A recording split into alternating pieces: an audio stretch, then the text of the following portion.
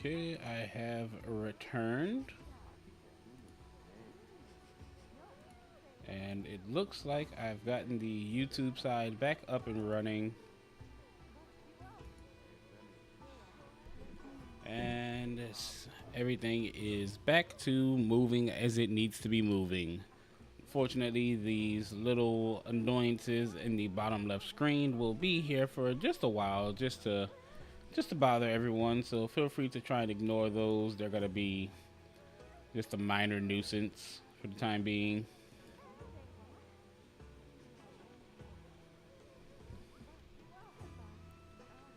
But let's go ahead and get a hunt situated. First things first, let's check the map just to see if there's anything that I can hunt.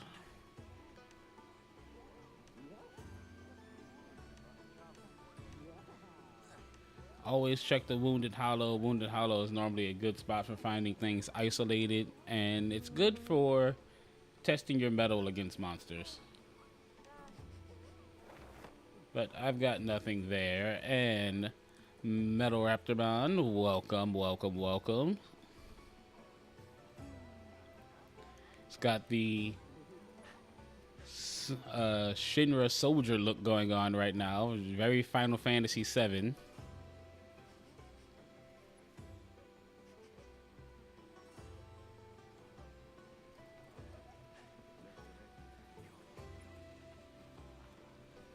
Oh, you have a Zosia hunt. That's actually exactly what I need. That's awesome.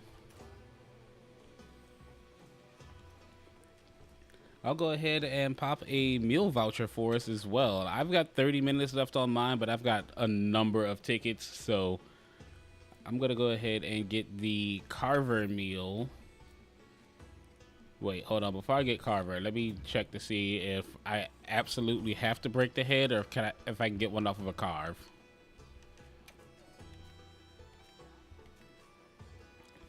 Okay. High rank Zosia. Crystal Horns. I get one for breaking the head, one for the target reward, and one for carving. So yeah, I'm gonna go for Carver just to get that extra carved. Maybe I'll get more than one.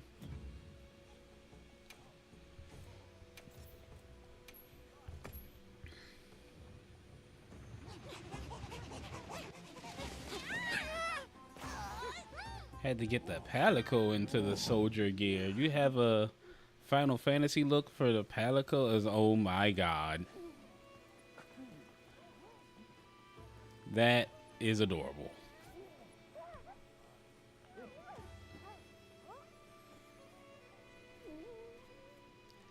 And I love that your Palico is also part of Team Greatsword.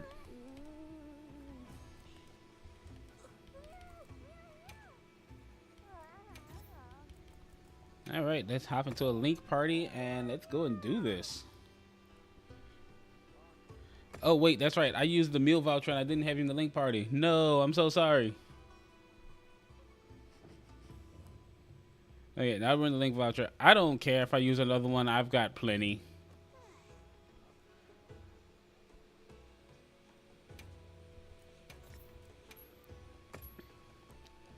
There we go. Now you can get one.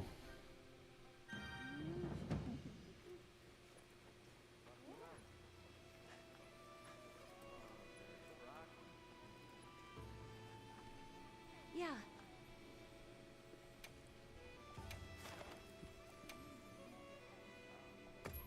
Of course. All Come back right. anytime.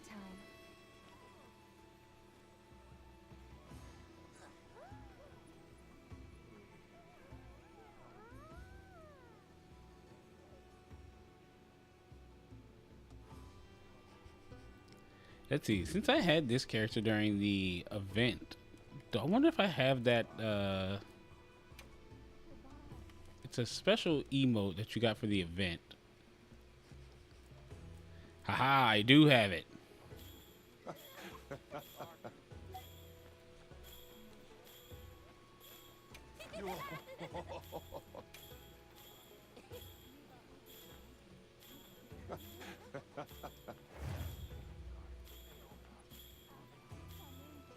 Okay.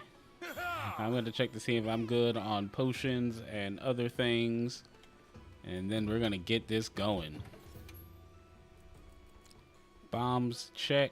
Don't need my tranks because you cannot capture a Zosia. Don't need antidotes. Zosia is actually a monster that does not function on poison.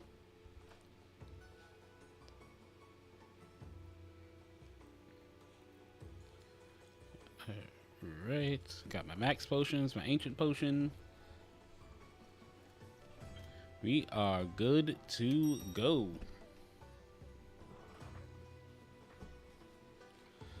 Alright, Metal, go ahead and send it whenever you're ready.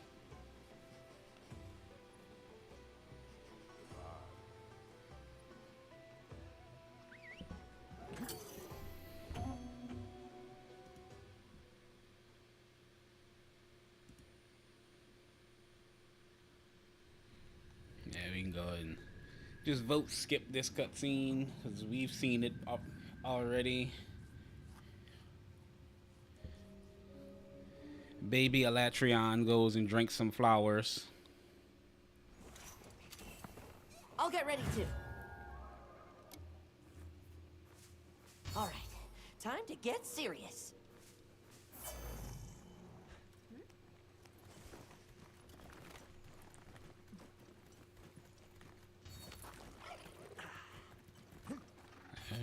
Alright, jumping down into the fight. Let's do this. Hiya! Ah,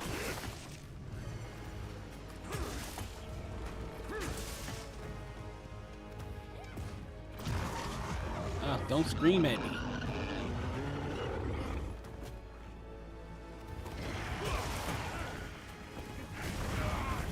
Oh, I thought I got away from it. Hey, don't bully me. Heels inbound. Oh my god, stop bullying me.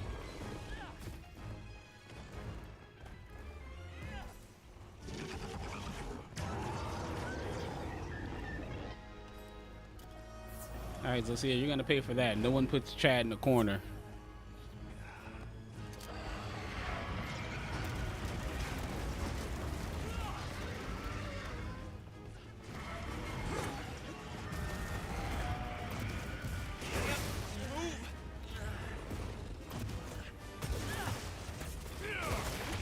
Ah, take that. Gonna be a lot of smacking to the face during this hunt.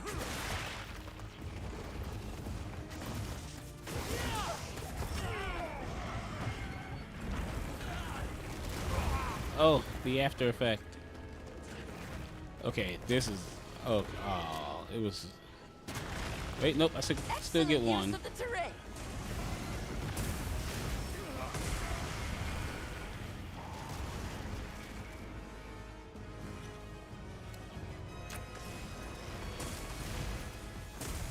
A good way to get a good bit of damage on it, but you always want to make sure that you hold on to some of your slingers just to survive his Nova. Oh, this is gonna hurt. Look out!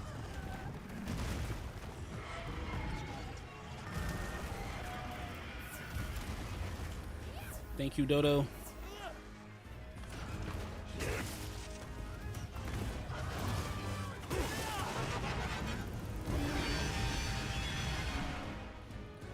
Alright, baby's angry.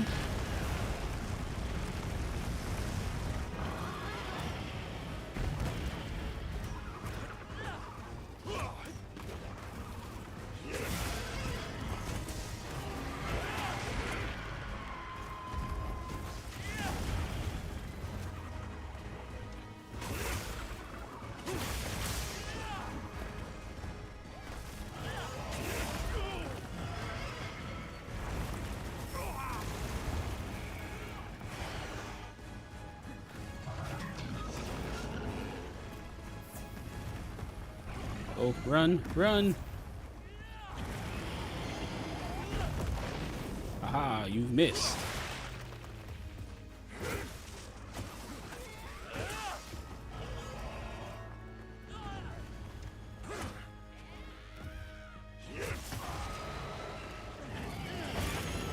Oh, good break on that leg.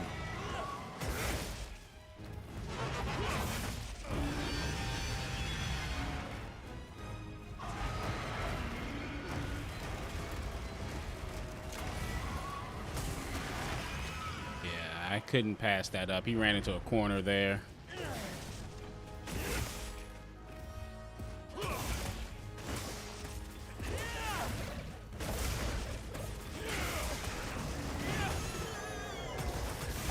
Bombs away!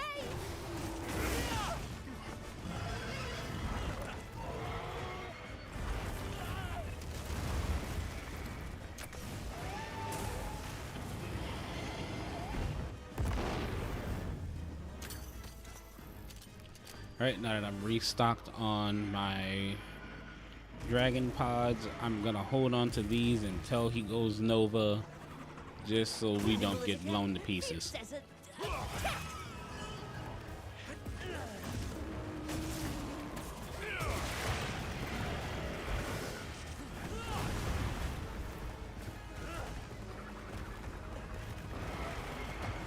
So far, we're doing pretty good at keeping these parts broken, even though they regenerate. Aha, take that.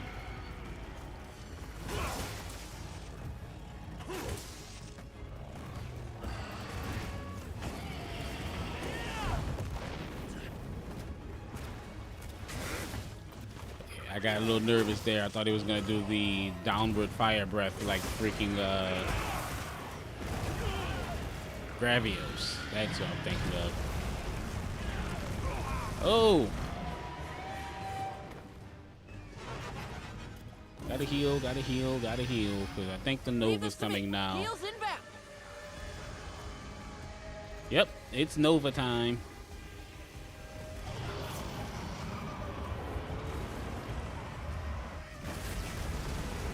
First, those crystals.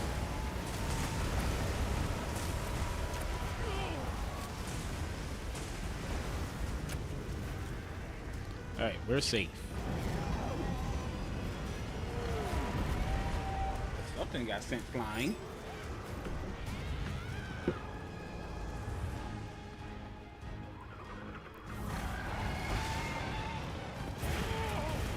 Now, just because I survived your Nova doesn't mean you got to be petty and hit me with that.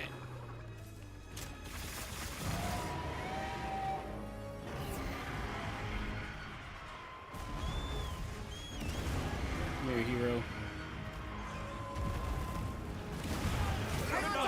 Don't get taken Let's go for a ride. I'm about to blunder some wonders.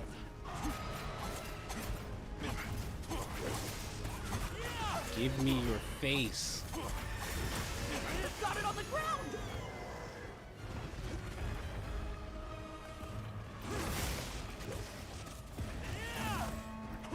Power up activate.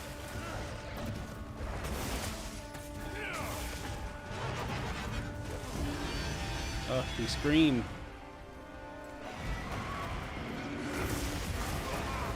Oh, I thought I was gonna land on the wound and interrupt that.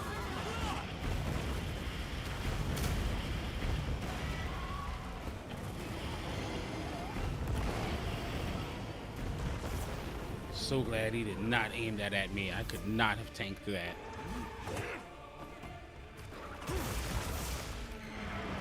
Stop inching slowly away from where I need to hit you.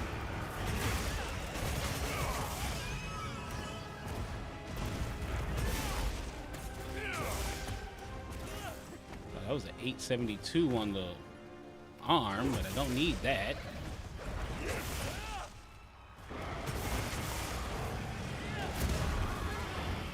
Oh, I'm gonna eat this.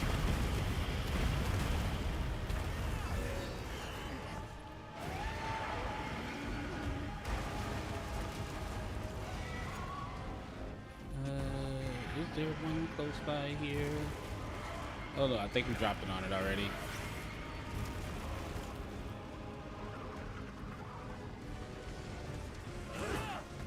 Look out! Alright, time to get behind it.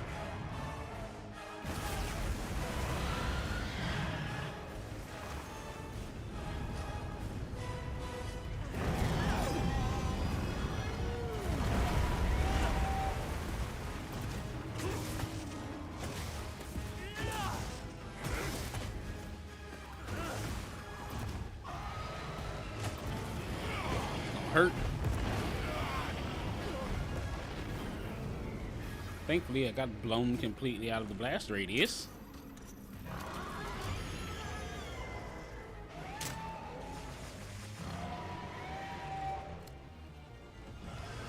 I see a little wound on that tail. Well, not the tail. It's on the arm. There's no way I'm hitting that. Leave this to me. Heels inbound. Thank you, Dodo. Hey, I was supposed to be grabbing some slinger ammo, not being interrupted by you screaming.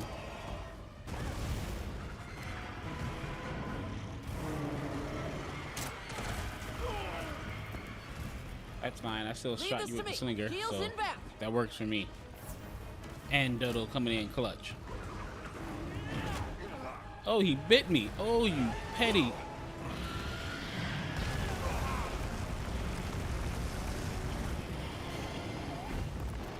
I can't believe Zosia just pulled a Goku.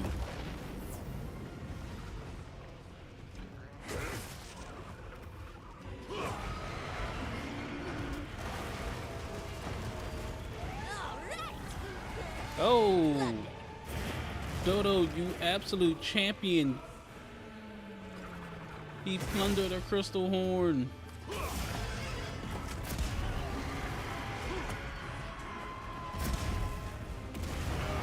Oh, I forgot about the secondary. I'm gone. I perfect guarded that. I should be dead. I should be so dead.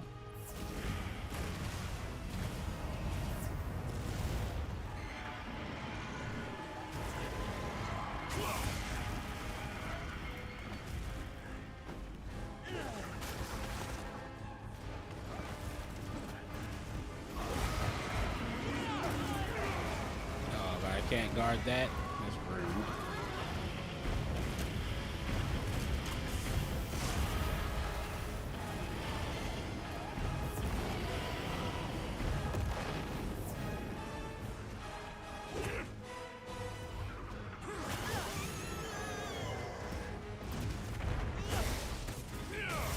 Do your thing, plundering. Come on, plunder another crystal horn. Get a load of these claws.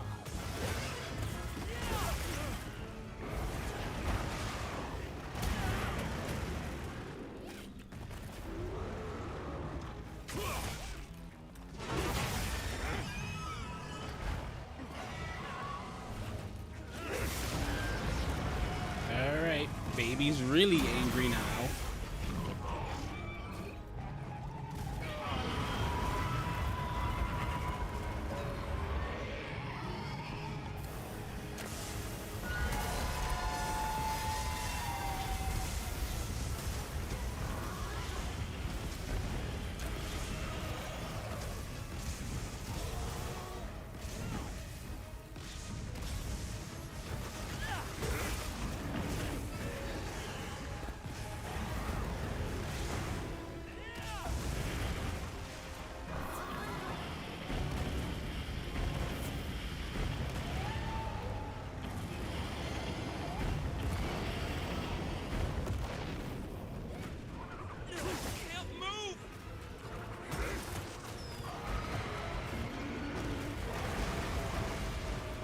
Oh, I managed to get out of there. All right, I'm gonna try and kite this big guy over here to the next droppable object.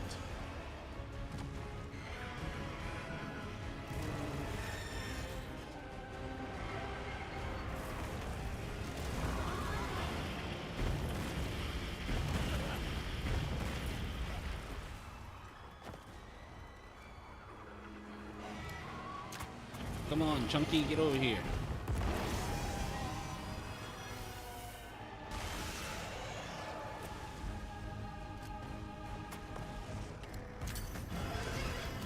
Down.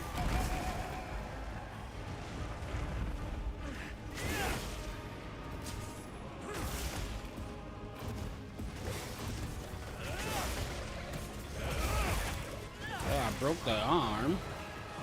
Oh, we got the head. There's another crystal horn. I think that's all the crystal horns needed. So now at this point, it survived the fight. It's looking weak. Almost there. Oh, and it's almost done. So at this point, I'm going in for the disrespect. A part broke off. We'll have to part And later. we got the disrespect.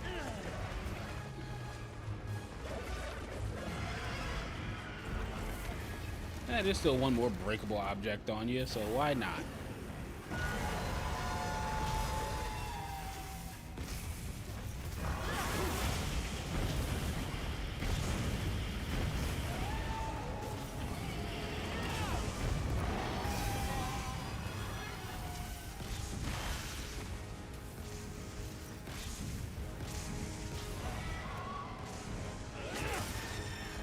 So, Sia, don't you know I flop harder than an NBA player?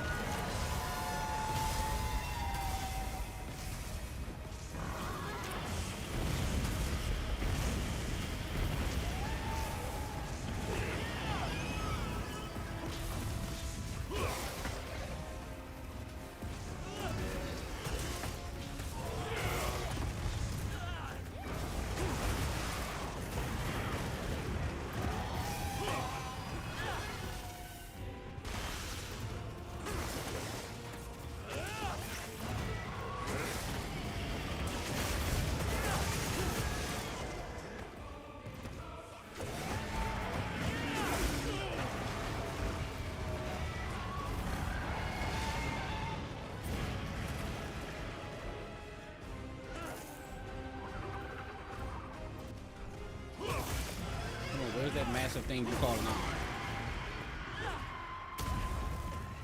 Hey, get out of there.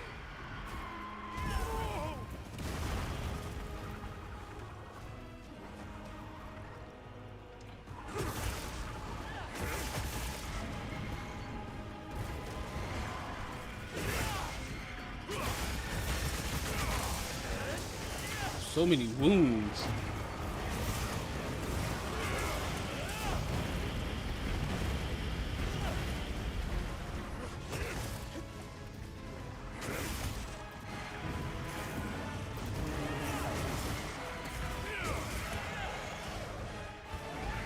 Got to interrupt there.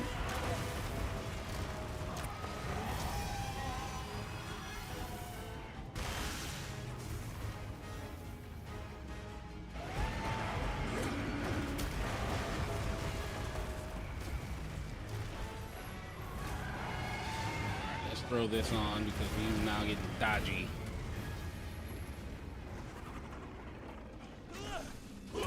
Give me that friggin' wing arm, you big baby. Here we go.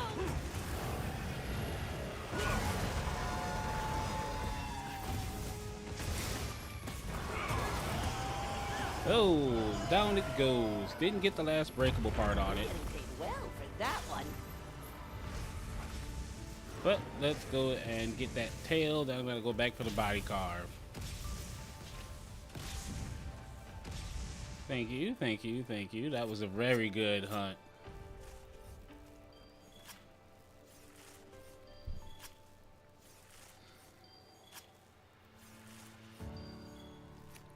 Oh yeah, that's right. I also still have the carving master skill. So that's gonna stack with the carver Let's meal cleanse that I stats. have as well. So we're gonna get a lot of carbs here.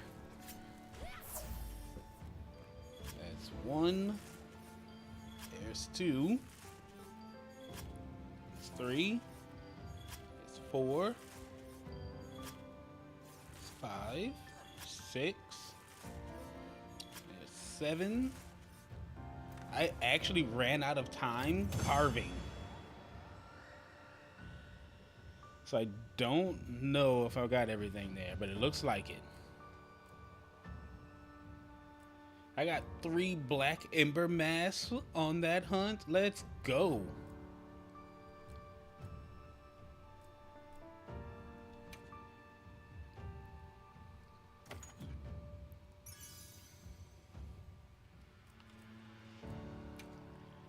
But thankfully, Dodo plundered a crystal horn and we broke the head. So that is going to be all of the parts needed. So now it's just getting the hunter symbols. We're just getting hunter symbols now. Come on over. Let's go ahead and double check though, because if my math is right, I just need the hunter symbols. That's right, I just need hunter symbol. 4 hunter symbol 3, and we've got this. Leaving already? Yeah, that immortal setup that you have going definitely let you tank a couple of those hits. Okay, now who's gonna feel my wrath? And it looks like Ray Dow, you are up on the chopping block.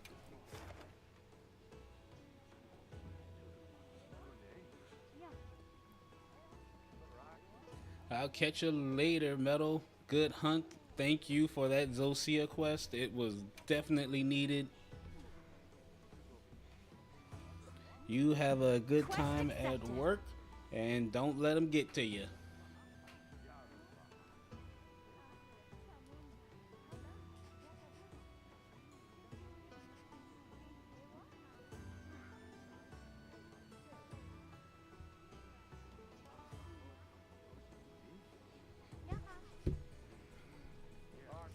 Okay, so that was fantastic getting that hunt in with Metal.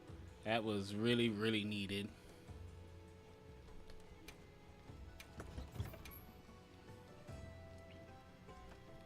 Okay, now I'm gonna need my capture supplies here because now I'm just going after a tempered apex monster.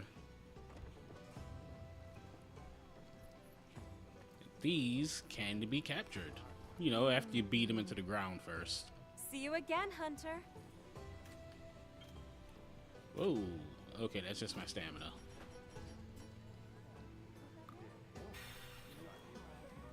That is easily fixed. Good hunting starts with good eating.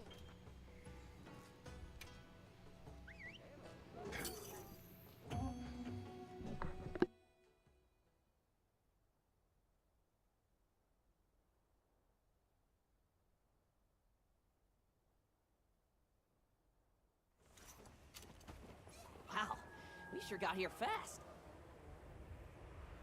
Do you have everything?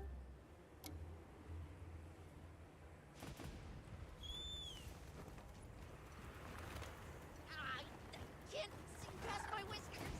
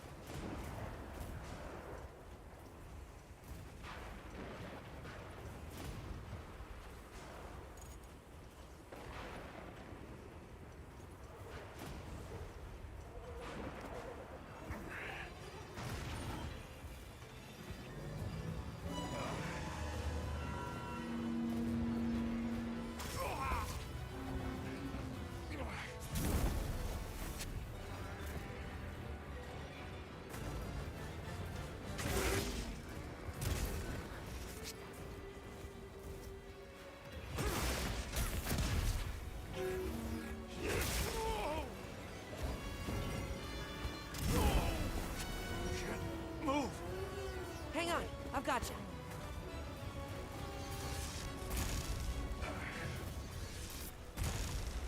Oh yeah, there you guys are. I've been talking this entire time. Oh, stop being rude, Radal. Hey, get out of there!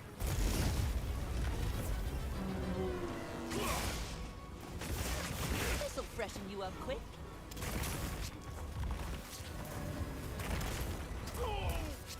Okay, Radal, you asking to get slapped at this point.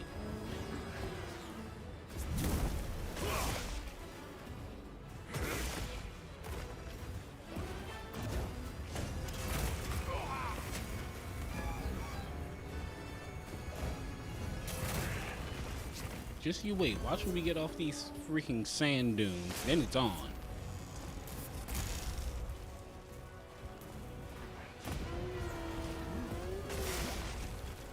Leave this to me.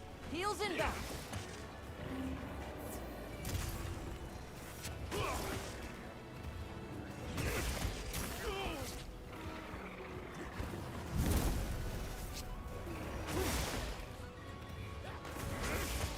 Be careful. It looks angry. Alright, didn't perfect guard that?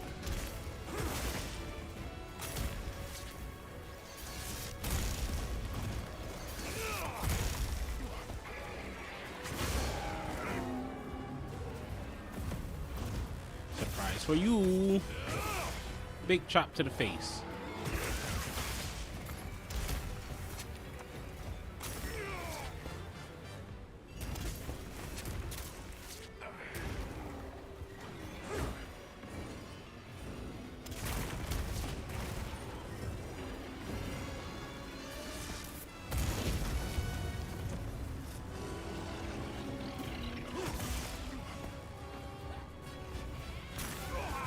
Oh my god.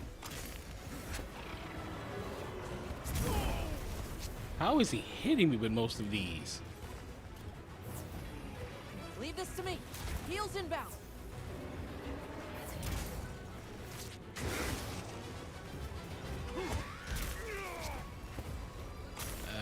Man.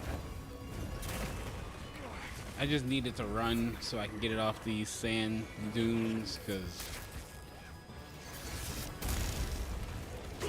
it's messing with the camera angle. I can barely see it. It's hitting me in areas where I can't see.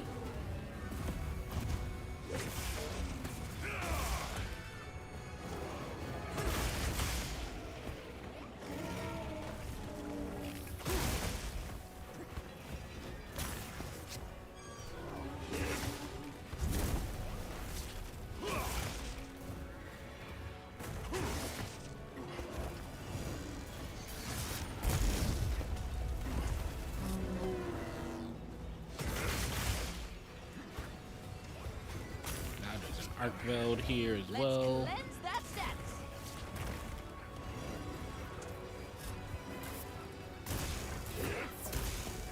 Got more company. Look out.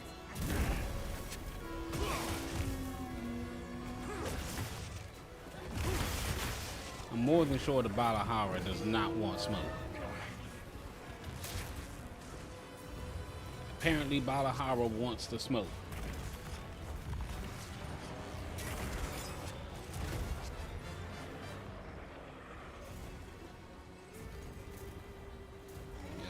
That's all on this guy, though.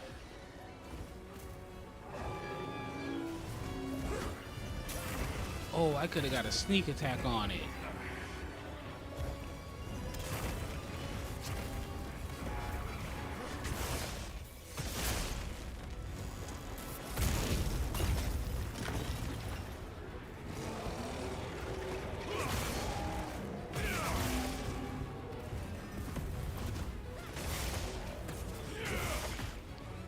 Nice, nice.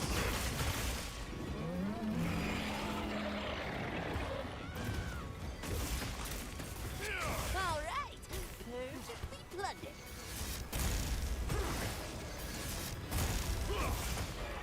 Oh, my Rocksteady mantle's back.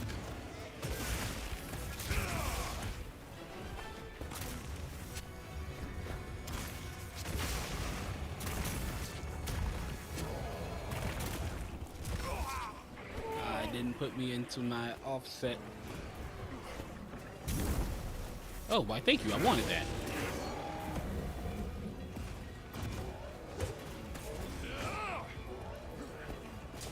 Wish you had fallen closer to me, but you know.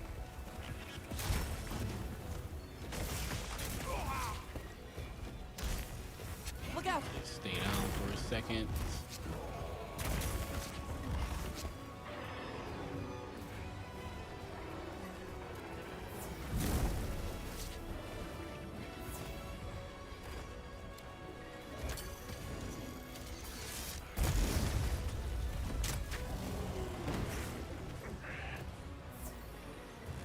sucks that moving that to was a an new area. explosion pod, but at least I got it to land on the face.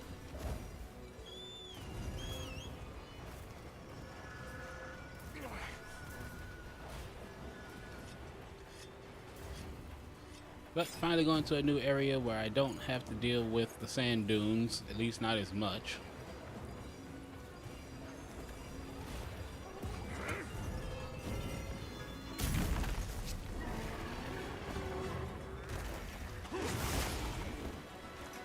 Nimble as a cat. Fierce as a cat.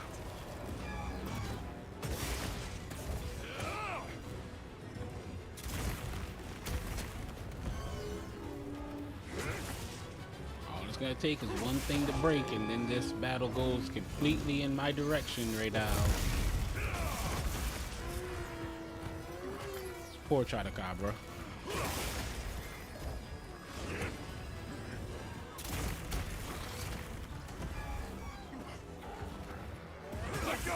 No, I didn't want this. Let me off. Let me off.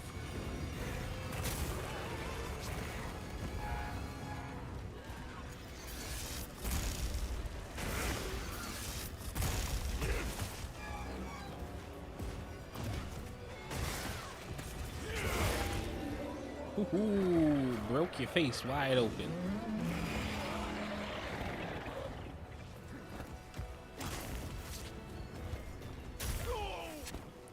Let me just get a mounting attack.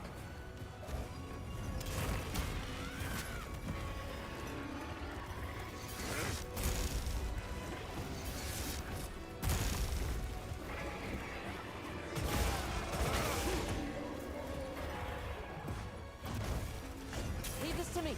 Heels inbound. I'll save this for later.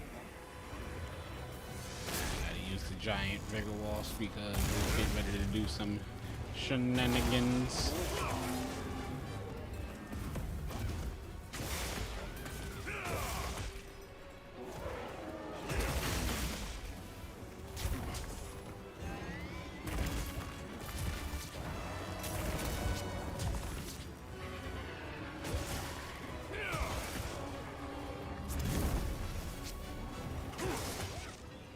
We've been given more supplies.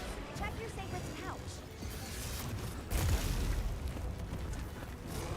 How I didn't get hit there is a miracle. Let's cleanse that status.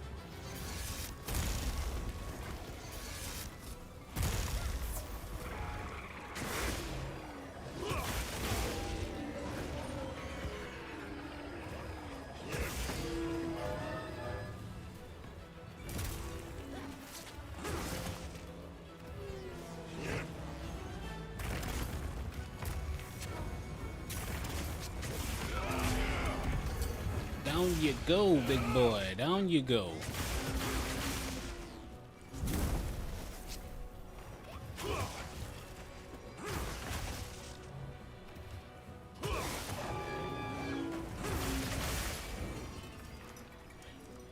Alright, it's flapping off yet again, so we gotta chase it.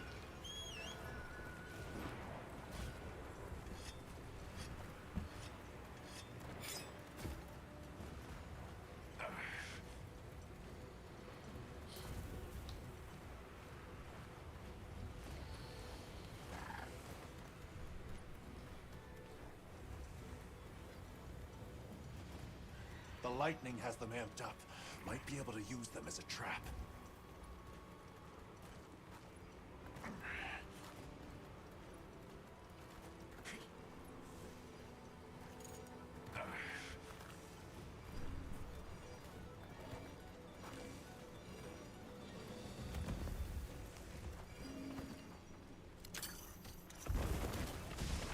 Eat it.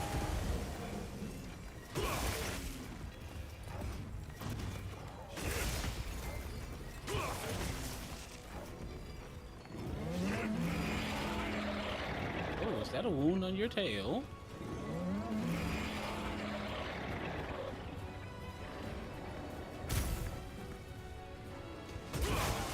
Looking weak. Almost there.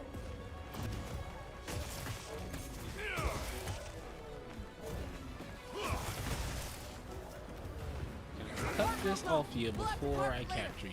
And I can.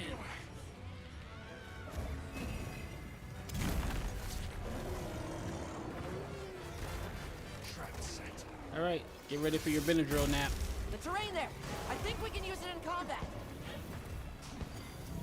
We're getting paid well for that one.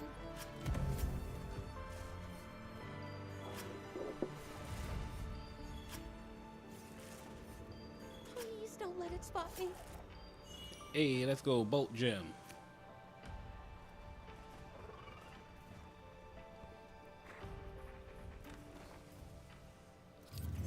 It's just gonna wake up later with a really bad headache and a missing tail.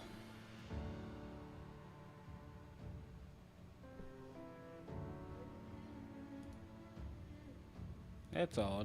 No Ray dolls were harmed in the making of this video. I got one. I need 3 more.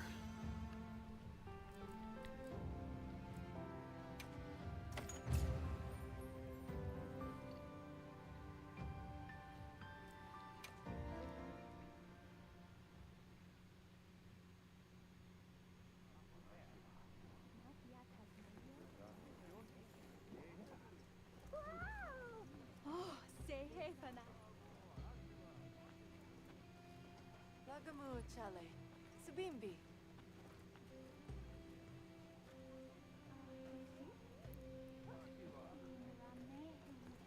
Say what?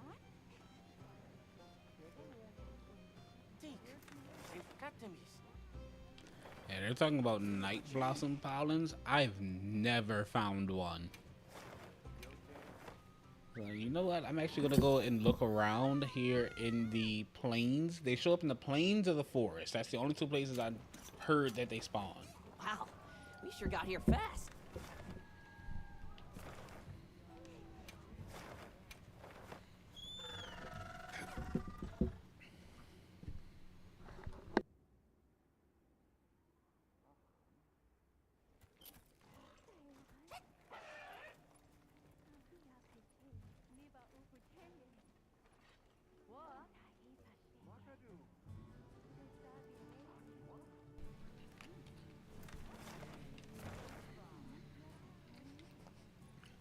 I definitely cannot get one though when it's the middle of the day.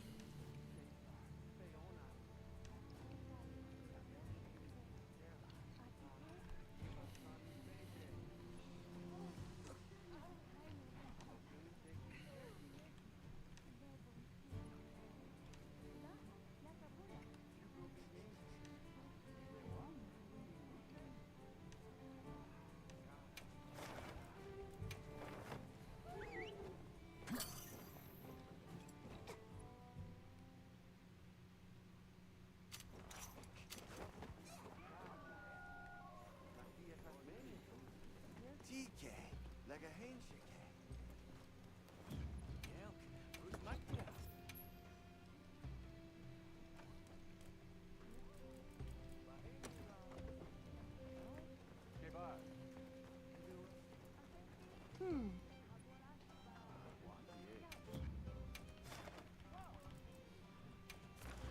All right, Radal, this is your last hunt on this one at least. And I'm going after this one here.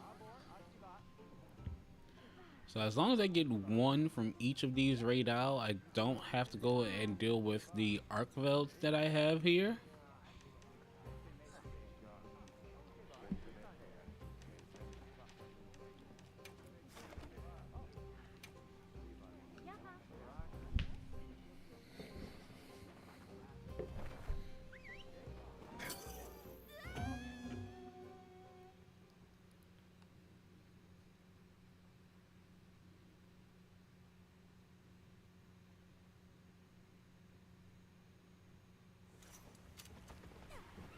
Okay, let's be on our way.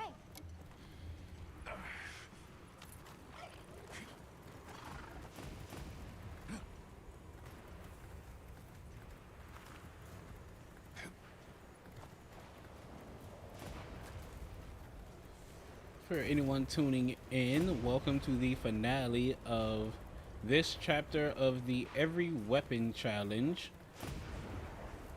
This is Chapter 1, The Great Sword. We will be going through the last of the weapons here, which is the Zosia Great Sword. I'm just getting Hunter Symbol 3s to finish crafting it. Then we're going to be ranking all of the Great Swords together. This is going to be my personal tier list of the Great Swords. It's going to be based on design and strength. I will not be ranking the Great Swords using any decorations or anything like that, since decorations vary between players. Some people may get lucky and get the perfect decorations, while others have to deal with what they have. So we're gonna get this Great Sword crafted, hopefully here.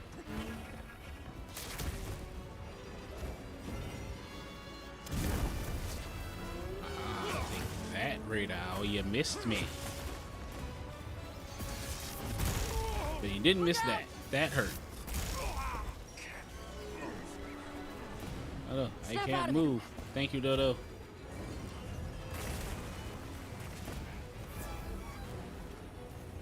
$16 minutes on this meal. Leave this to me. Heels inbound.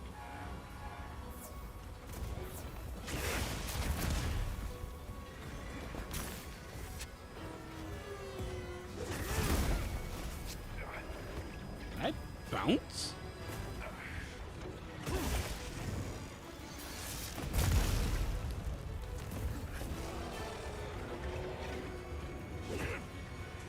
Be careful. What's that?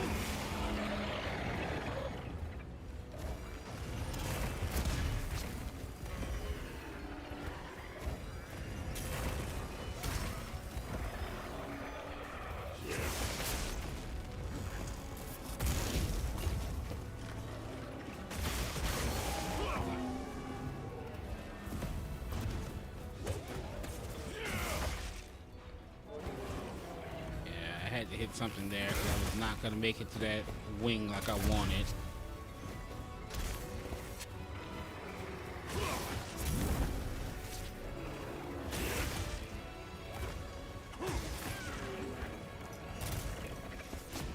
Let's cleanse that net.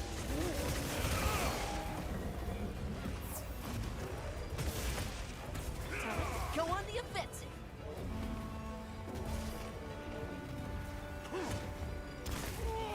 Ooh, I don't know what was going on there. I zomed out for a second.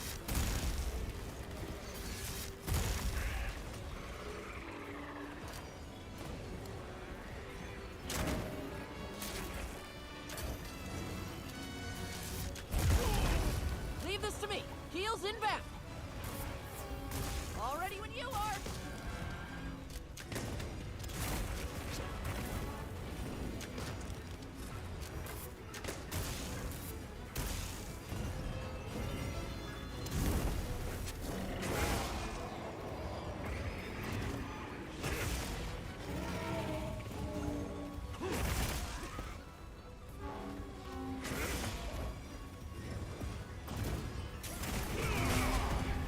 Get out the sky. Is the freshen you up quick?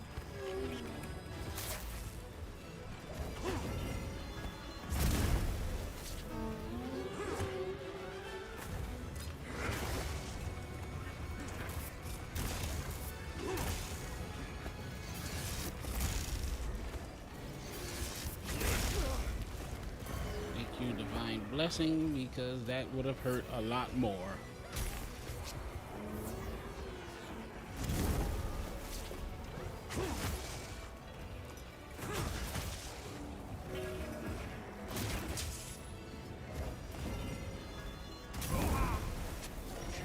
Move! Couldn't tell what move it was doing there.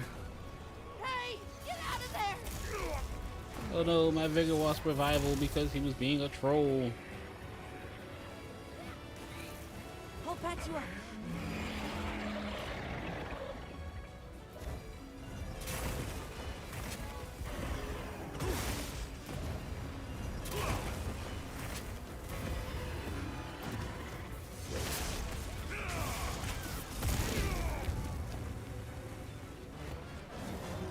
sucks to suck. I got blasted into a giant Vigor Wasp.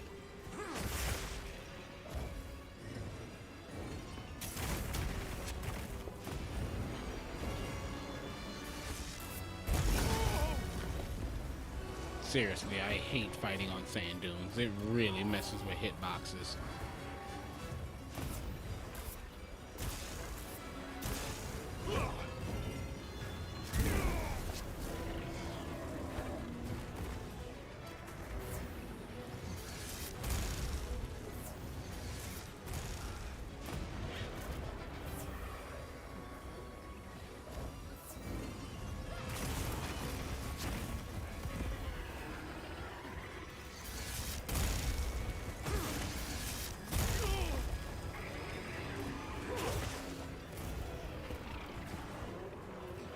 Leave this to me.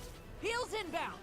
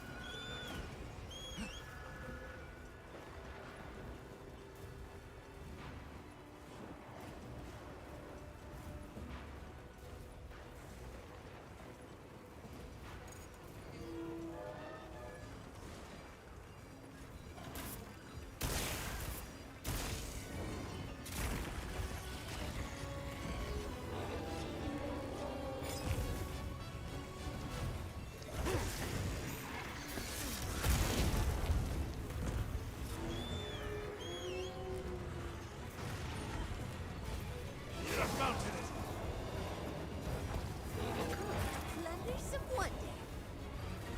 We've got more company. Okay. Look out! I did not think I was gonna break the horn right there.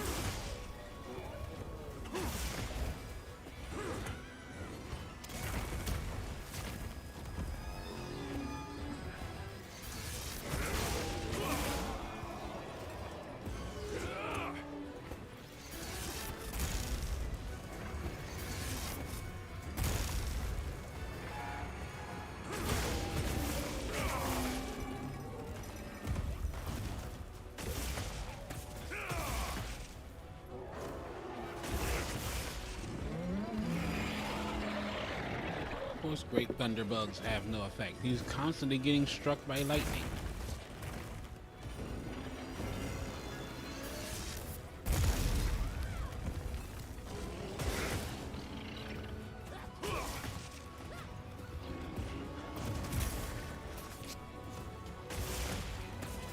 This ought to put a dent in it.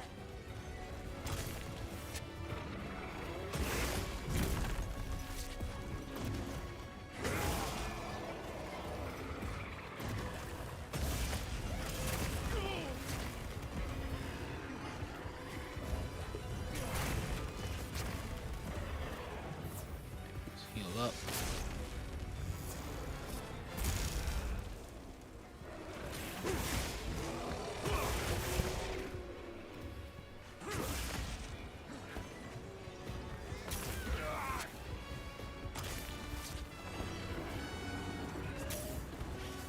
Stop being an absolute troll.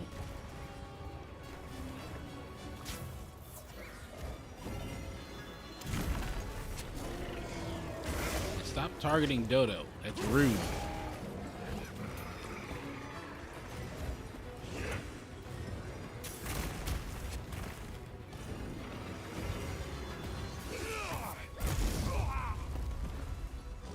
I can't see past my whiskers.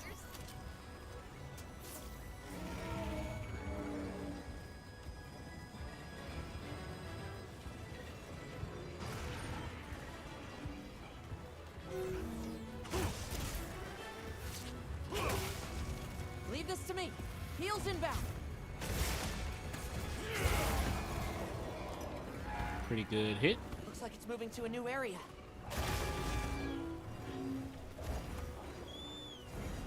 It's flapping Let's away. cleanse that stash. I've got to chase it.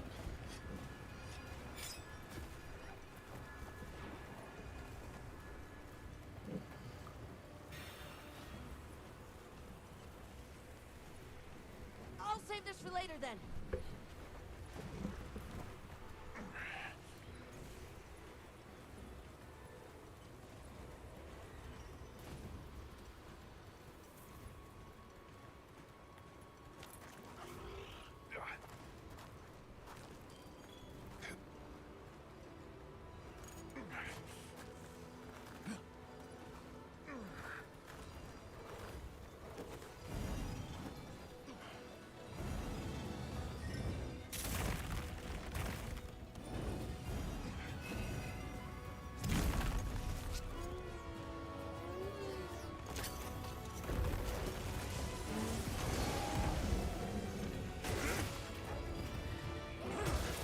That's right, Radal. Eat me. I'm fighting dirty.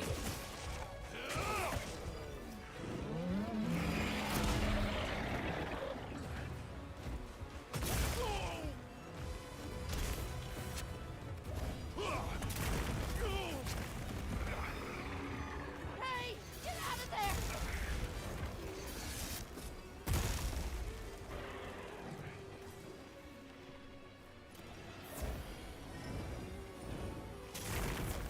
Leave this to me. Heels inbound.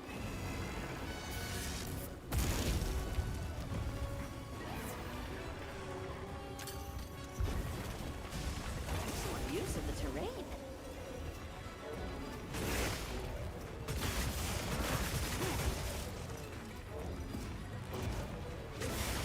And yoink.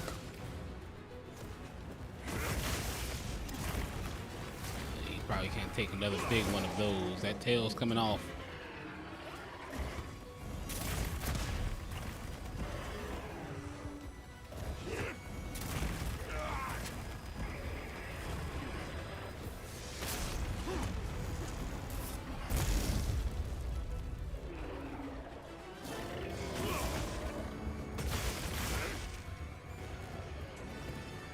Don't know how that didn't connect, but It's looking weak.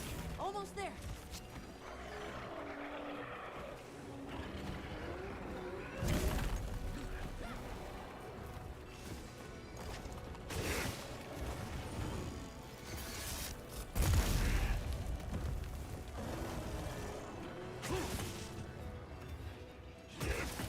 come on now, hand over the tail.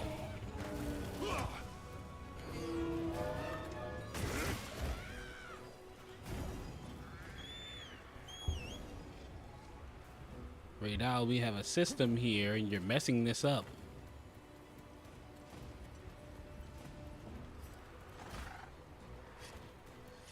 The system goes, I fight you, you fight me, I cut your tail, and then I give you a good little nap.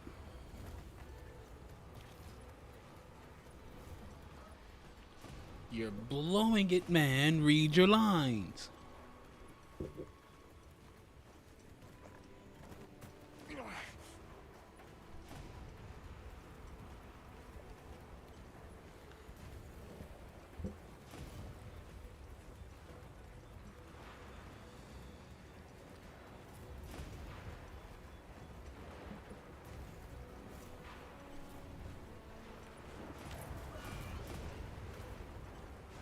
Got 10 minutes left on this meal.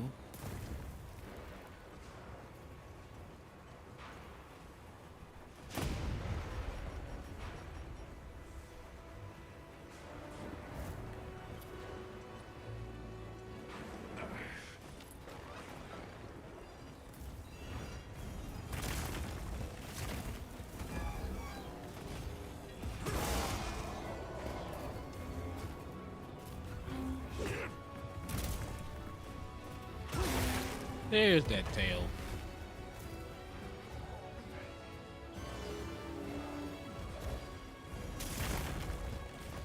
I've set a trap. And Benadryl, Benadryl. That's my partner. Don't forget, you can carve It take a materials little from feather sneak. parts.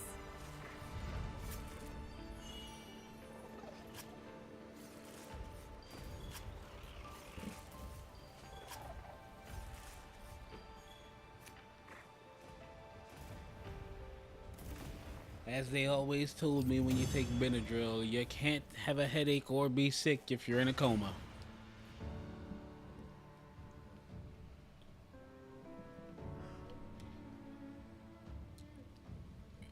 That's another hunter symbol down. Just need 2 more.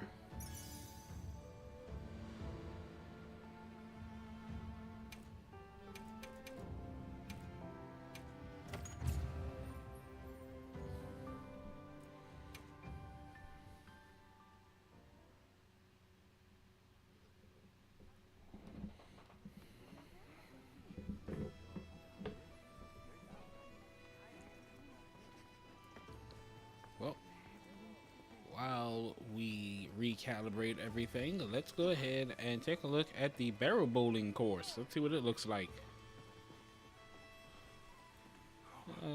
Not the biggest fan of this one, but I'll give it a test throw. Okay, this one's doable, so let's go ahead and go for it. Happy rolling. There you go. Easy now.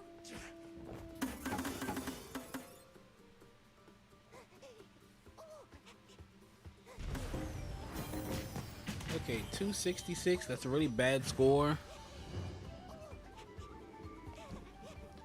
Especially for getting the big one. Normally whenever I hit the big one, I want to at least try and crack like 300 points. So this is a strong B though. Go.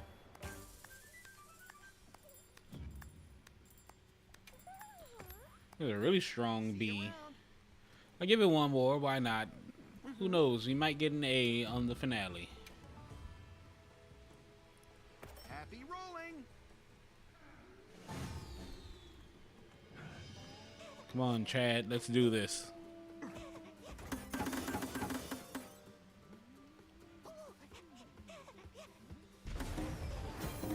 290.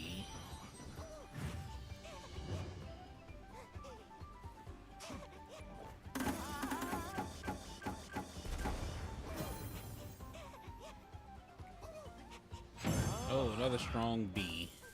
That's the exact same score, by the way. I can't wait for your next spin.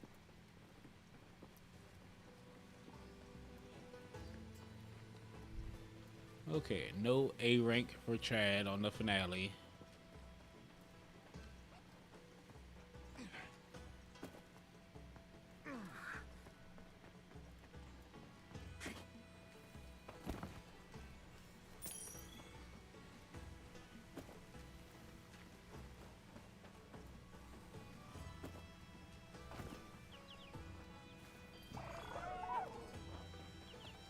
Have some eggs.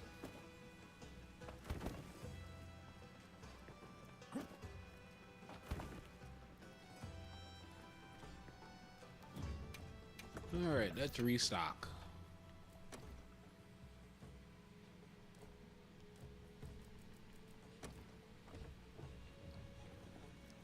And we're gonna go for another Ray Dow hunt. No, wait, All actually, right. let's check Let the me know map if to you see if I change got your anything mind. a little more interesting to fight.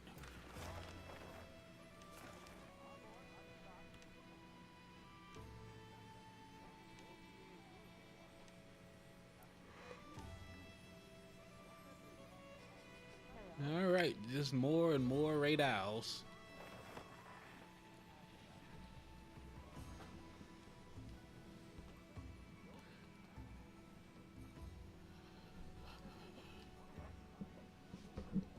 Yes.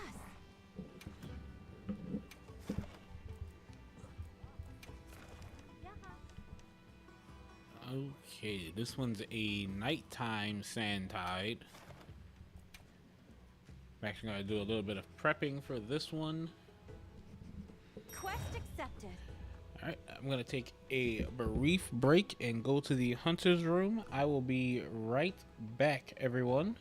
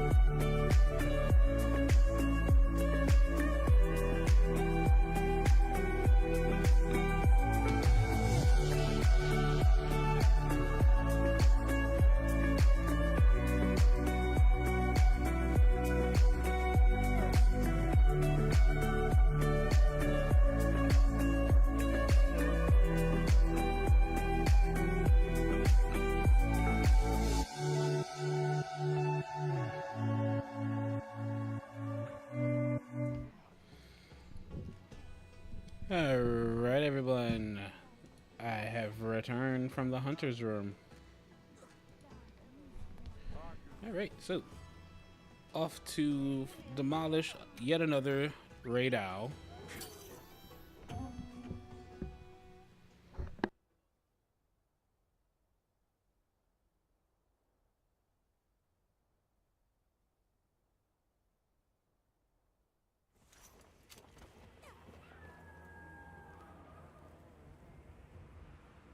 Commencing quest now.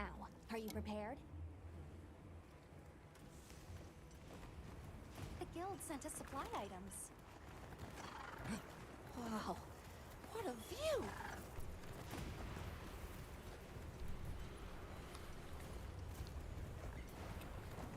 Now let's hope this one isn't also hiding out on the sand dunes.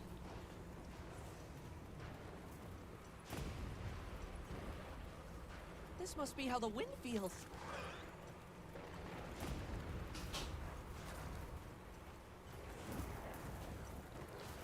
Couple of random Balaharas. Both of them tempered, by the way.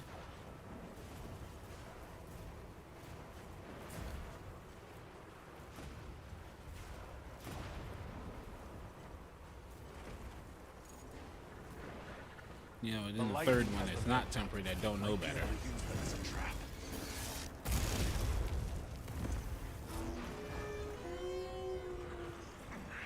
Come on, let me get my epic bass drop. Bass drop.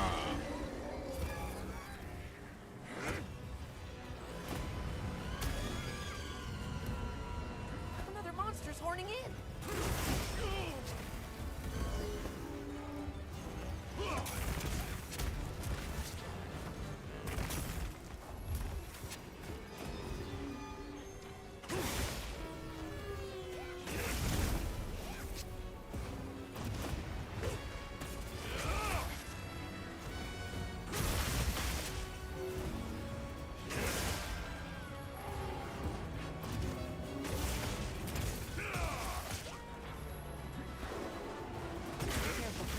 Looks angry.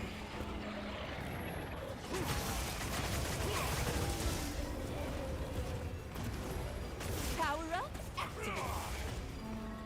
Just gonna try and remove this tail early this time before it has a chance to mess up the system.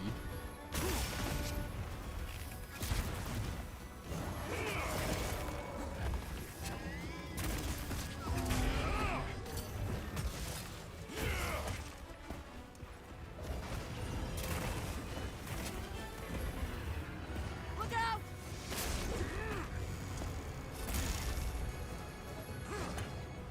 Okay, I didn't want to do a focus strike.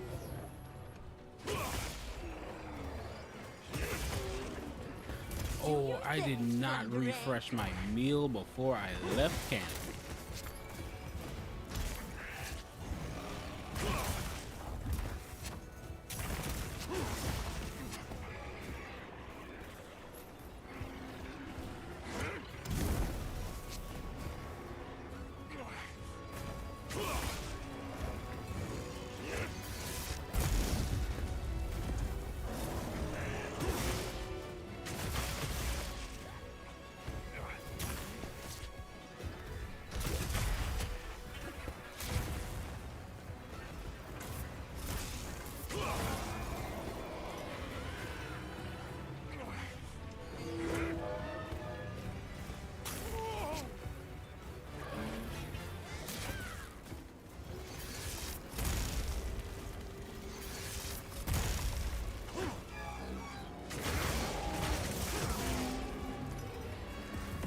Me and the human stun gun here, just having a good old little brawl.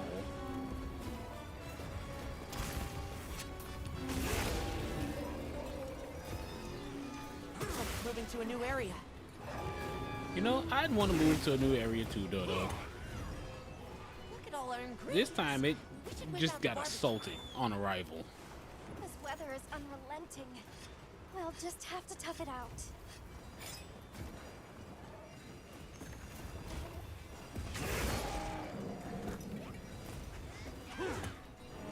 Oh my god. Leave this to me. Heels inbound.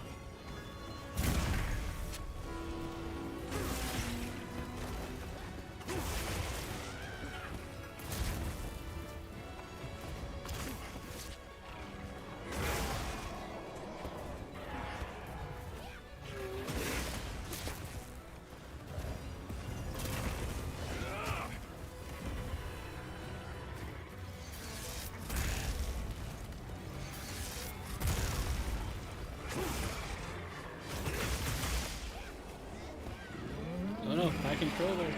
No.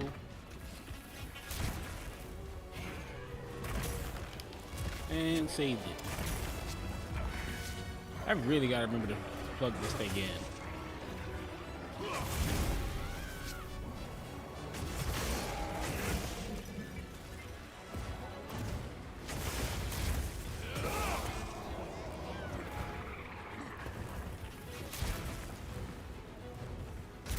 Oh. Oh, come on.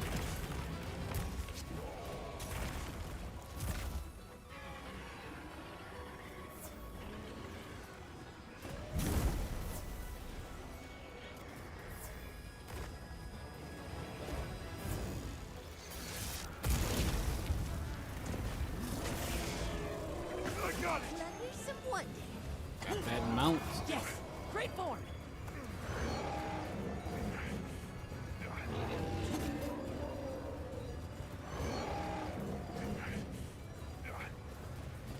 Didn't know Radar was a metalhead. Bombs away.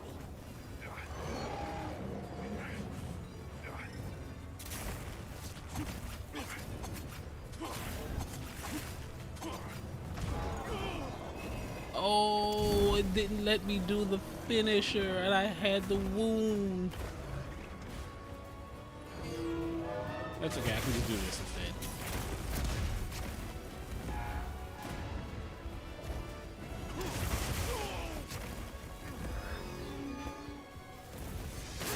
No, you don't get to do that. You can't do your big attack. You didn't let me do mine, I'm not letting you do yours.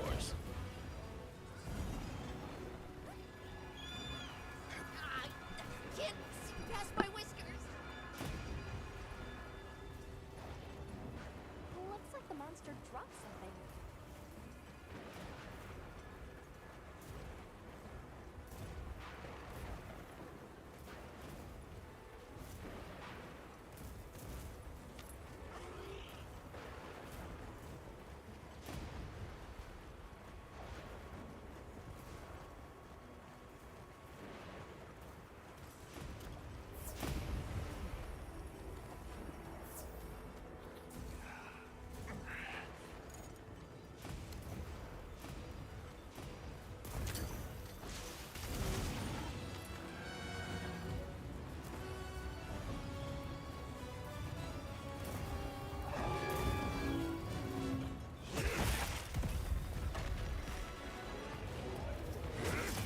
Well, that's one way to get it on the ground.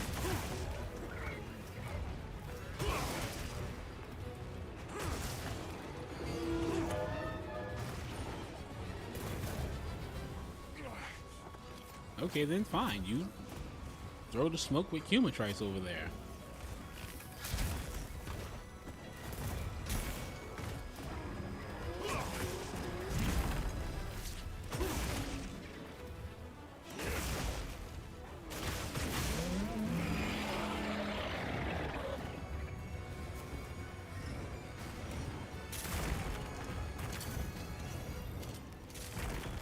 Excellent use of the terrain.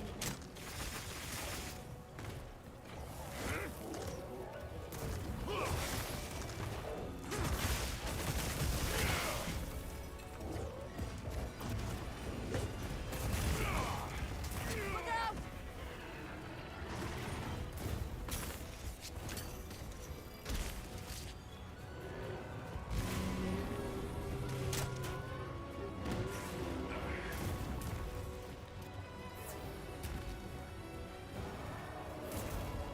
Okay, time for a well done steak because my health has plummeted.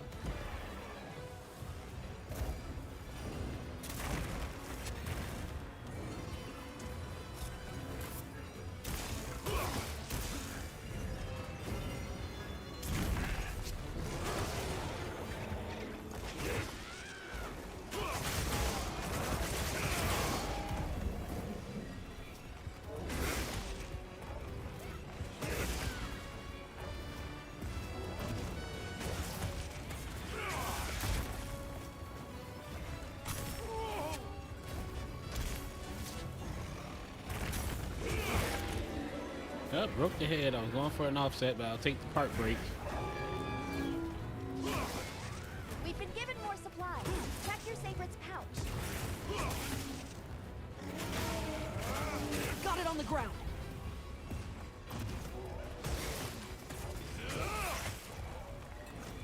Power up, activated.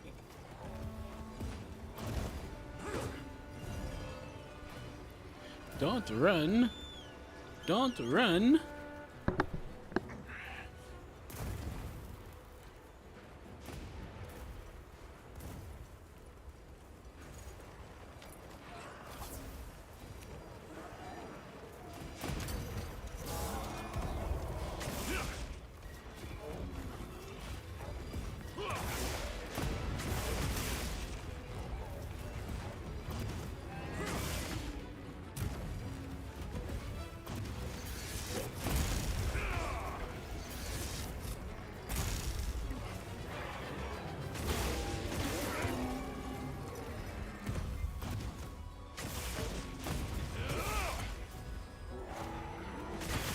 It's looking weak. Almost there.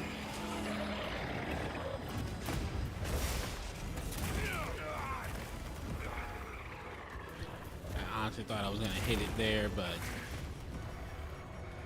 it's time for the Benadryl nap. Trap set. Benadryl and Benadryl. We're getting paid well for that one. Now let's see if we get more than one here. Hey, I got two. That's all I needed.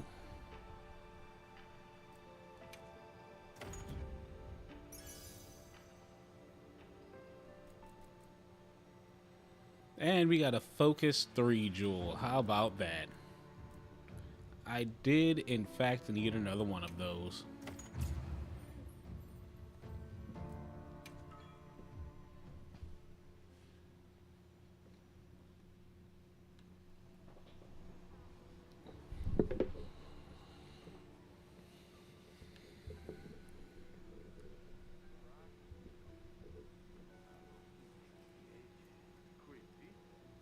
Come on over,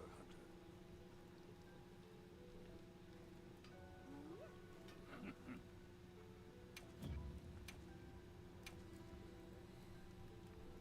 Should I be And the final Watch great this. sword is being crafted. Yes, sir.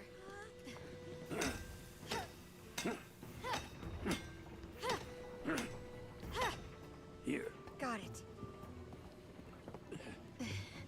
Elbows, elbows. Right. Good. All right.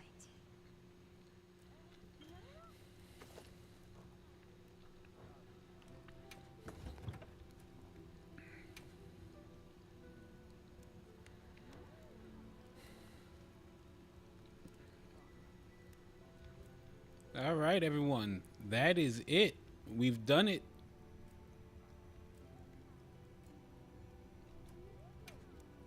Every single greatsword has been crafted. Wait. No. Did I just make a big mistake?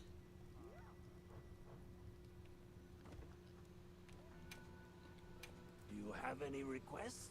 No, I made a horrible mistake. Oh, wait, no, we're still good. We're still good. Oh, I thought I messed up royally Can there. I proceed? Watch this. Lend me a hand. Yes, sir.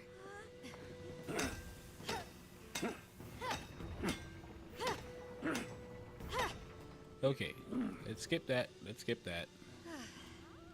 All right. Now we equip that as the primary, and we're going to get rid of the duplicate. Where are you, duplicate? There you are.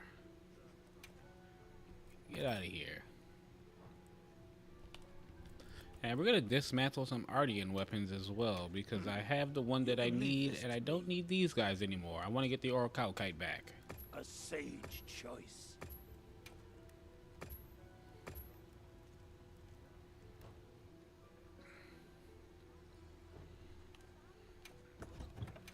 All right, everyone, take a look.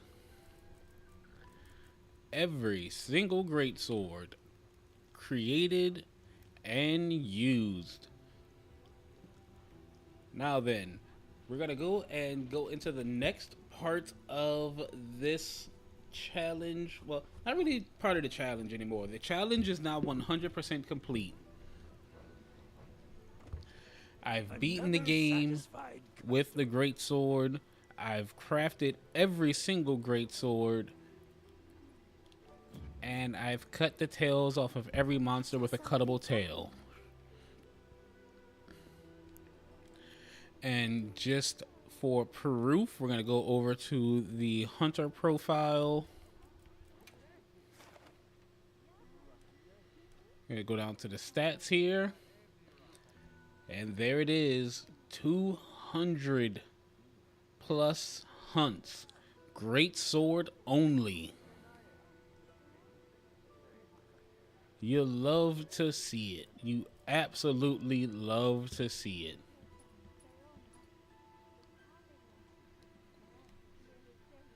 Not a single other of the weapons were used in this playthrough. We completed the challenge, everyone. It took a little bit longer than normal, especially getting some of the items that were needed. But this was only chapter 1. It only gets better from here. Now then, I did say we were going to be ranking these weapons, so we're going to go ahead and start that now. And we're going to start with the Hope Blade, actually. That's going to be the first one that we rank. So give me one moment.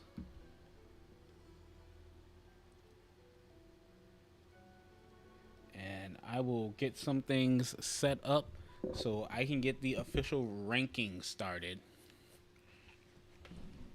So pardon me, everyone, and I will be right back. Now, I will leave this up this time. I'm not going to throw up the be right back screen or anything like that. Just going to leave this open while I set some things up.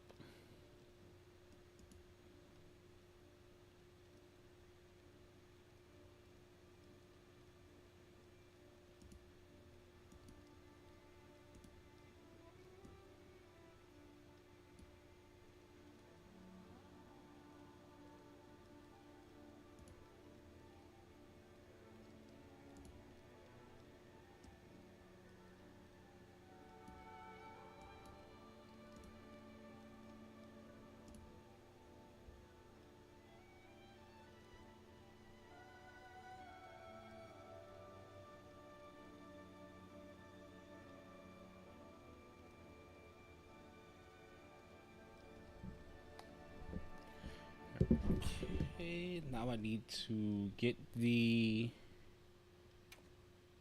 images and names for most of these great swords, so let's go ahead and get those, and then we'll be jumping into the rankings.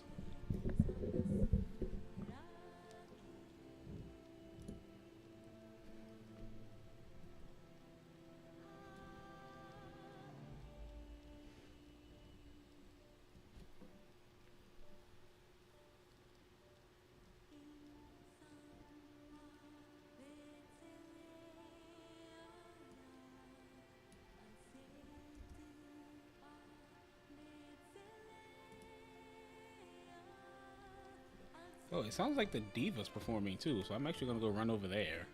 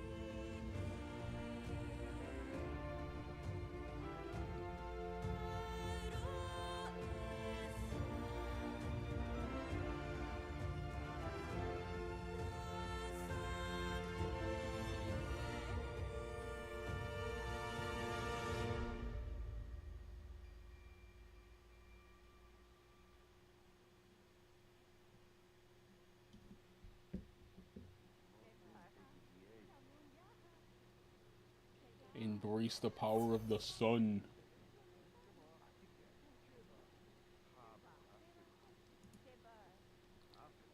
Alright, everyone, just give me one moment while I gather everything up here.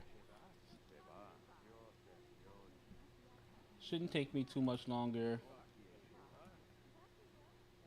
Just gotta get some images so we can do our ranking. Now, granted, I should have did this much earlier, but, you know, I had to go and take care of some things, so...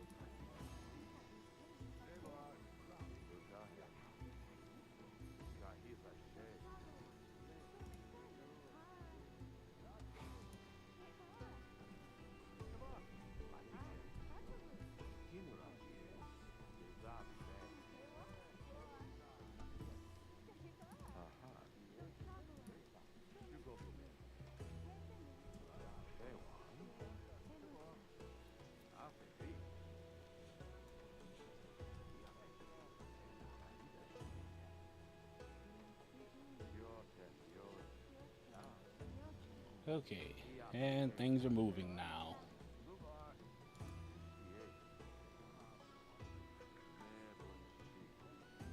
Just gonna start opening these up a little faster.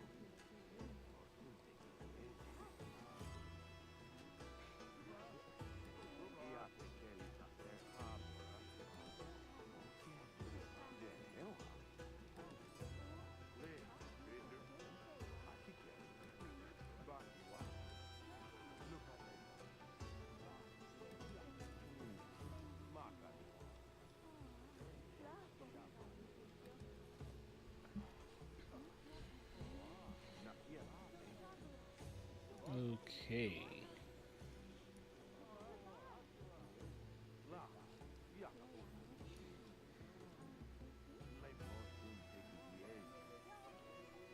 This could take just a few extra moments that I don't want.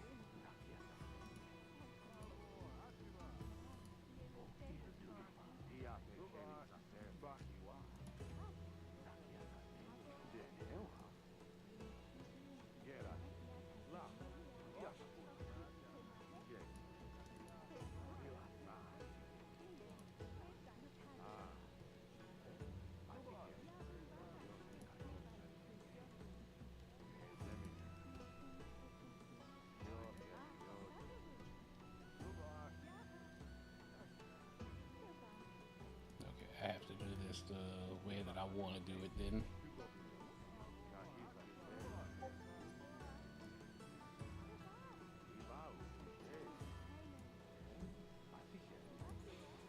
Discord is blowing up right now. Don't know why.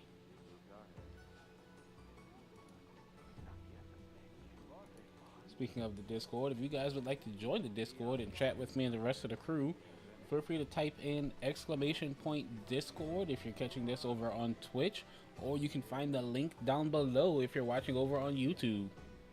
It's free to join, and I'd love to have you there to chat.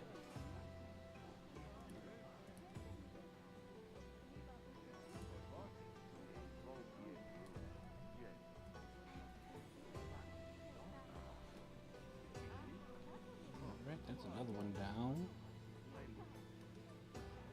Got, let's see, 1, 2, 3, 4, 5, 6, 7, 8, 9, 10, 11, 12. About 21 more to go, so it's moving along slowly but surely.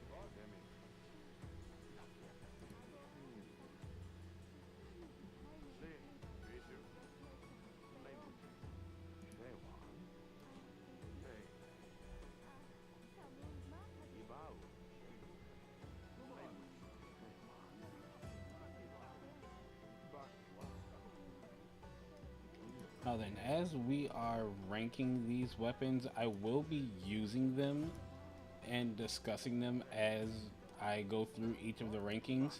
And if you have anything that you would love to say about it as I'm doing the ranking, feel free to chime in, and your input will be considered while we go through the weapon ranking.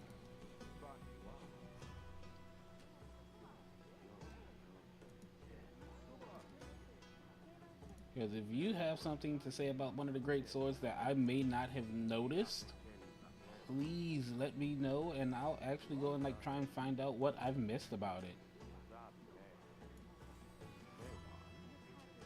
Because don't get me wrong, all of the swords were really good. Some better than others, and while some were a little weird to look at, some were a little more pleasing to look at. But visual aesthetic is not the only thing we're going to be judging these swords on. It's also going to be on their strength and how effective they are in hunts.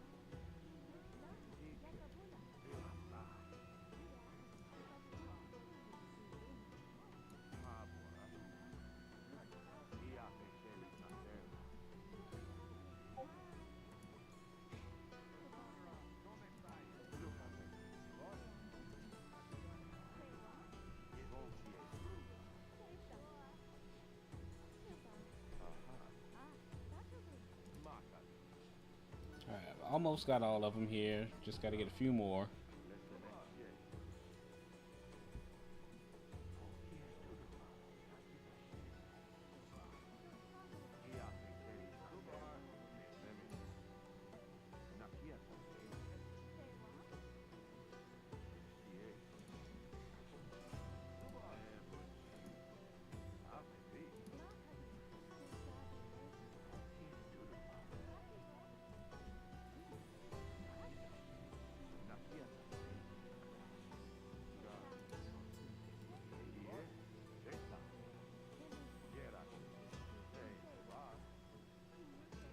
Alright, just got 13 more to go, everyone, and then we'll start the ranking.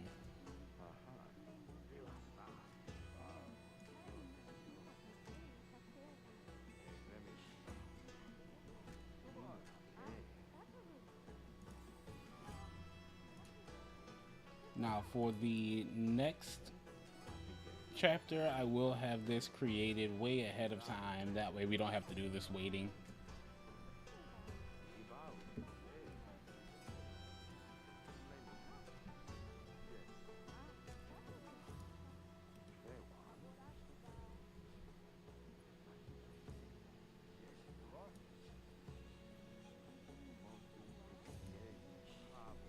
As a matter of fact, I'm going to get started on the next chapter as soon as I am done with today.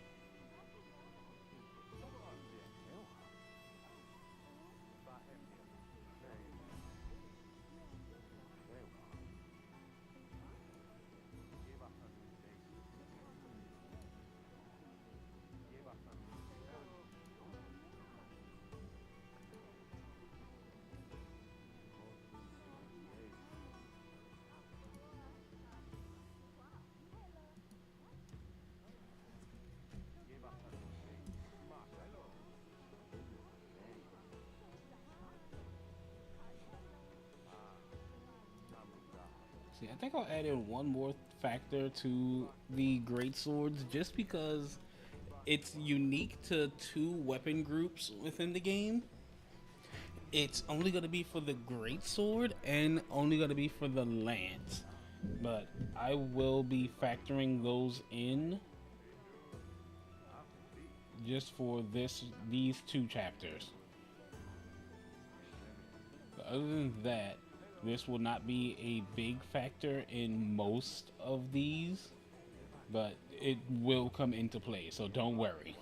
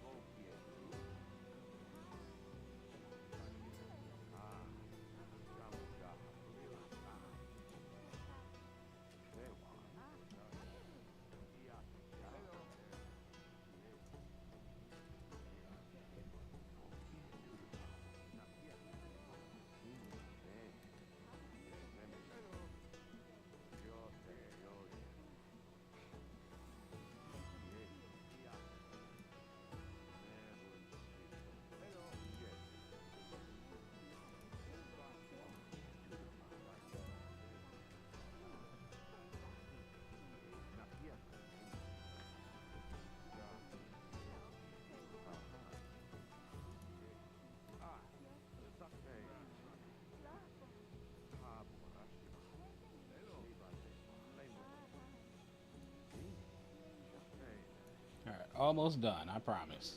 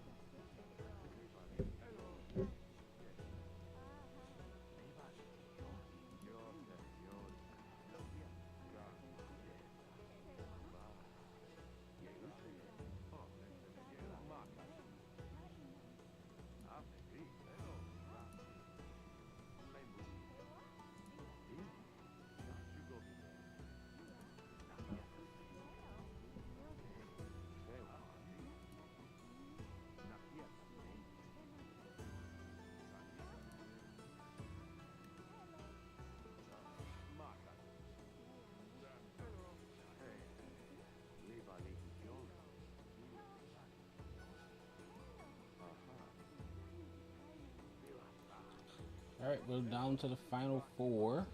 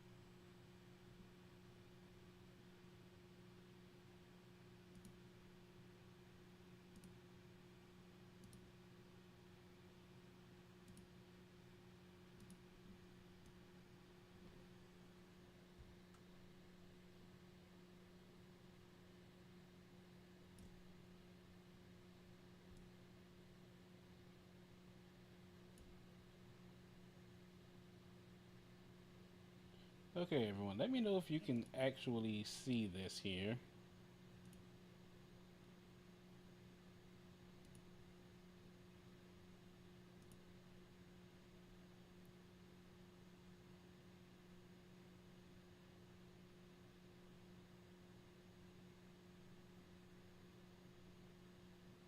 Come on, where'd you go? There you are.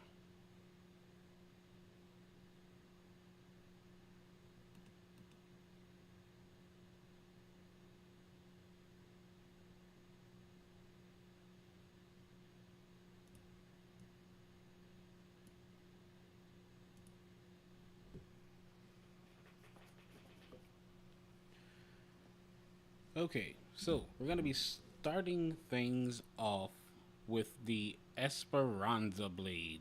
As you can see here, it is part of the expedition tree, and it is the very first greatsword that you get your hands on. Now, looks wise, it looks really, really cool. I like the way this greatsword looks, and it's pretty interesting. I love the bladed design on it, as far as the leather guards that's on it as well. It looks nice, it looks pleasing, but at the same time, we're gonna see how it does in a hunt. Now, for this, I am not going to be having any decorations on this at all, and I will also be going after a pretty decent monster. I'm going to be going after Chotacabras on all of these, so we're not going to have too much to worry about there as far as, oh, I'm using a weapon that's more effective against a certain monster than any other thing else. Chotacabra is the very first monster that you fight, and it's not really that much of a challenge. It's got decent resistances to most things. It's not gonna cause any big problems here or there, anything like that. So let's go ahead and hunt ourselves a Chotacabra using the Esperanza blade.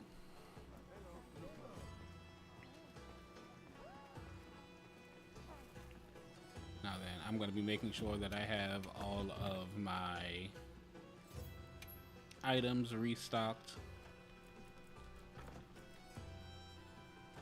I won't be capturing this Chotacabra. I will just be going in for a slaying quest.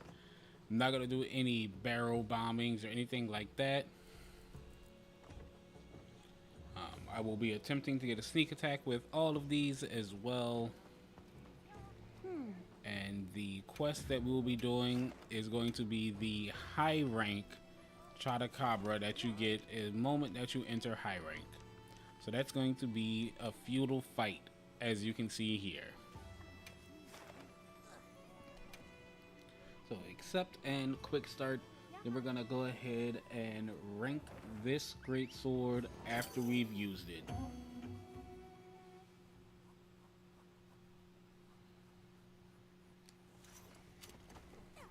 I'm all fired up. Look at all our ingredients. We should whip out the barbecue grill. A supply That's gonna shipment be another thing. I'm But only Frank gonna be will be useful. using a well done steak. I'm not gonna have any meal effects that are gonna alter any of the stats of the That's our sword target. itself. And as you can see, we're gonna go into equipment info really fast before this Chotacabra sees me. There are no decorations on this blade, so there's no augmentations or anything. This is all blade damage. So in for the sneak attack.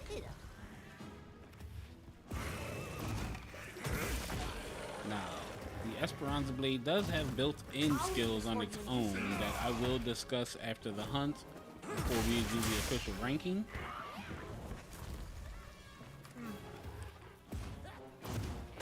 And they come into play pretty well for it. It makes it a pretty balanced greatsword, all in all.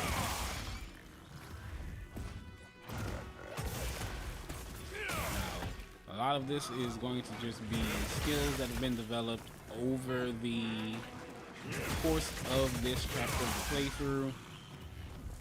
Once again, I'm not a pro with the greatsword, but I did pretty well using it.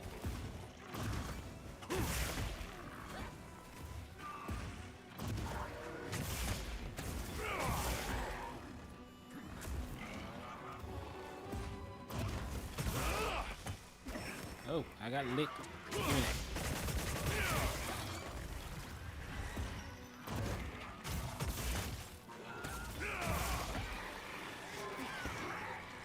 Get away from these bugs.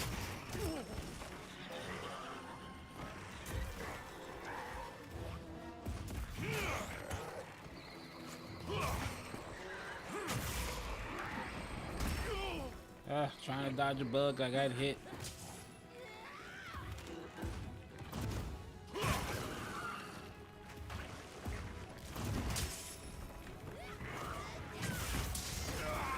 I should have just Over kept here, shoulder bub. charging it. I'm your target. Let's see. Can I get one? There we go. I'm about to plunder some wonder. It's looking weak. Almost there. Looks like it's moving to All a right, new so it's area. finally getting ready to go down.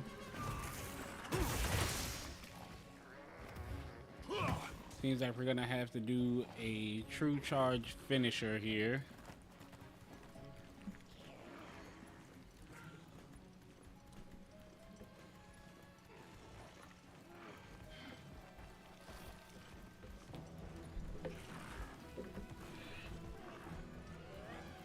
Grab some herbs just to keep that well stocked, even though it's not going to be needed too much more, because we're just going to be doing our rankings, and that is going to be the end of the chapter with the weapon ranking here.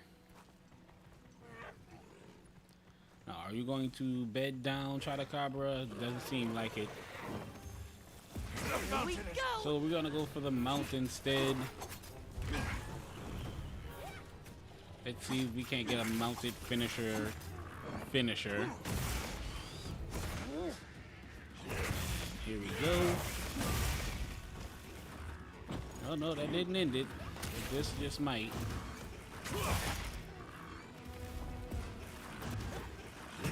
There we go. That's my partner. I'm not gonna do any carves or anything else. We're just gonna be ending the hunt.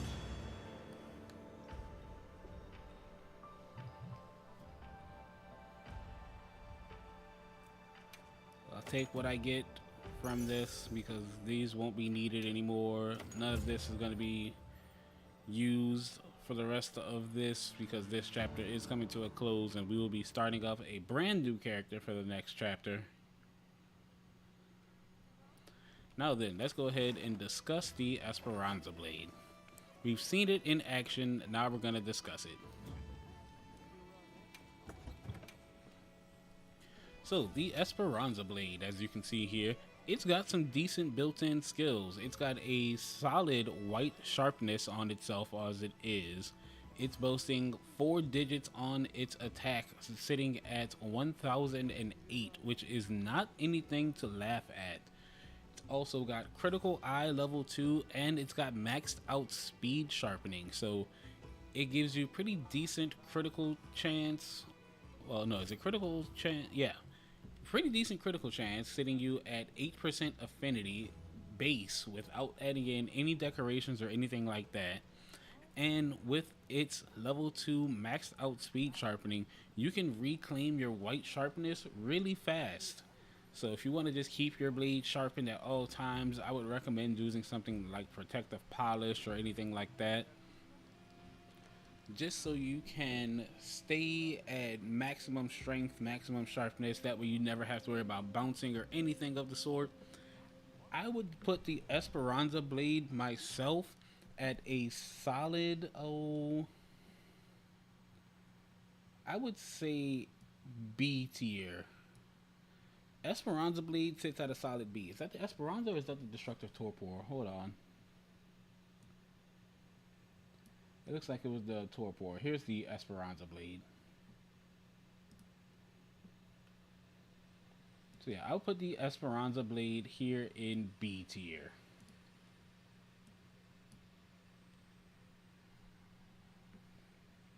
Now then, moving on from the Esperanza Blade, we're going to be going down to, and I'm going to make sure I do this in order, so I'm going to go over to Gemma to make sure that I don't skip around on these.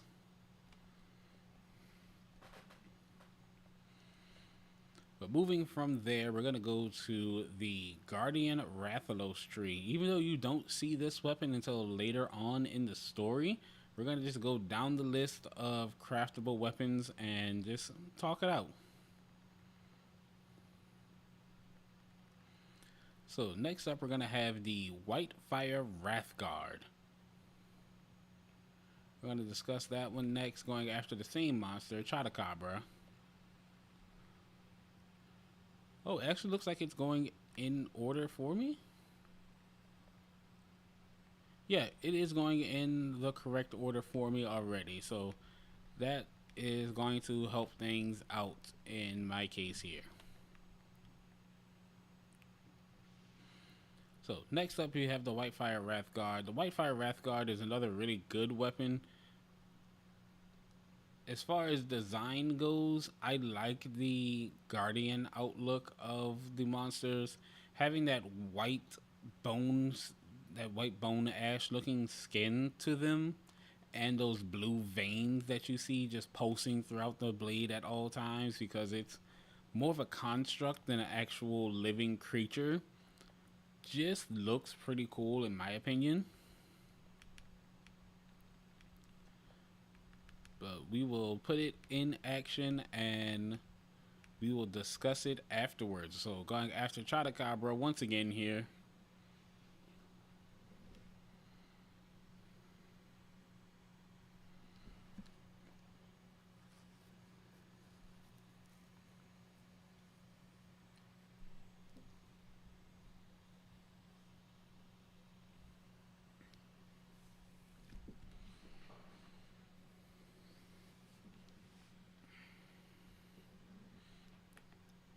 Now, I know with the sneak attack, you are seeing the skill Ambusher activate. That is an armor skill that I am using, and it will be active for every single greatsword as long as I get the sneak attack, so there will be no disparity between damage or anything of the sort other than whatever the base stats of the sword are themselves. So let's go with our sneak attack here.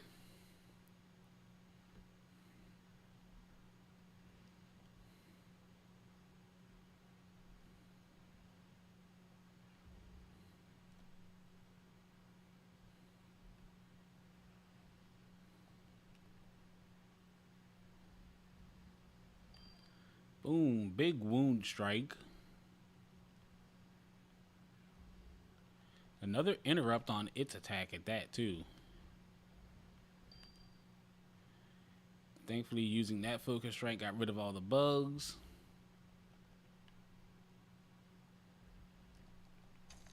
Oh, I took a hit. I thought I was going to be able to connect with that wound.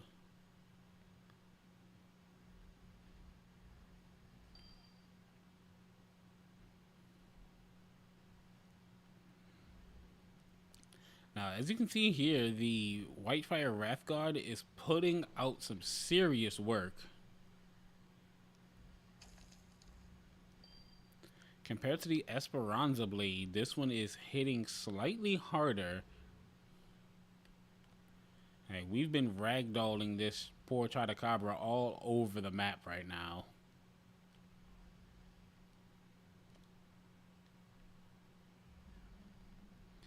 Oh man, another good offset.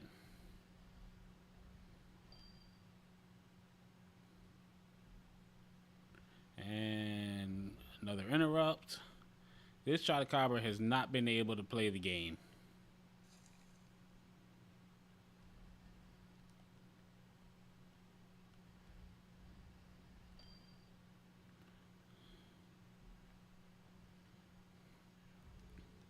I'm sorry, my froggy friend, but this only gets worse from here.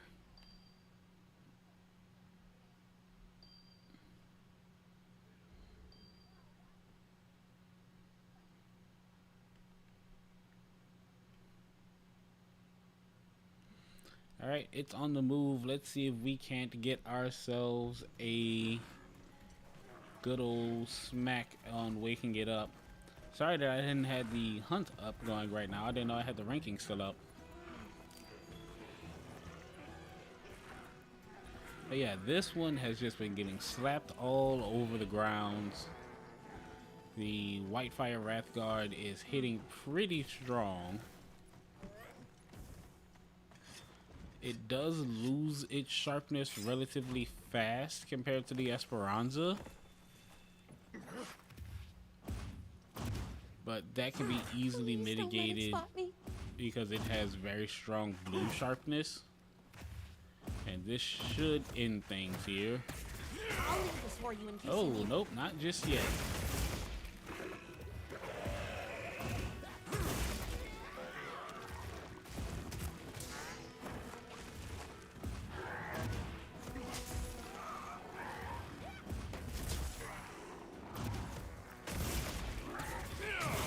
There we go. I'll gather up what you didn't use. Quest complete. You were amazing. So as now that always. we're done here, let's go ahead and discuss the innate skills of the Whitefire Wrathguard. It is a elemental blade, so we'll be taking that into account for everything as well.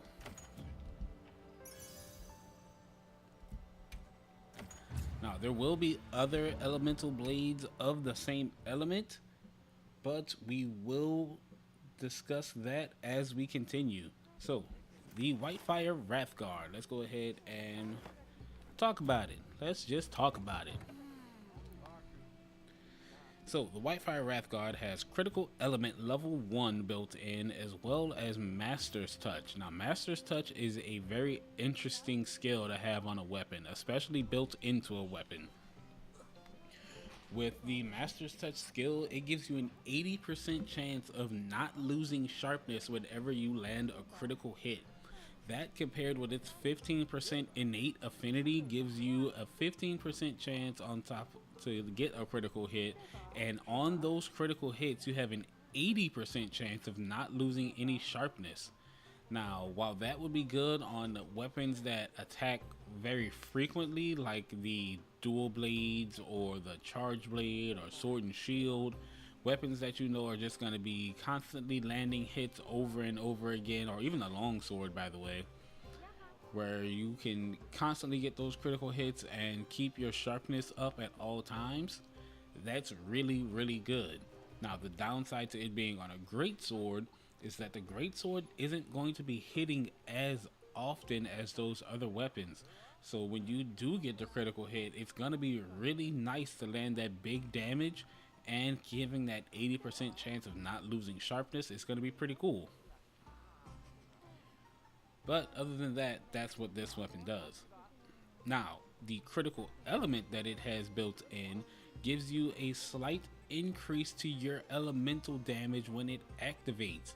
So that's pretty cool as well. But that critical element only kicks in when you're landing critical hits. So not only do you have a 80% chance of getting no sharpness loss when you crit, you have increased fire damage when you crit as well. That, on top of its base 400 fire attack, makes this weapon overall pretty good if you're looking for a decent fire greatsword. Now, it has the exact same strength as the Esperanza blade, sitting at 1008, and pretty low on its white sharpness and medium on its blue and green sharpness as well. Same with its yellow. So this is a weapon that you have to manage your sharpness on pretty often. So I would use decorations that would either increase its sharpness, such as handicraft, or go for protective polish. That way you can keep your sharpness on hand and protected while you are landing those critical hits. So this makes the weapon overall, in my opinion, a bit of a C tier, since its sharpness is pretty bad to manage, and you're going to be sharpening more often than not, especially during long or extended hunts like Zosia or tempered Apex monsters. So we'll be placing the Whitefire Wrathguard in the C tier.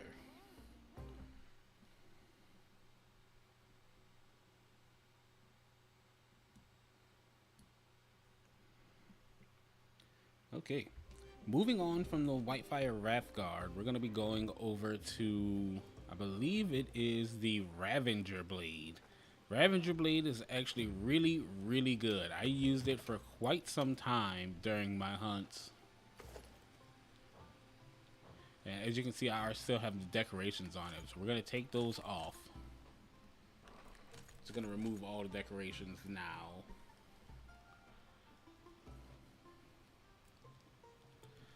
as far as looks for the Ravager blade, it's a giant hunk of iron, but when it's in use, I'll show you what it looks like using a quick pose. Now, when it's in use, these bladed fangs come popping out of it, as you can see here, and it just tears monsters apart. This thing has the look of something from a Soul Calibur game, or more, to my opinion, like Berserk or Mortal Kombat. This thing looks like it hurts and it means business.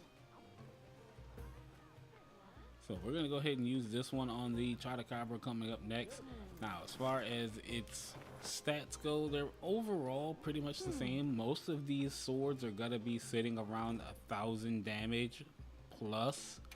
The ones that do not crack 4 digits do something even cooler, so we'll be discussing that as well.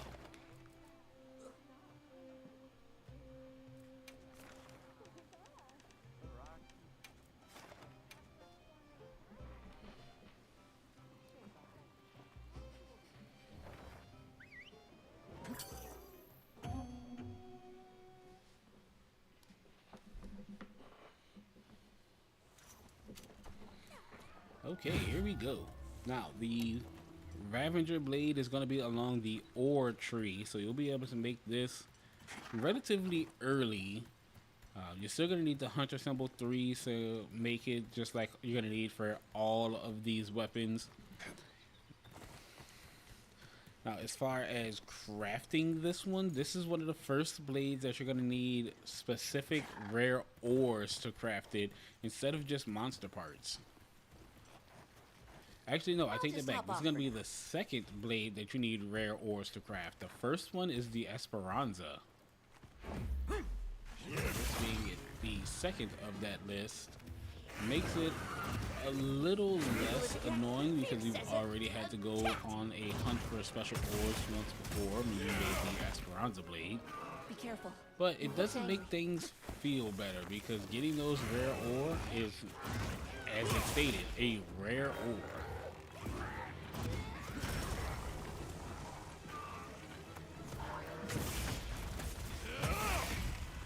That was really good there. Let's see, are we gonna ragdoll this Chotacabra around as well? And it looks like it.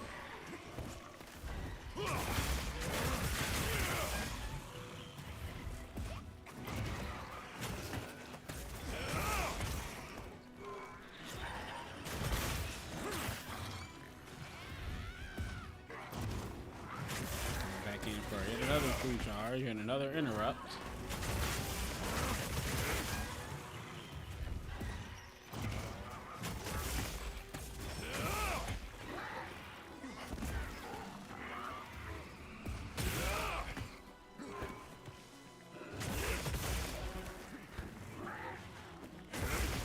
Oh, I cannot connect on that one. Come on.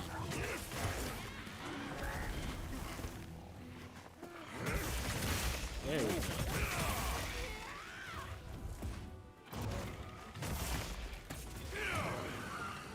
So far, I've had to chase every single one of these Chotacabras to their nest. Just due to the fact that we have not come across some of the stronger great swords that have the potential of putting these down before they even get a chance to run. All right, perfectly plundered. It's looking weak. Almost there.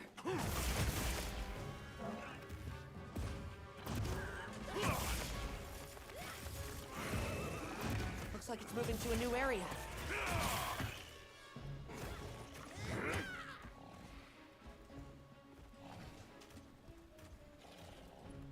Oh, put the weapon away. We must chase it. This ought to put a dent in it. Alright, and the Ravager has gone down to blue sharpness, so we're going to put it back up to its white sharpness. And just look at how much white sharpness we get here. Way more than the white fire, but still not as good as the Esperanza yet.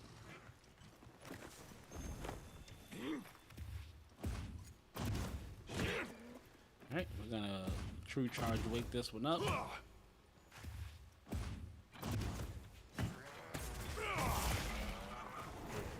Another big hit.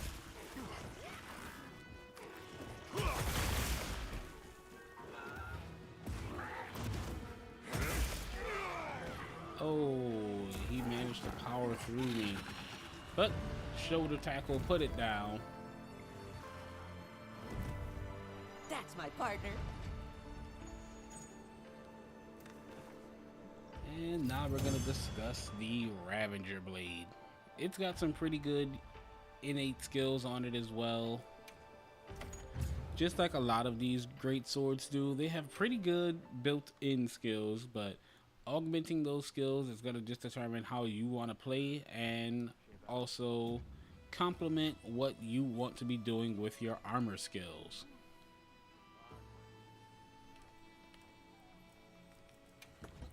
So here we are with the Ravager Blade. It's got critical draw level 3. So this weapon is really good at hit and run tactics. Now it has increased affinity when performing a draw attack. That's just going to be when you have your weapon sheathed or put away on your back or something like that, and you attack from having your weapon stowed, and not having your weapon drawn, having your weapon stowed. So when you do that, it gives you 100% affinity on that first hit. So all in all, that is a pretty good way to play, especially with Greatsword, because you move so much faster with your weapon put away, and it gives you a good chance at repositioning, so you can target things like head strikes or tail strikes if you're trying to cut off specific parts. Now, this one is much stronger than the previous two Greatswords, going from 1008 base damage to 1056. That is a pretty significant boost. It's got pretty good decoration slots on it as well. We didn't discuss that on the other two Greatswords, but I will go ahead and look back at those and we'll see if that can change what their positionings were. But the Ravager Blade is looking at a 3, 2, and 1 slot decoration gem. So you got pretty decent options on customization here. It's got no base affinity and no elements, so it's just going to be all raw damage with this bad boy, which in all honesty works pretty well for Greatswords, because again, they do not attack very fast or very often. It's just you want to hit the thing and hit it hard, which this blade really signifies. So with all that in mind, I would put the Ravager Blade here at an A rank, just because of how hard it hits and how versatile it is with its decoration slots. So that's going to be our first A rank, and we're going to go back and look at the Esperanza and the Whitefire Wrathguard. So first off, let's go to our tent and take a look at the Esperanza, see if that changes anything on it. So the Esperanza is also looking at a 3, a 2, and a 1. Now, it still has better sharpness than the other two blades, but its base damage is pretty low, and that 8% affinity does help things, which does keep it at its B rank. So, nothing's changing here on the Esperanza. Now, for the Whitefire Wrathguard, the decoration slots have not changed, but with its poor sharpness, it's still sitting down at a C. Going on to our next weapon here, we have the Principal Matalam. This is going to be the Jin-Dahad Greatsword. Now, as far as looks go, I would personally put this bad boy up all the way at an A or an S. This thing is beautiful. And the only weapon that I would say has more of a better pleasing aesthetic to it is from a monster that does not exist in this game yet. I hope I'm hoping that we get an Astalos brought back to the game. Astalos was such a fun hunt. It was a really big, just like dragon bug looking thing, and I just liked fighting it. Now then, we're going to be using this on our good friend Chotacabra next. We've taken the decorations off of it. Just looks like a giant transformer blade, and I love that.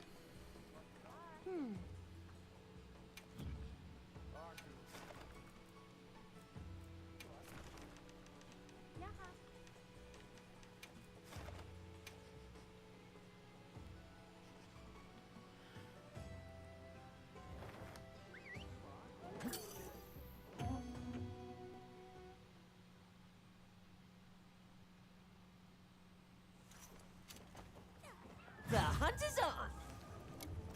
Let's have another hunt with I'm no gonna grab surprises a today. ration just to keep things A supply shipment's filled coming. on the Hope you found stamina something here. useful. Once again, I'm not using any meal effects. The only thing that I have going for me that's keeping my health and stamina up is a well done steak and my armor decorations.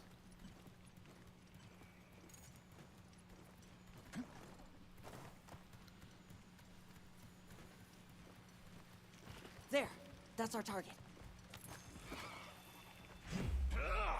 Didn't even know it hit Now, him. once this blade transforms after you've drawn it, it just looks like a giant spade, which is also really cool.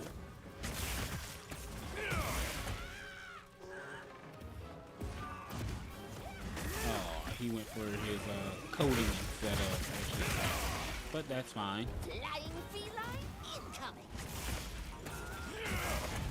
Nope, you don't get to do that.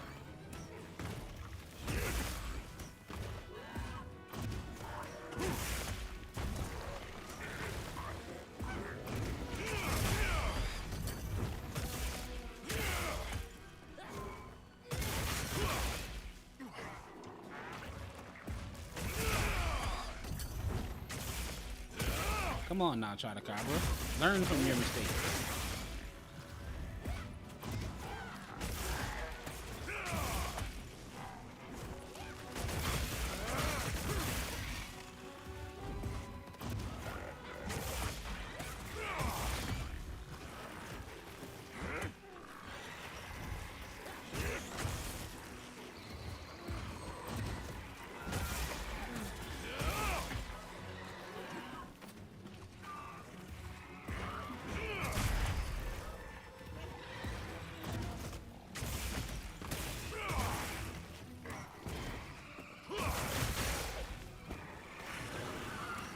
Looks like it's moving to a new area.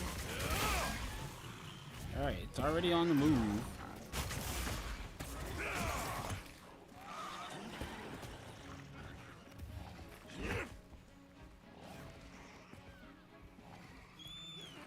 Alright, we're gonna go ahead and sharpen up, chase this one down, and this is probably gonna be one of the more faster hunts.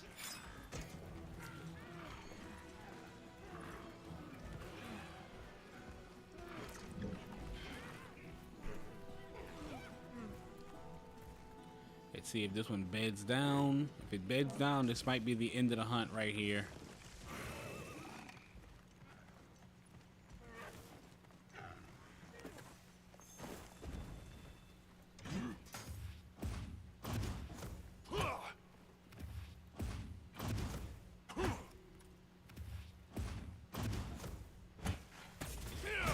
Look at all our Yep, ingredients. and that's the end of the We should hunt. whip out the barbecue grill.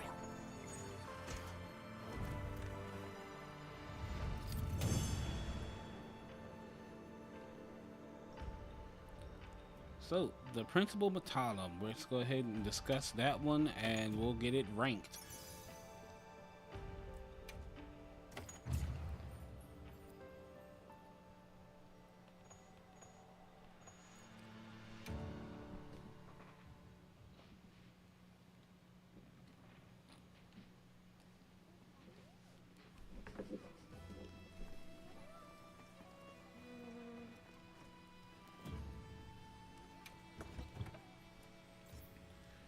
Okay, so built-in skills for this great sword, we have focus level 3, one of hands down the most important skills for the greatsword, giving you a very high increase to your charge attacks, meaning you can pull off true charge attacks and offset attacks way faster than you would used to do without having this skill at all. That topped with its base damage of 1008, tying it with the Whitefire Wrathguard and Esperanza Blade, make it a pretty decent sword. Now, its white sharpness is not that great, putting it on tie with just about the Whitefire Wrathguard, but where it stands up to it is its giant chunk of blue sharpness. This weapon will survive most attacks, and it won't bounce off of most monsters, especially if you can keep its white sharpness up, or if you're just trying to muscle through with blue sharpness. Now, skills that will help this one out are, of course, Protective Polish if you want to keep that white sharpness going for as long as possible. Speed sharpening is not a bad idea for this weapon, that way you can quickly get back to your white sharpness from blue, because it won't take you that many cycles to get into it. I'd say Protective Polish level 1 as well as speed sharpening level 1 if you can factor it into your decorations without giving up anything else, or if you want to give up other things for that. Makes this a pretty decent greatsword. On top of that, it's got 600 ice element, so it's doing pretty good against specific types of monsters, but we're not going to worry about elemental weakness right now. We're just looking at its damage and how it does in a hunt. Now, I know for a fact Chotacabra is weaker to ice compared to other elements, but that's not going to be a big factor into the hunt. We're just seeing how the weapon looks while it's in action. We don't care about the actual damage that it's putting out. That's going to vary depending on where you hit the monster, what your armor is doing, what your weapon decorations are doing, and a number of other things. I'm just showing this off so we can discuss the weapon afterwards.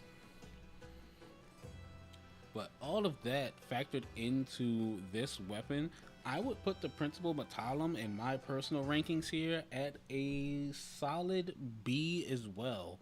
Now, a lot of people might say that this is an A ranked weapon, but we have other ones that are a little bit better. I would give this a high B over the Esperanza Blade, just because of that increased elemental damage that it can do, and that big chunk of blue sharpness that it has. So let's go ahead and look at our next weapon here, which is going to be the Fire Trail Bassadel. Now, I could be saying this completely wrong, but this is the greatsword that you obtained from Cumatrice. Now, we're going to be taking the decorations off of this one as well, just to make sure that we are being fair to every monster. And this is going to be one of our higher damaged greatswords, as you can see here. But before we go ahead and discuss its base stats and innate skills, let's put it into action. Yeah.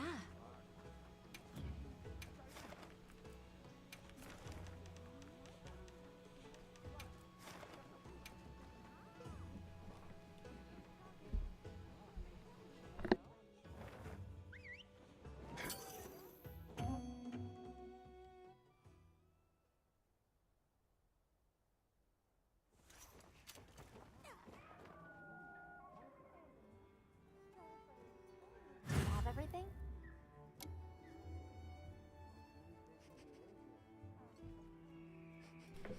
Okay, here we go.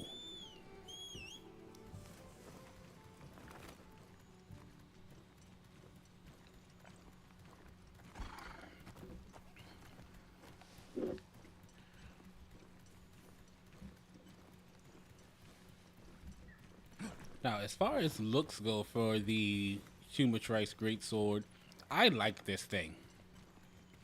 It just looks like a gigantic tactical combat knife. This looks like something that you'd see in the army. Either that or something from like a high-end collector or something like that. I just really like the design. It's very tactical looking, and it Very much goes well for people that are into like high-tech hunters or something like that.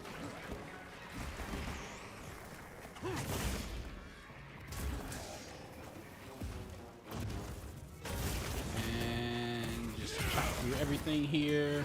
Be careful. It looks angry.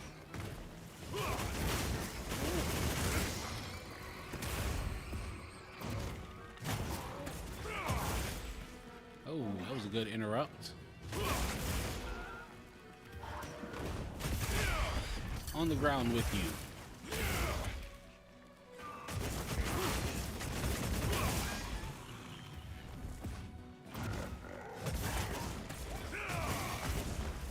Stay on the ground.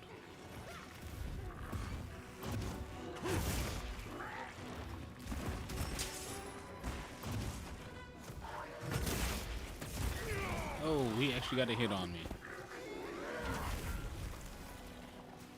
And I chopped your tongue.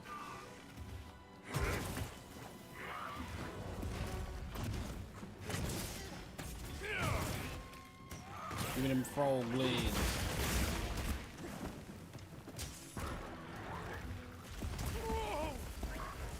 Oh, I thought I shoulder charged that. Get back here.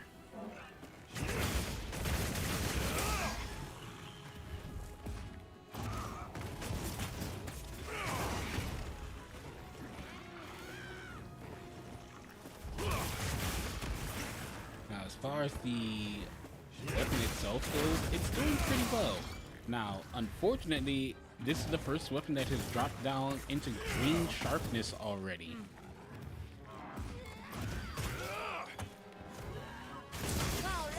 Which does not bode well for its ranking. It's looking weak. Almost there.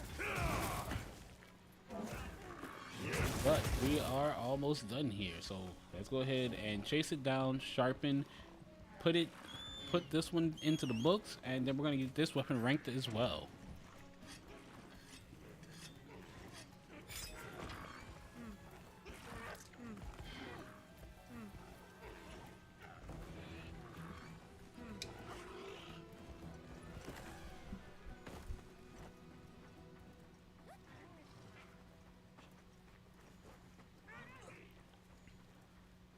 Let's see, are you gonna bed down, Chotacabra, or are you gonna fight this out with me?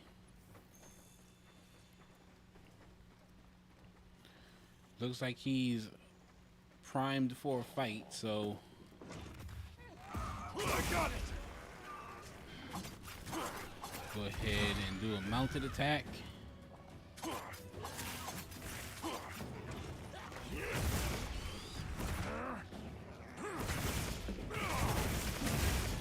You did it! Power up. Activated.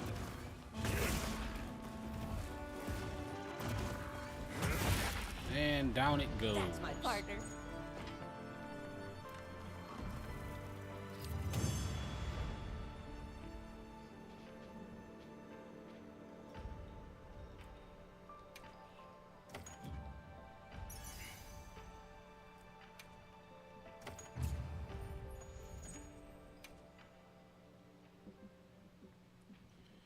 So that was the weapon in action. Now let's go ahead and put it on the rankings.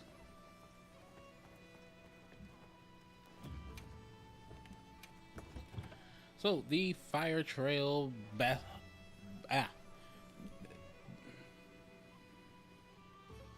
the Fire Trail Bastille, or however you pronounce that, I'm gonna go with Bastille. It's got some pretty interesting things going for it here. It's got a 3, 2, and 1 slot decoration, just like most of the other greatswords that we've already seen.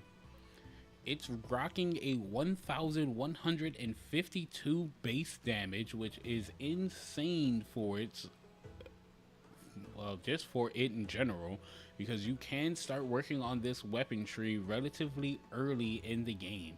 You fight Humatrice really soon once you get started. It's got a standard 5% affinity, giving you a 5% chance at landing critical hits, which is not bad. It's got 300 200 on its fire damage, which makes it lower than the Whitefire Wrathguard, but its base damage does do it justice. It has Punishing Draw level 3, which gives you increased stun to draw attacks and increased attack power when you draw your weapon to attack for the first time. So the same as, oh, what was that skill called? Oh man, who had it? Was it the Esperanza?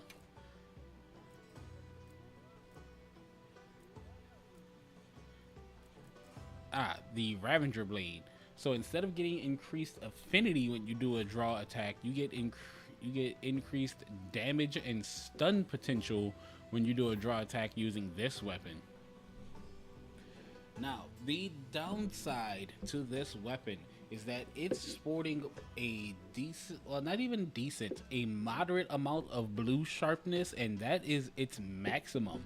You can increase that blue sharpness using handicraft, but you will not see white sharpness on this weapon. So while this is a pretty solid weapon to use, it's got okay fire damage and pretty good raw damage. This weapon is going to end up in the, not even C, I would say this is going to end up in the D tier on the rankings list. This is a pretty good greatsword, but it's not great. So the Fire Trail is going to go down into the D tier, our first D tier weapon. We have not hit an S tier yet. We have an A, we've got 2 Bs, and a C and a D.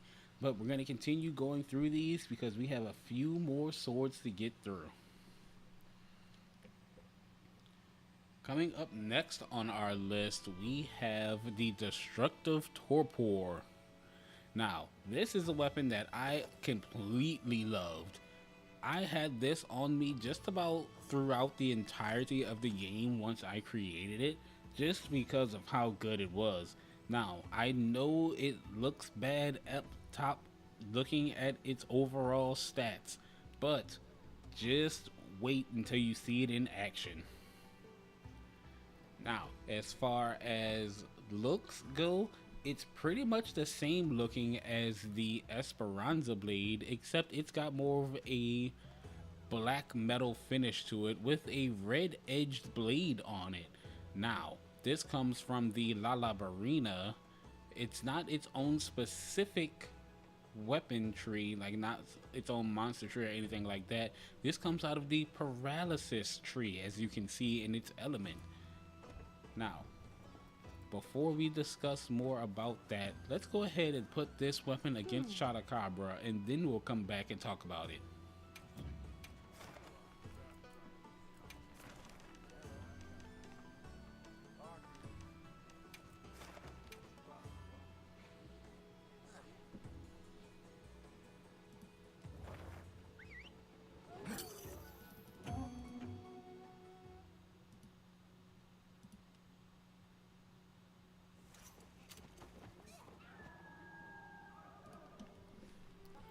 Monster are we after Right, this here time? we go. Okay, let's be on our way.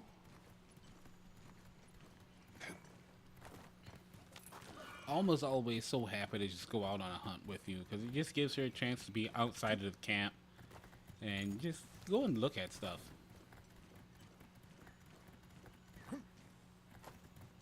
It's one of the things I love about Alma. She's not cooped up all the time, and I'll she's just hop off for now. actually generally excited to be out in the field. Didn't even know it hit him. Let's see if we can get this to proc. And it'll display why I love this weapon so much.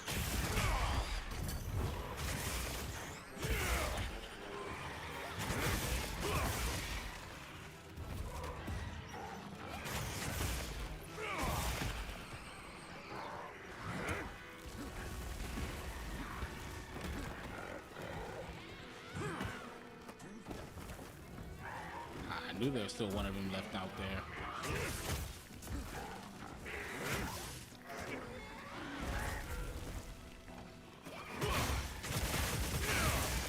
Oh, there it is. The reason why I love this weapon.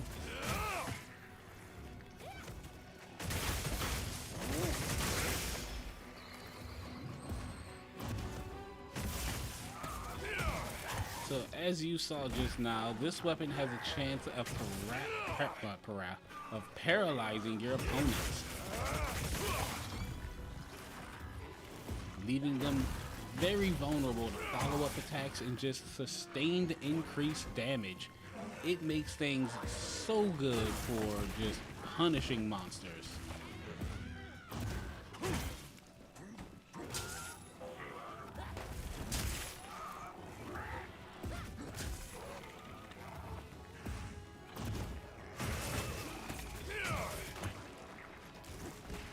So while this weapon may have lower damage than its counterparts, it makes up for it by making monsters vulnerable to follow-up damage. Like so, we've got another one, allowing me to not only get a true charge slash fully ready, I can also aim it to where I want it to hit without having to just make sure I make contact with the monster.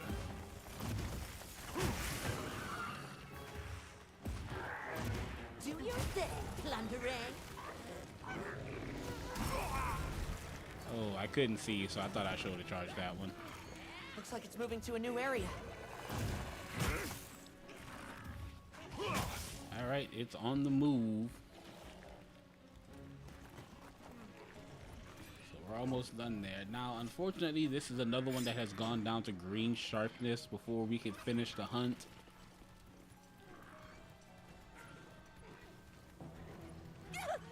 So that will play a role in its ranking as well.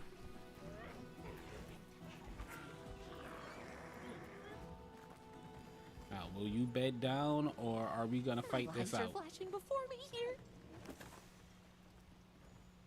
here. Make your move, Chotacabra, make your move.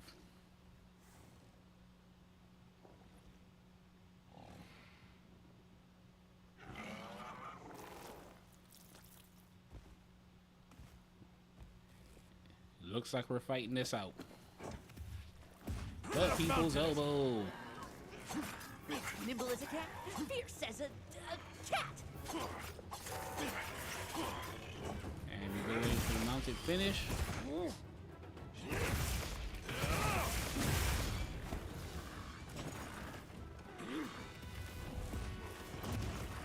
And I get one more paralyzed before this ends.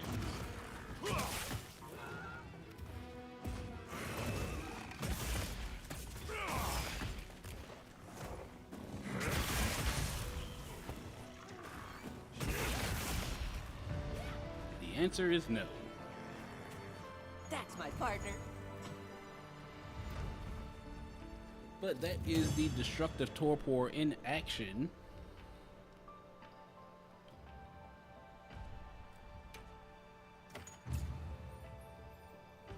Now, as far as looks, it looks cool. Black metal finish, red edge on the blade. Like, it's a very, very nice looking weapon, especially with that design on it. It's really nice to look at. But as far as its innate skills, let's talk about that. This weapon is sitting at a low end of 960 base damage, one of the lower of the great swords. I don't think this is the lowest, but it is really low.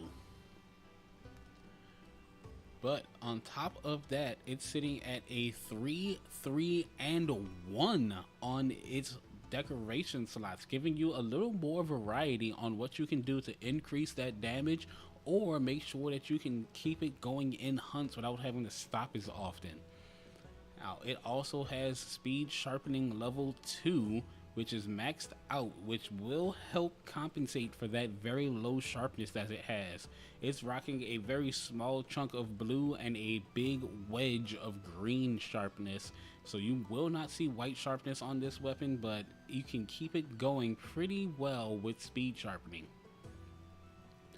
Now then, since it has those 2 decoration slots on it and that 500 on its paralysis element, meaning that you can keep a monster in place for quite some time as long as you can continue to proc paralysis on it, I would suggest putting both protective polish on this weapon just to make sure that you get those sharpness boosts that you need. Well, not even a sharpness boost, you get the most out of your sharpness before it starts going down. If you don't want to do that, because I know I've suggested it a lot for these weapons, I would suggest putting critical status on this weapon. That way when you land a critical hit, regardless of if you have affinity or not, when you get those crits, you get an increased chance of inflicting ailments on monsters such as paralysis, which will help it stay in place so you can put out more damage on it. And since it has 2 3-slot elemental decorations, you can get both critical status and a good bit of affinity built into this weapon by using decorations. So it's not a bad one to use if you're going for status ailments or anomalies, just to keep monsters in place so you can continue to dish out damage on them. But because of that low sharpness and its low base damage, while I personally love the design and usefulness of this weapon, this is going to go into the lower end of the C tiers on the ranking list. While it is good, it is not that strong. So the Destructive Torpor is going to go into the low C's right underneath the Whitefire Wrathguard.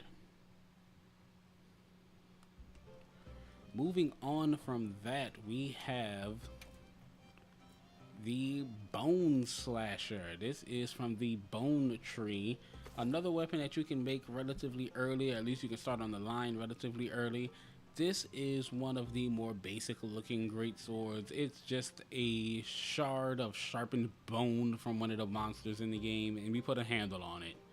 Not too much to it, not too much against it. It's got some pretty cool innate skills. It's got some pretty decent damage, but we're going to put it in action and then we will discuss that afterwards. I'm going to go ahead and get the hunt prepped, and I'm going to make another stop off to the hunter's room. We've been hunting for a little bit now, and then we will discuss this after we get this hunt completed. So give me 1 second to get this quest started and I will be right back. I'm not even going to throw up an ad or anything. I'm just going to go run over there and come right back.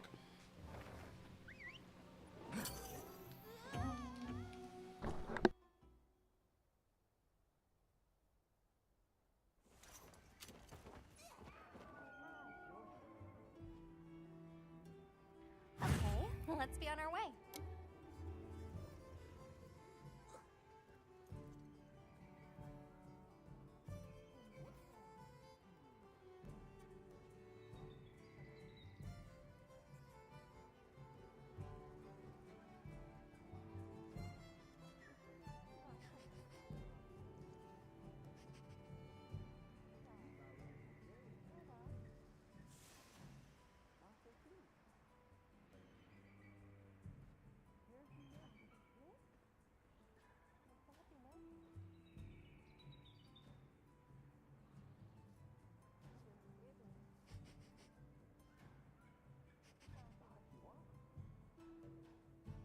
Okay, I'm back. Let's go ahead and get this hunt going.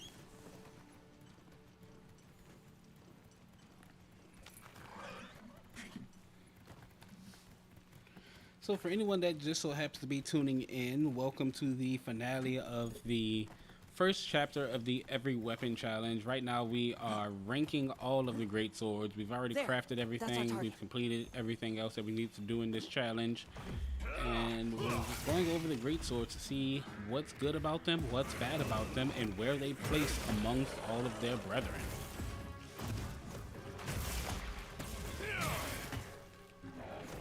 Now, as far as the looks of the Bone Slasher in game, like in action, it's very plain. Like there's a gentle simplicity to the weapon. Like it's a sharpened bone that I'm using to cut open other monsters. There's not too much to be said about that.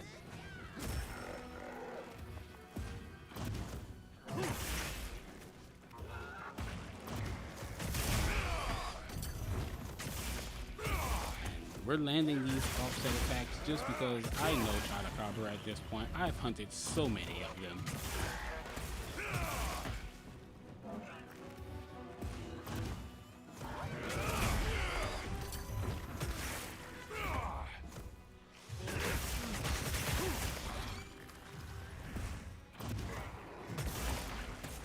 Just landing true charge after true charge, just getting all of our damage in where we can, when we can. Oh, the first time I've been tackled by one of these bugs. That's why I've been making sure I exterminate them whenever I fight them. Over here, bub. I'm your target.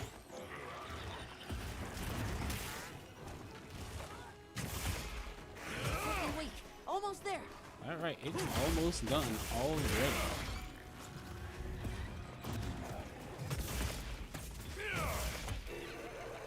Let's see, we're gonna move to a new area. Alright, it's on the move.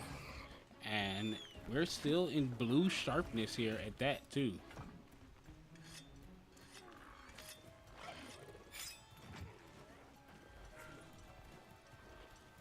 Alright, my well done steak has worn off, so it's time to eat another one of those.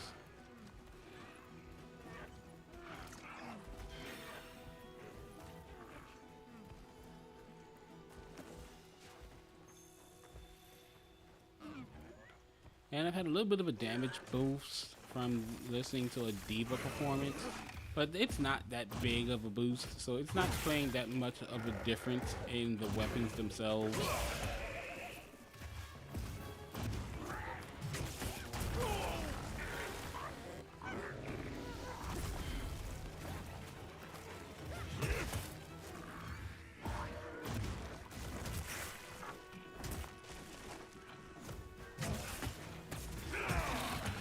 And down goes the frog. That's my partner.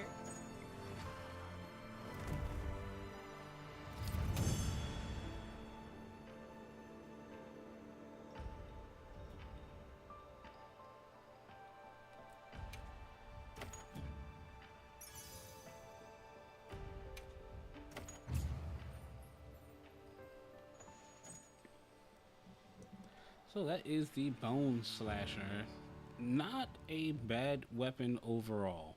It's pretty decent. Now, let's go ahead and discuss what it has going for it stats wise, and then we'll put it on the ranking. So the Bone Slasher here, it's sitting at a decent 1,104 base damage. It's got no affinity and a good chunk of blue sharpness, so it does not have white on it, and you will not see white on this weapon. It's got a 3, 2, and 1 slot decoration on it, so it's not really bad as far as its customization goes. Now for its innate skills, we're looking at Focus level 3, which we've already covered, but it also has Attack Boost level 1 built into it. So this is not a bad skill. It gives you an extra 3 attack whenever you're in game. Now that does tend to vary on what it actually means. That plus 3 attack is translating from 1,104 damage to 1,118 damage when we're actually hunting with it. So that's pretty decent to use. So that on top of other attack boosting skills like more attack boosts through decorations or things like whatever, let's see here, using the Gormagala armor set to give you increased affinity for stuff like that. There's plenty of ways to increase your affinity in this game without having to actually use affinity boosting decorations within your weapon. So if you wanted to, you can just focus on all raw damage and have your armor take care of the affinity parts for you.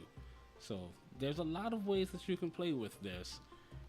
Now that high damage and low sharpness puts it at a pretty good spot. It's definitely over the Esperanza blade, but let's see if it's actually beating out the Principal Metallum. Now the Metallum, it has lower attack and it has that ice element to it, but the Metallum also has white sharpness, so this is going to go into the B tier on the rankings list. It's going to go over the Esperanza blade, but it's still not beating out the principal Metallum, so it's going to go onto the B's, but it's pretty up there for right now. Now, so far, our weapons are still sitting pretty here. We're gonna get into the S tiers and another one in the A tier pretty soon, actually. I think the next one we have is gonna actually crack that. But let's go ahead and look at our next weapon, which is going to be the Abadonian Crake. This is our our second Apex monster weapon, and this is coming from good old New Udra. Now, as far as looks on this bad boy, this reminds me of the weapons that came from, oh, what was that thing's name? The weapons from Valhazak. If you've played Monster Hunter World, these look very similar to that, as far as like it looks like there's skin and bone hanging off of it. It's really morbid to look at, but when you start pairing it with armors like Death Stench and other things like that, it starts to fit an aesthetic that a lot of people enjoy. So kind of like things like the Rot Hunters or stuff like that. So if you're going for like a Grim Harvester look for your hunter and you want a weapon that fits it, this is a good one to go with it. Now, we're going to go over how it does in action before we come back and discuss what it has going for its innate stats. We're going to make sure that we take off this decoration here, so we're looking at its purest form. Now, as far as decorations on my armor are going, I'm not really using much. I'm just using Ambusher so I can get the increased damage from ambushing a monster. I have a defense charm to keep myself alive and a destroyer jewel just to give me a little more damage on wounds, and it helps me break parts a little easier. Other than that, I have no really big damage boosting skills going for me because Ambusher is on a very short timer.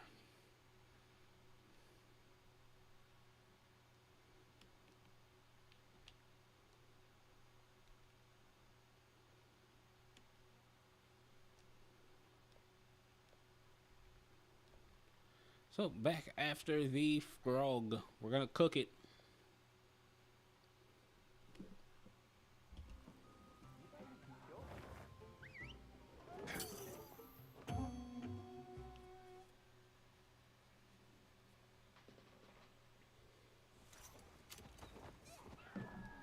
Monster are we So after this as you time? see the Abadonian Crake Let's here have in another Hunt, hunt with no it looks surprises today. pretty good. A supply shipment's come in. Hope you find something useful. I do love that it has like the New Udra skin like wrapped around it and tightened onto the bone. And I want to say that's like the New Udra beak.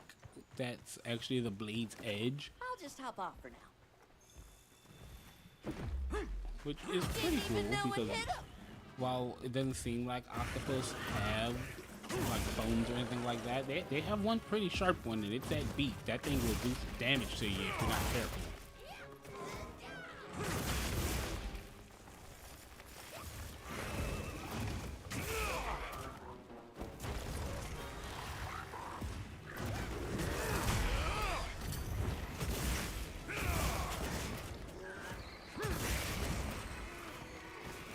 Just slap the Chonacabra over there, away from these bugs.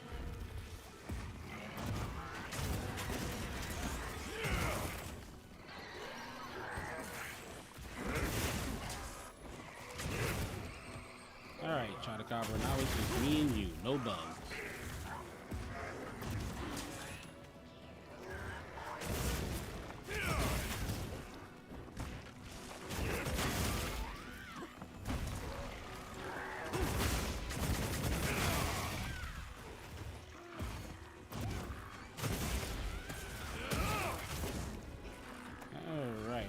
was trying to get up. He had another limb broken. Oh, I did not time that one right, but that's okay.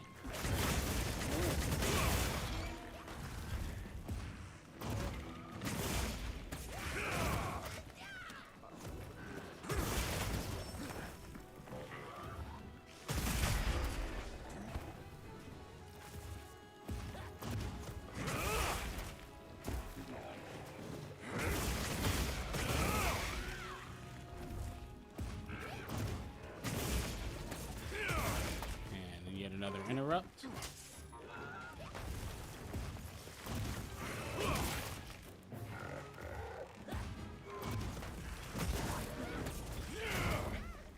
I should have turned my camera a little more there. I probably would have been able to make contact. Looks like it's moving to a new area. Alright, it's already on the move. And since it's got that wound on its back there, I'm gonna see if I can get a falling wound strike.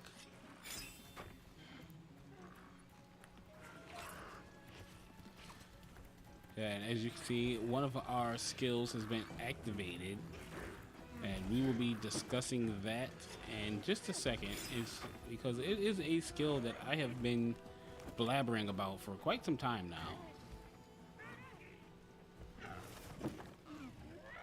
Oh, it's bedding down. I was gonna see about going for the wound strike.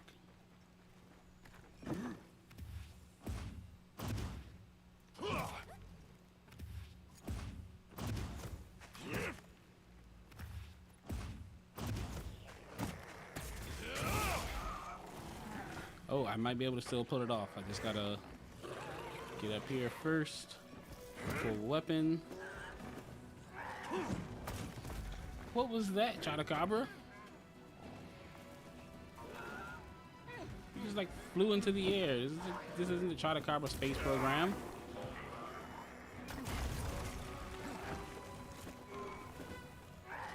Hiya!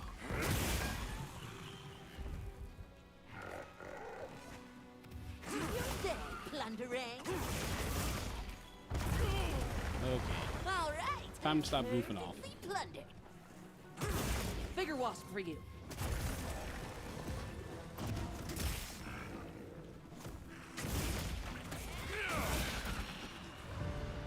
That's my partner. And that is Chotacabra down.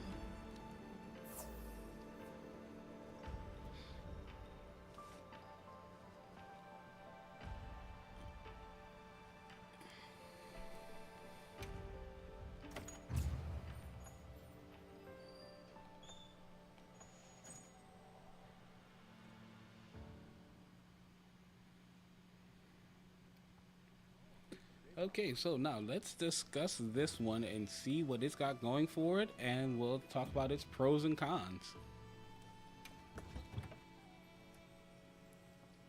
So, the Abadonian Crake. It's sitting at a 1,104 base damage with negative 15% affinity. Our first weapon with negative affinity, and we will discuss that in just a second. It's got 400 fire damage and a very small sliver of white sharpness. For its decoration slots, we're sitting at another 3, 2, and a 1. And its innate skills, we have Protective Polish level 3 and Speed Sharpening level 2. Now, Protective Polish is a skill you've heard me talk about quite a lot, and now we're going to finally get into it. Protective Polish lets you keep your sharpness at maximum with no sharpness loss for a set amount of time. That time varies depending on the level of the skill, and since we have it at level 3, we have 90 seconds of no sharpness loss whenever we have this active. So whenever we sharpen our weapon, we will activate Protective Polish, and it will stay at its maximum sharpness or whatever we get it to for 90 seconds after we've sharpened. This, on top of its level 2 speed sharpening, removes 2 cycles from the sharpening process, allowing us to get to maximum sharpness a lot faster than normal, meaning we can get back to that sliver of white sharpness and keep it there for quite a bit of time during hunts.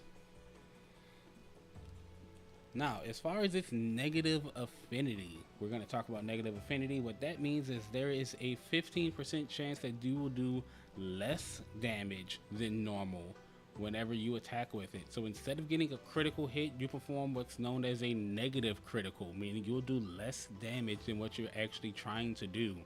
Negative criticals can be modified using decorations, and there's also ways of playing around negative critical hits, but that's not really something that I enjoy doing. Some people do enjoy it, but that's not for me. So if you're looking to play around the negative affinity aspects of a lot of these weapons, not all of them have it, but a good few of them do. This is one of the ones that you can use to work around that. Now, as far as it goes with its fire damage, I think it's sitting just a little bit higher over the fire trail. Let's go ahead and check that.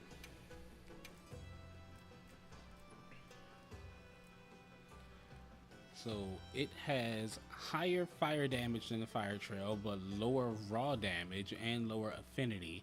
But that sliver, that small sliver of white sharpness makes it just a little bit better. But unfortunately, that negative critical hit does take this weapon's rankings down quite a bit. To me, I would put this at a low C, possibly a D. Actually, no, that negative affinity, it makes it really bad using the weapon because there's just a chance that you get a negative critical when you're trying to get a specific thing like cutting a tail or something like that. And that can really throw off the damage accumulation that you're working on. So we're going to put the Abyddonian Crake at a high D tier. Very strong weapon, but that negative critical and minuscule sharpness really messes with what it can do. So we'll put it above the fire trail, but it's still a D. Alright, moving on, we have our next anomaly weapon. So it's another one on the low scale of things, and we're going to be looking at the Immolator Blade. The Immolator Blade comes from our good friend Narcilla, one of the spiders of the game. I hate it. Now, as far as the weapon design looks, it's very futuristic looking. It's got like a Titanfall or Power Ranger aesthetic going for. And, you know, it's not horrible. It looks nice, especially if you want to use the Ardian armor to look like a metal machine going out and taking care of business. Now we're going to take off the decorations on this bad boy and take it out on a hunt so we can take a look at it in its purest form, and then we're going to come back and discuss what its pros and cons are.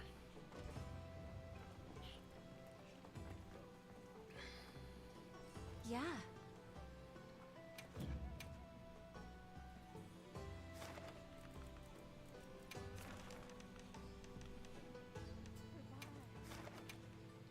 Okay, off we go.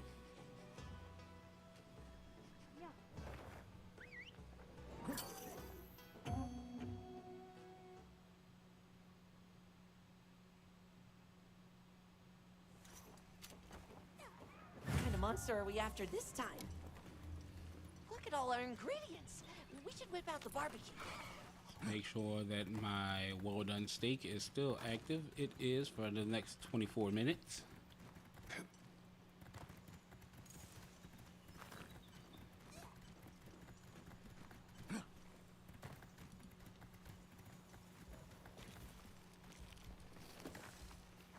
Right, and we'll sneak attack. Didn't even know it hit him.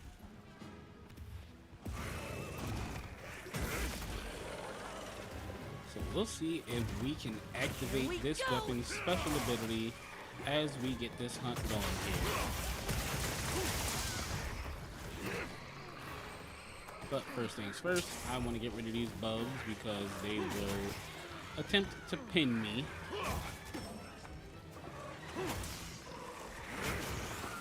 Which is what that one just tried to do.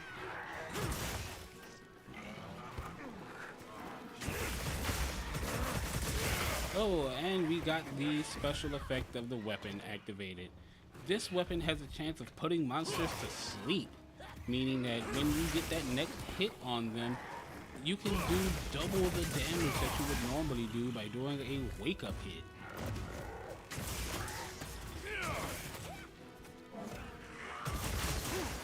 Unfortunately, I could not get the wake-up hit that I wanted on it because that freaking bug woke it up by just poking it in the side.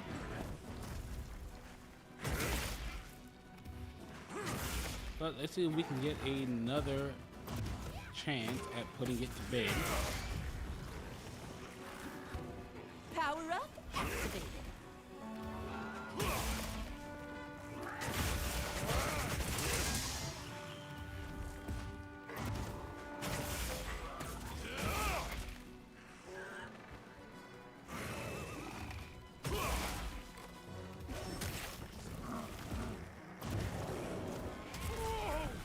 Oh, I started the shoulder charge, but I did the true charge instead.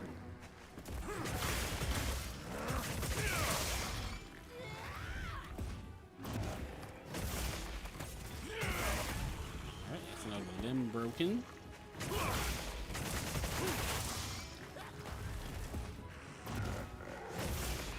Oh, and down it goes to bed. That's the second sleep that we've gotten on it. So since it's asleep, I can do this, which will give me a really strong wake-up hit. Looking weak. Almost there.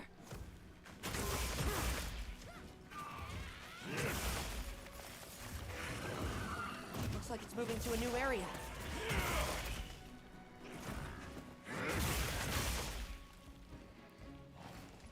So it's headed off to bed down. And we remained in white sharpness for most of that there.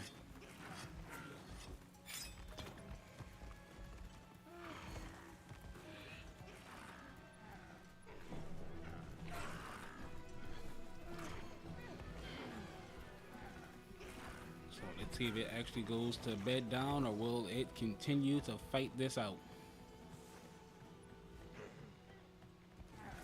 All right, down it goes.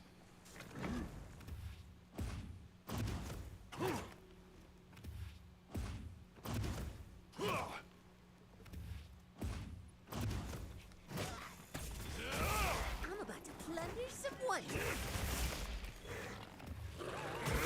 All right, perfectly plundered. Oh, shoulder charge into the ground and buried.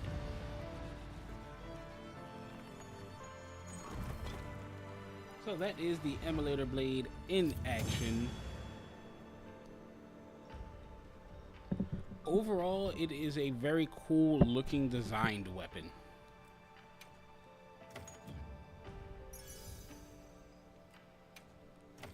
I'm mostly on board with the futuristic look of it. I wish we could change the color of it, honestly, from like the white and orange to like other colors or something like that.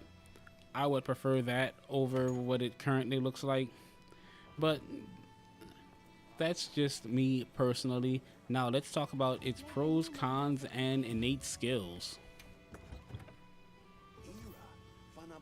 So the Emulator Blade is sitting at 960 raw damage with 15% affinity and 400 of the sleep element.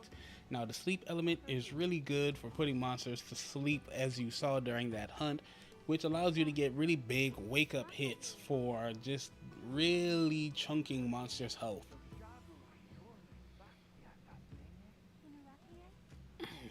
Now it also has a humongous chunk of white sharpness and can be boosted further using handicraft. So that makes this weapon a really good pickup if you're trying to have a ailment anomaly weapon on hand. Now as far as its decoration goes, it's sitting at a 3, 2, and 1, just like a lot of the other great swords that we've seen on the list so far. And its innate skills are both offensive guard and guard. Now, offensive guard is a pretty good skill, but it's not relatively used widely for greatswords. While the greatsword can block, it's not really the best of guarding skills amongst weapons in the game. Now, what offensive guard will do for you is if you do a well-timed guard or a perfect guard, which this weapon can pull off, you can get a 10% increase to your weapon's damage while it is active. And the guard skill is another one that really helps the greatsword, because though the blocking mechanic is not great using this weapon, guard will make things a little more bearable. It reduces knockback and stamina depletion when guarding, so you won't get sent flying so far away when you guard using this weapon, because it has the built-in guard skill, and you won't lose half of your stamina just trying to survive an attack. Now then, as far as its overall damage goes, let's see where this places against the destructive torpor. Their damage is honestly the same. While paralysis does keep the monster in place, it is a little bit better compared to the torpor because it has that 15% affinity, meaning that you can slot in that critical status jewel without having to worry too much about other things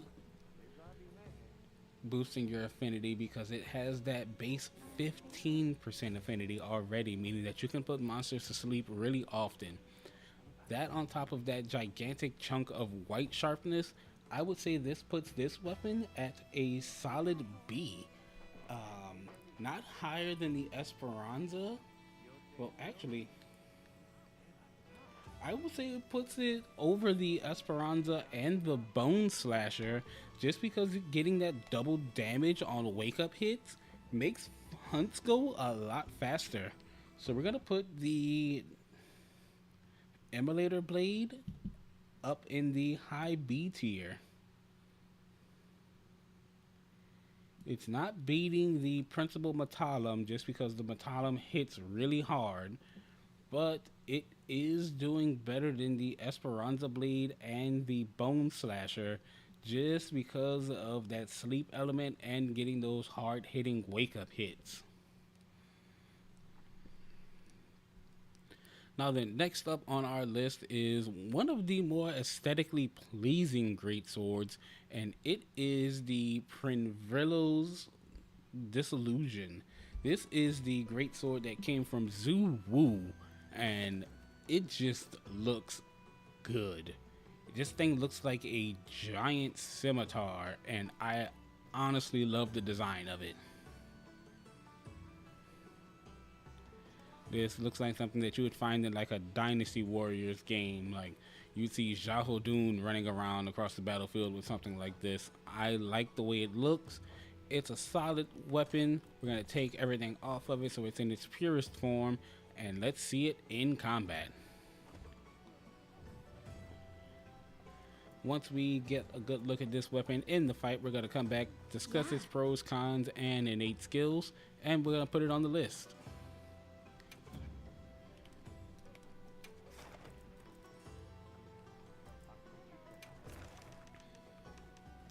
Now, once again, this is my personal opinion on all of these weapons. This is not a professional tier list. I am not affiliated with any of the Capcom tier listings out there, such as Team Darkside, Azure Games, who else? IGN, or any of the other guys out there. As much as I would love to be a part of those people, I am by order of the guild. doing this on my own. But if you just so happen to catch this Capcom or any of the others out there, hit me up. I'd love to team up with you guys.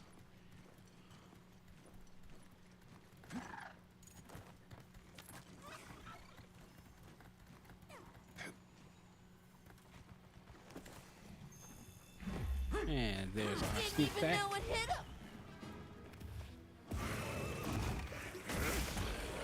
Now, as far as the design goes for this thing, it's just in pure form giant sword. which is what you would expect when you're, hunting with a greatsword. I want something that looks like a sword, but it also must be big.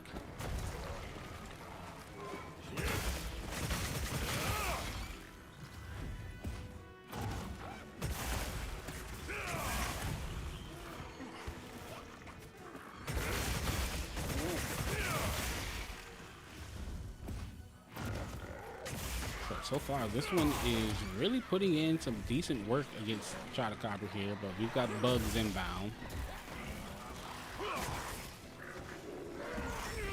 Oh, I thought I managed to dodge out of the way, but that's fine.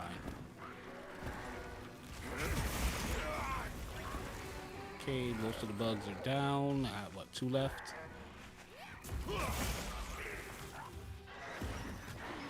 Get away from me, you bug. Get true charge, you bug.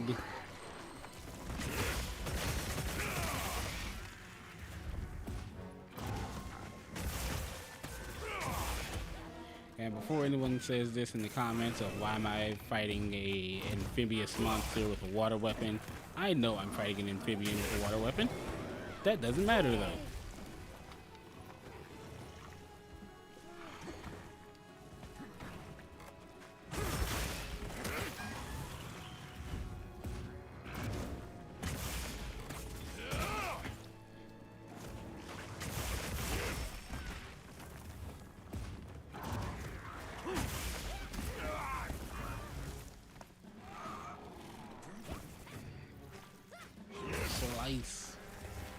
Slice and cartwheel. Hey, you interrupted my cartwheel. All right, perfectly plundered. Leave this to me. Let me do my cartwheels.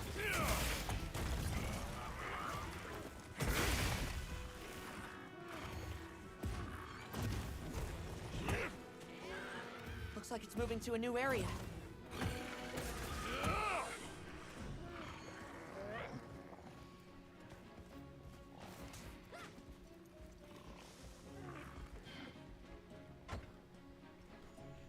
Okay, it's on the move, so let's go ahead and chase it down.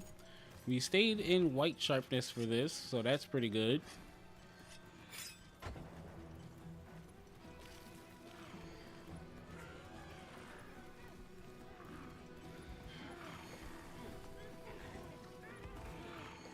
Now then, let's see, are you gonna bed down or will you fight this out?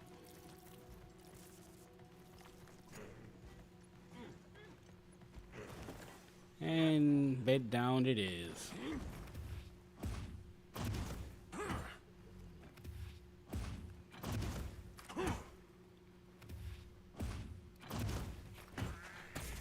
Looking weak. Almost there.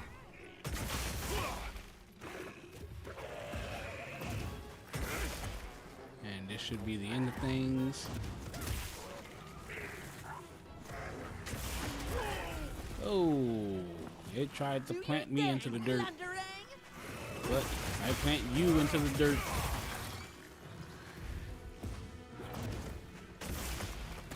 Oh,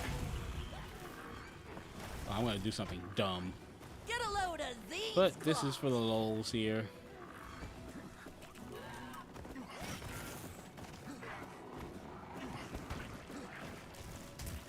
Oh, come on, let me do my funny.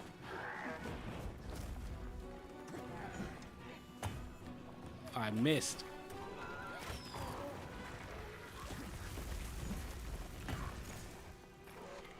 All right. I'm gonna try this one more time. I'll give it one more shot.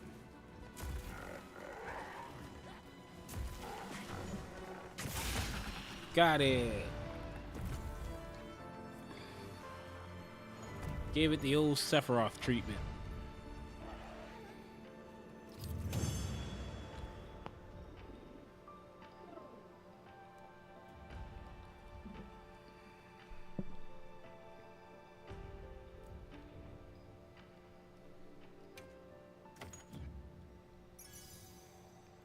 Okay, so that is the weapon in action. Let's go back to the Grand Hub and discuss its pros, cons, and innate skills.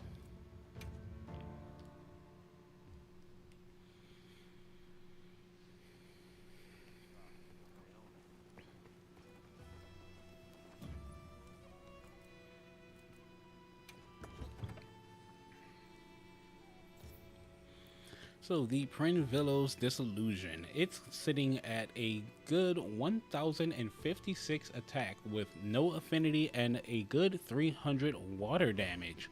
This is one of the few water damaged weapons that you can get for great swords, and it isn't really bad.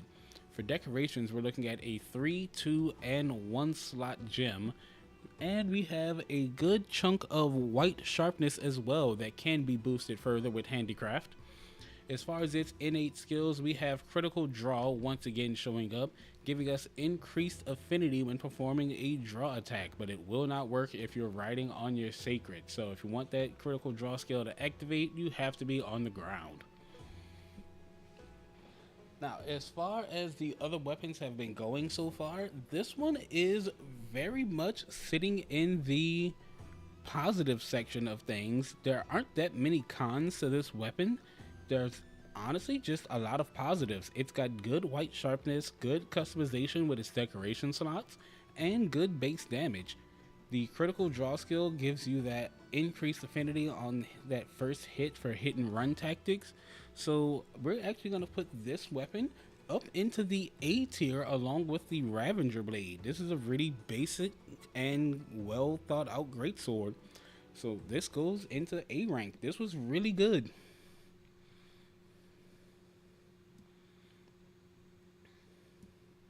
Now, let's see if it's actually got more damage than the Ravager Blade. If it's got more damage, it's actually going to go higher than the Ravager. So, this is sitting at 1056, while the Ravager is also at 1056. They're just about tied, but it looks like the Disillusion has more sharpness than the Ravager, so it's actually going to go a little bit higher here. It beats the Ravager Blade just through sharpness. So that is our second A-ranked greatsword. That was a really close one, but that sharpness came in clutch to keep it in the lead there. Moving on from the Disillusion, now we have some of the harder hitting greatswords. Next up, we're going to go with the Fellslayer Dangoam. This one is going to be sitting at 1152, but we're going to go ahead and see it in action, look at the design, and then discuss things after we come back. Now, as far as the look for it, it looks like one of the most Road Warrior Mad Max weapons in existence. This thing's got metal screws sticking out all over the place. It looks like the smith just said, I'm gonna throw this thing together as fast as possible so we can go and just beat things into the ground with it. Yeah. And then I'm gonna put some of the Doshigama fur on it just for decoration. But let's go ahead and get it in action. Of course. Come back. Let me see if I have any decorations on it. I don't want to play on an unfair ground here by having decorations on a weapon that shouldn't have decorations.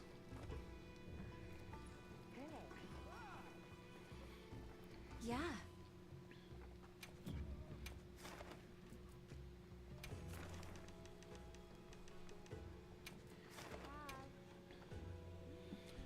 So we're going to get this one in action just like the rest. We're going to get through this hunt, then we're going to come back here to the hub, discuss its pros, cons, and innate skills, and put it on the list and see where it ranks. Fired up. Do you have everything?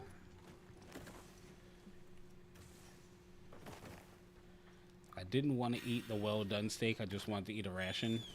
I have a ton of well done steak, so I probably should have just went through with it.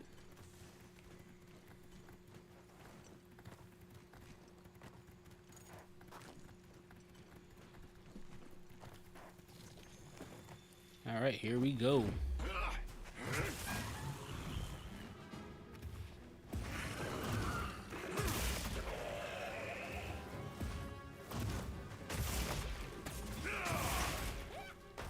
Be careful. He looks angry. Oh man, those negative crits.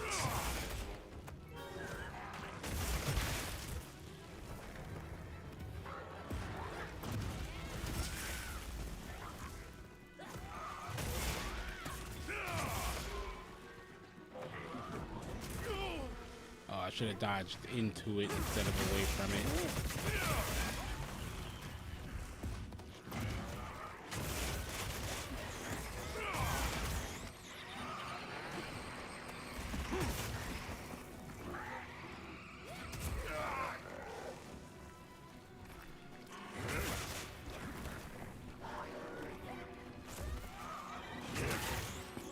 Be gone, bug.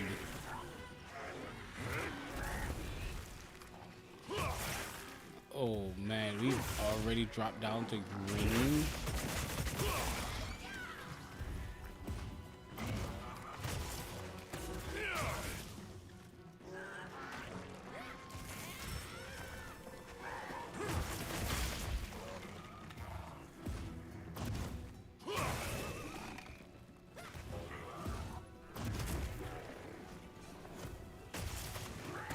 And smack.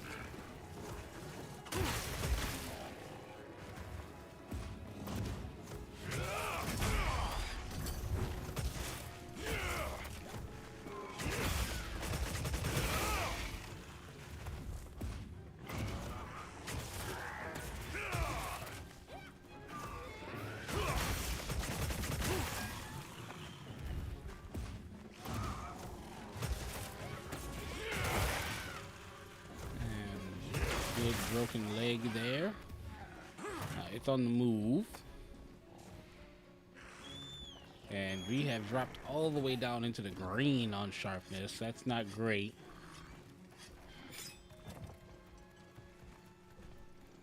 So this is not looking good for this weapon's rank.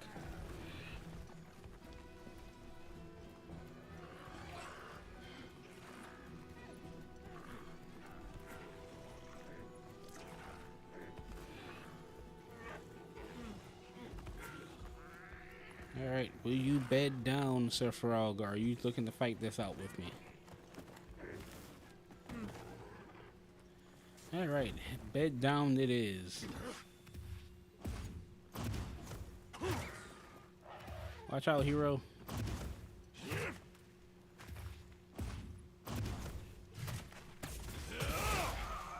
Oh, and that's one of the things that's really gonna hurt its rank, and what I was talking about before with negative affinity, which should have been a much higher hit, got weakened by a negative critical on the wake up attack.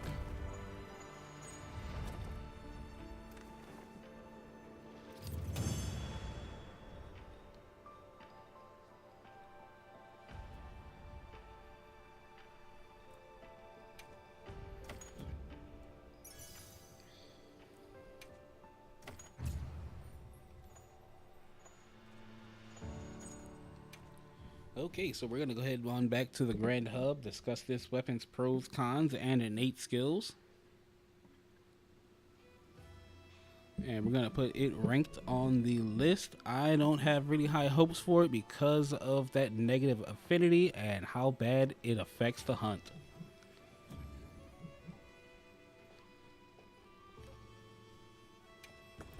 Now then, the Fell Slayer here. It's sitting at a good 1,152 damage, which is not bad. Negative 10% affinity, which is better than the Abadonian Crake by 5%. It's got no element. It's got a 3/2 and 1 slot decoration. It has the tiniest sliver of blue sharpness, followed by a small little wedge of green and a big piece of yellow. Now, this is our first weapon with a defense bonus of 20, meaning that your defense goes up as long as you are using this weapon. And it's also sitting with a skill of Punishing Draw level 3 built in. We've already discussed Punishing Draw, giving us that increased damage and increased stun potential on draw attacks and draw attacks only. Now then, there is a way to play around this very bad sharpness by using a blunt jewel. So the lower your sharpness, the more damage and KO power you can get on your weapon. But if you're using a slashing weapon like the Greatsword, you're not really trying to cause KOs. You're trying to cut parts and do damage. So While that is a way of playing around this weapon, it's not really that great as far as overall damage goes for prolonged hunts. So this one's actually gonna go into the D tier along with the Fire Trail and Aberdonian Crake. It'll go slightly over the oh, actually, let's see. Does this have better sharpness than the Aberdonian Crake? It actually has less sharpness, and that 400 fire element just slightly, ever so slightly, edges out in situational cases where monsters have a vulnerability to fire. But fire is one of those elements where a lot of monsters are going to be resistant to it than weak to it. So I would say this ties with the Fire Trail. Not gonna beat it or not gonna lose to it. I'm gonna say it ties. I wish I could put them like right on top of each other in the list, but I'm gonna put it let me see, let's compare it to the Fire Trail. Okay, same damage. The Fire Trail has positive affinity over negative affinity. It's got better blue sharpness, so the Fire Trail does beat it. It's gonna go into the low end of D tier. Not beautiful looking for it, but again, not horrible.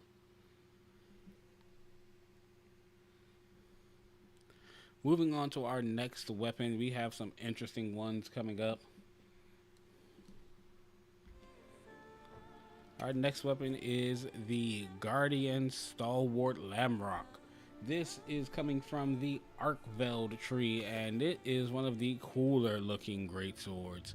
I love the fact that this thing is just a bladed edge attached to the severed chain blades of Arkveld, held together by some hooks, well, not even some hooks, by some loose chain, and it's using the muscles of Arkveld to tighten up to form the edge.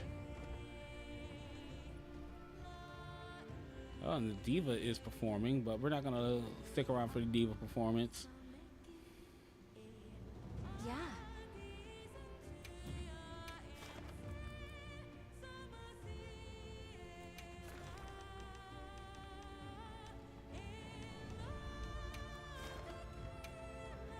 And yes, I know I'm leaving during a Diva song, but calling me a heretic, but I am doing a tier list right now.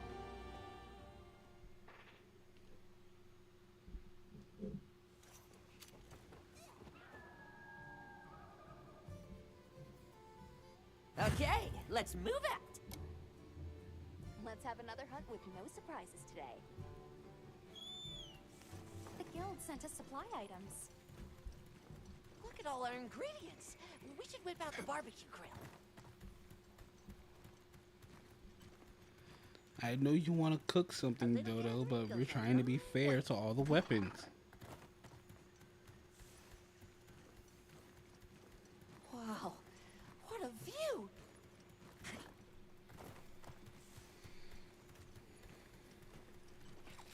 Alright, it is time to eat another well-done steak because I am at 10 minutes from... There, that's our target. Alright, and that go Lights are ahead to flashing increase before that me. time. And here we go.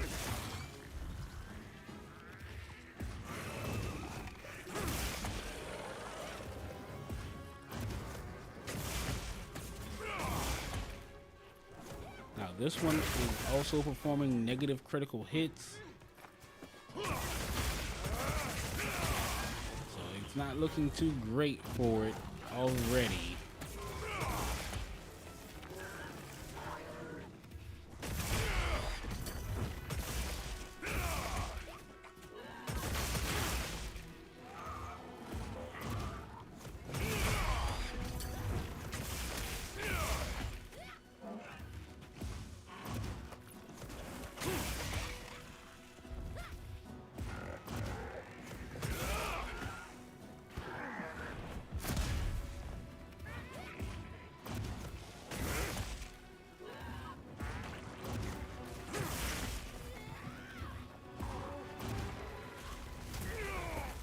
Oh, it wouldn't let me shoulder charge. Flying feline incoming!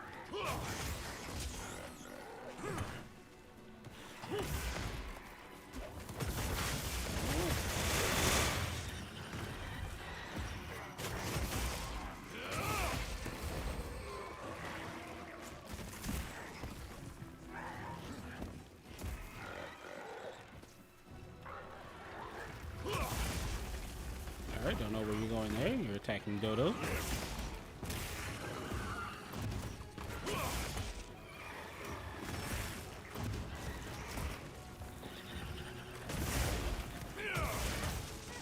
Be careful!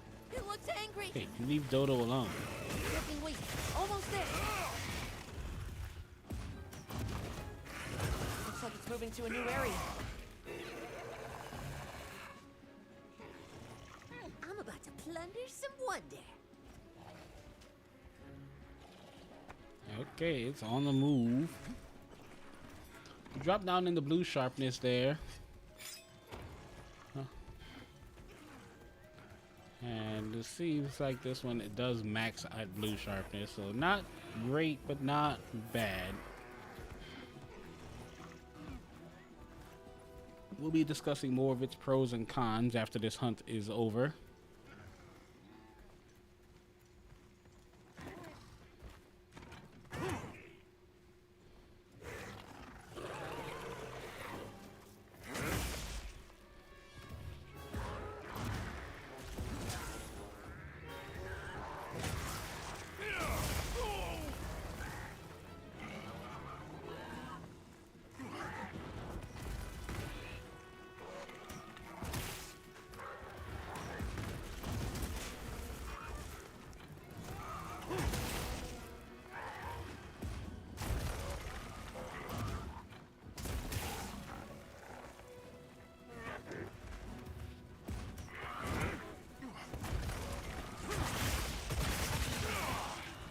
And down he goes.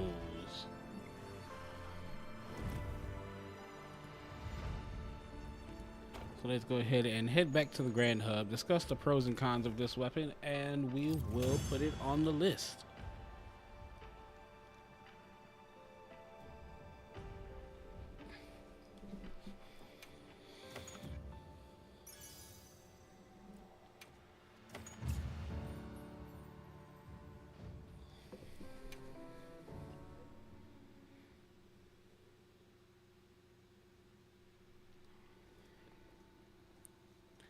Crazy that the diva is still there.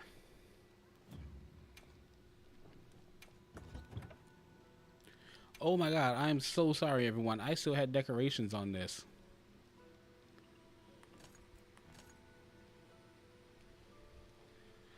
Okay, but the Guardian Stalwart Lamrock, I'm so sorry about those decorations. It's sitting at 1,152 raw damage with a negative 10% affinity. It's got 300 dragon damage, which is pretty good because there are no monsters that are resistant to dragon damage. Except for one, but that monster doesn't exist in this game, and I hope it doesn't come to this game.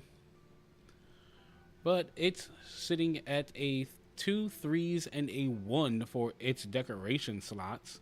And we're sitting at a good little sliver of blue sharpness. It can be boosted into white sharpness if you max out the handicraft skill. And for its innate built-in skill, it has focus level 2, which is, as we said earlier, a very important skill for great swords, letting you charge your attacks faster and get to your true charge slashes even faster. Now, as far as it goes compared to the other weapons, that negative 10% affinity really plays a downside to things, but having the dragon damage on it really does give it a little bit of an edge over the others. And only having a negative of 10% affinity with the decoration slots on it, you can overcome that very fast, unlike the Fellslayer that we were looking at earlier, which has only a 1 3-slot decoration on it. So overcoming that negative 10% is actually a little harder for the Fellslayer than it is for the Guardian Stalwart. Now, with that all being said, I'm going to put the Guardian Stalwart at a higher C tier. I'm going to compare it to the Whitefire Wrathguard just to see how it looks. Now, the Wrathguard has white sharpness already with positive affinity but lowered raw damage.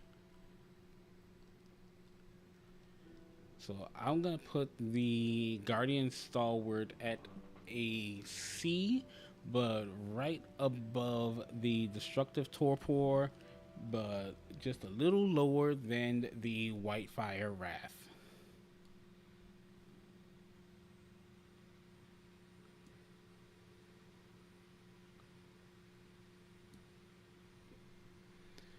Okay, moving on to our next weapon, we have the Stalwart Lambrock for the living Arkvel. No longer Guardian, it is a living monster at this point. Now, as far as design goes, it is still the same, but we will be going over its pros and cons and a fight before we, well, actually, since there's no difference between them, there's only a little bit of a difference in the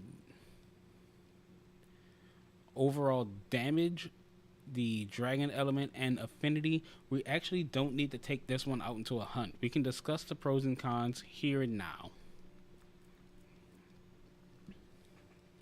Now, for this weapon, it is pretty much the same design-wise as the Guardian Stalwart Lambrock because it is the same monster. It's just a little bit stronger. Now, this one has a little bit of white sharpness, which can be boosted with handicraft.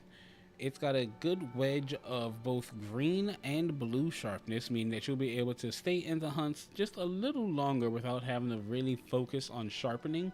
I would suggest you sharpen though once you hit green sharpness. That way you keep your damage maximized and you reduce the chance of bouncing off monsters with hard armor.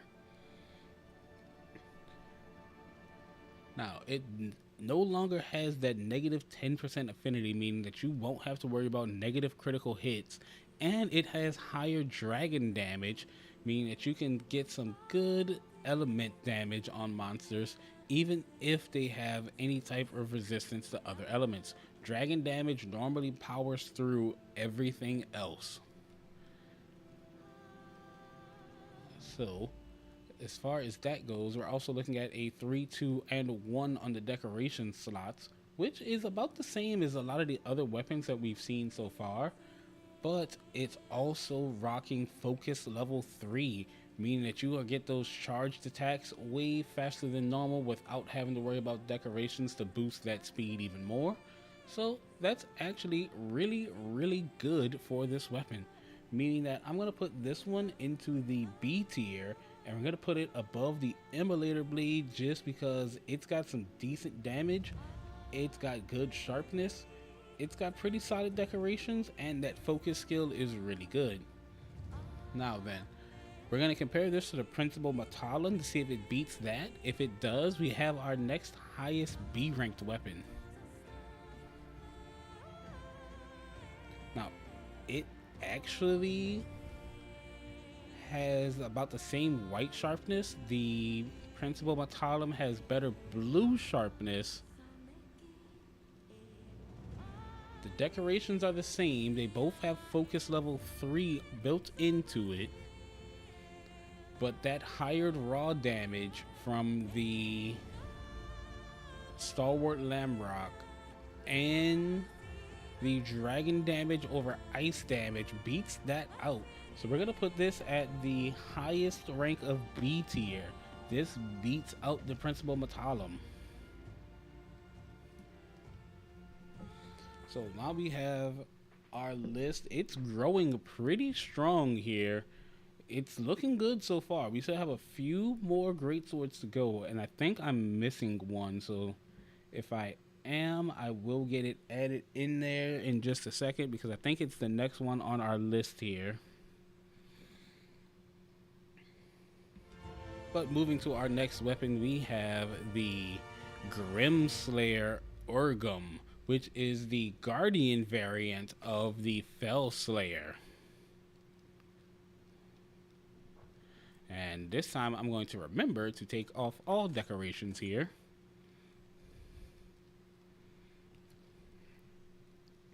Now this is the hardest hitting greatsword as far as raw damage goes, as you can see. But we will go for a quick hunt with it. It's pretty much the same design as the Fellslayer. It's just got a different coloration on it due to it being a Guardian variant.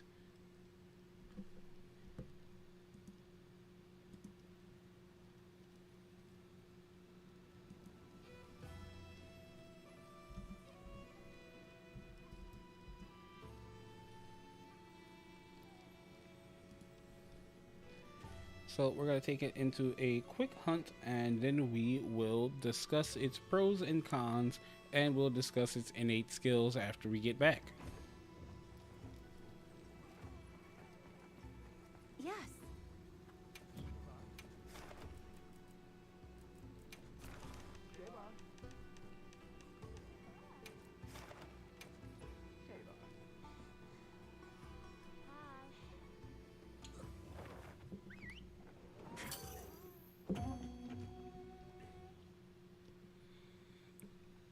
Now it does look like I'm missing this one for the list, so I'm going to get that added swiftly. So give me 1 second as we make our way to the hunt Commencing itself quest here. now. Are you prepared? We received supply items. Don't let them go to waste.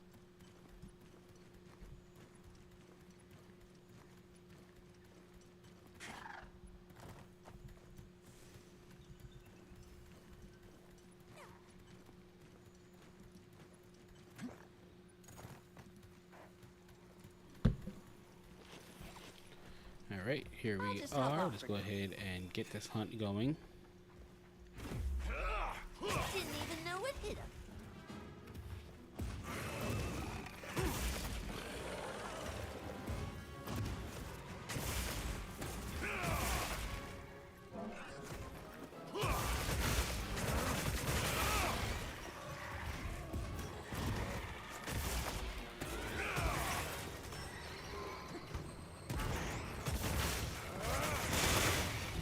Thankfully, I think I got almost all of the bugs there.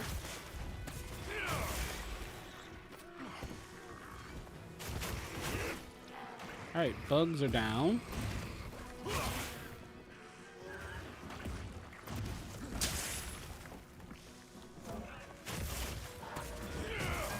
Oh, right out of the sky.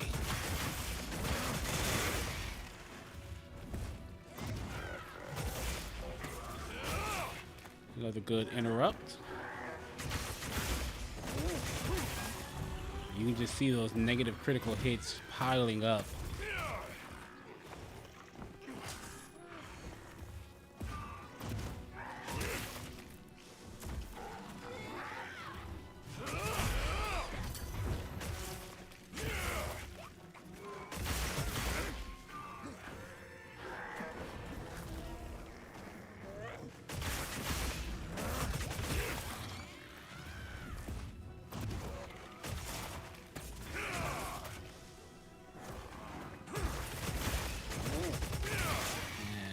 Both wounds destroyed there. Now we've dropped down into green at this point now. Looks like it's moving to a new area.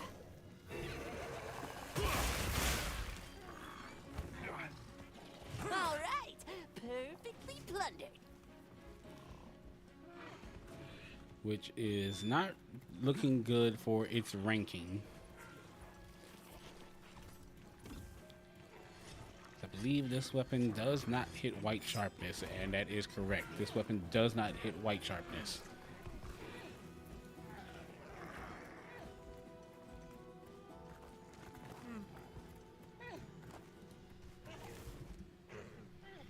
Alright, now will you bed down? He's bed down.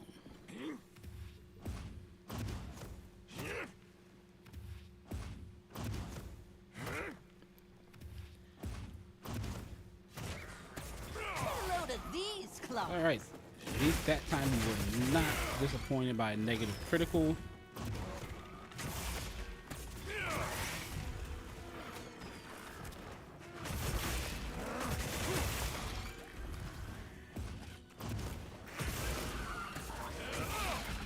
And That's my frog partner. down.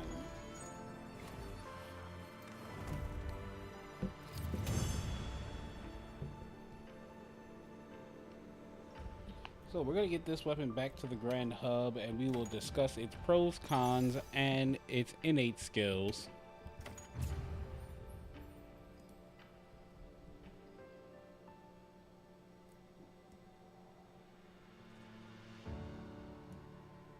Then we will get this one placed onto the ranking list just like the others.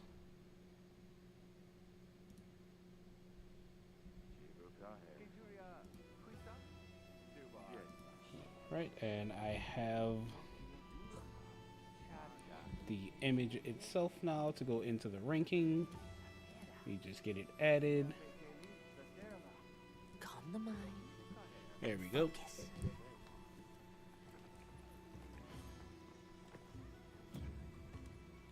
Now then, the Grim Slayer here, it's sitting at a massive 1,200 raw damage, but a staggering negative 20% affinity.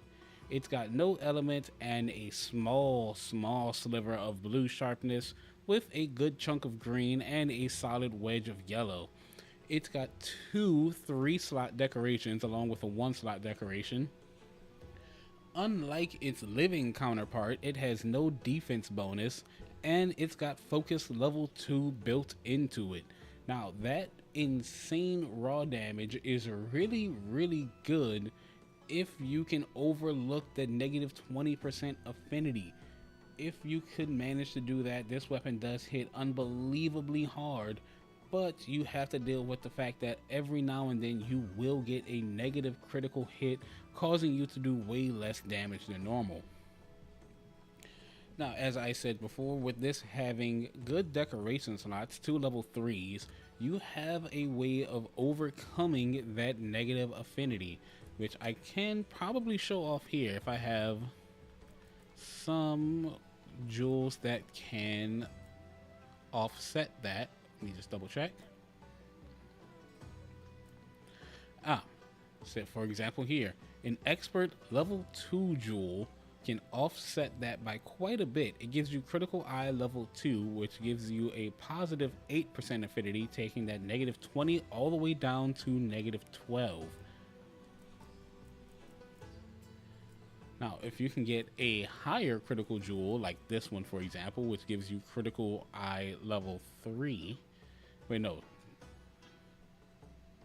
This is critical boost. I don't think I have a critical eye level 3 jewel. Well, a level 3 expert jewel, that is.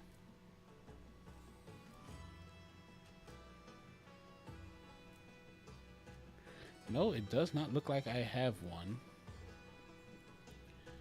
But if you can get a level 3 expert jewel along with that level 2 expert jewel, you can turn that negative affinity into positive affinity. Let's see, let's get back to the expert jewel 2 so we can discuss just about how high we can get that. So we can get all the way up to level 5, turning that negative 20% affinity into positive affinity. But that's taking up both of your level 3 decoration slots here. So I don't know if it's really worth it. But at the same time, like I said, there are a lot of ways that your armor can influence your affinity, turning this negative affinity into positive affinity, giving you positive damage at all times. Now then, that being said, it's got insane damage, and with the fact that you can modify this to fit your playstyle of hitting really hard and having positive affinity to go with it, we are gonna put that one, well, I'm personally gonna put that one into the lower end of A tier. This is a very, very strong greatsword, and its affinity can be offset relatively easily with the proper armor. So we're gonna put this into the A tier. We're actually gonna put it over the other two here in the A tier listings, just because of how hard this thing hits. And next up on our list, we're going to be moving on to the next weapon here.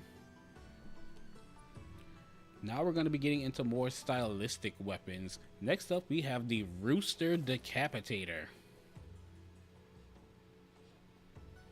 Now, while this would normally be along the goofier looking weapons because of the way that other Yankutku weapons look, they are very goofy looking. You'll see that later on through other chapters of how goofy some of these weapons are. The Rooster Decapitator here is actually a pretty solid weapon. So we are going to take off the decorations. We're going to take this into a hunt. We're going to go and fight that frog one more time. We're going to discuss its pros and cons once we get back, and its innate skills. After that, we're going to get it placed onto the ranking list to see how it matches up to the other weapons.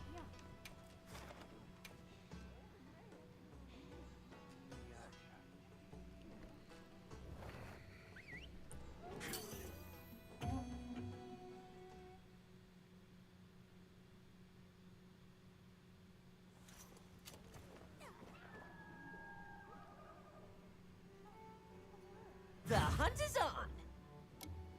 Now commencing quest by order of the guild.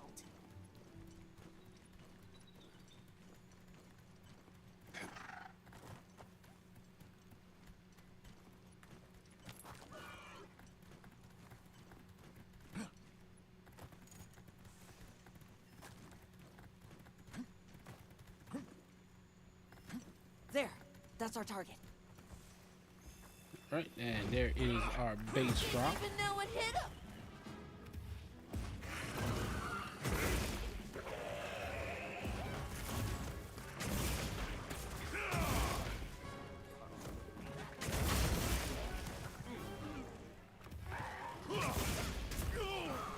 Now, one thing that I actually like design-wise about the Rooster Decapitator here is that it looks like a bigger version of a longsword,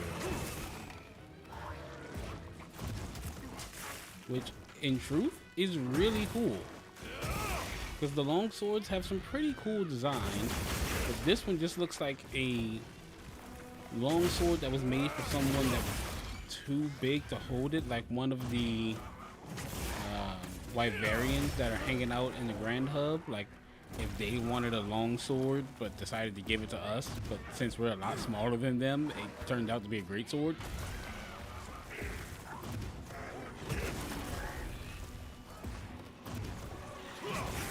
So that's something that's pretty cool about these. I was trying to attack them to avoid getting pinned.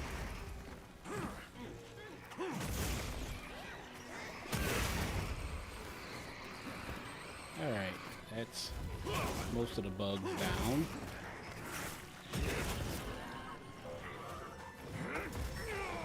Okay, the bugs are out of the way. That's the one thing that's a little annoying about this hunt. I wish I could fight you in the Wounded Hollow to display this a little bit better, but this hunt still works out pretty well for what we're trying to accomplish here.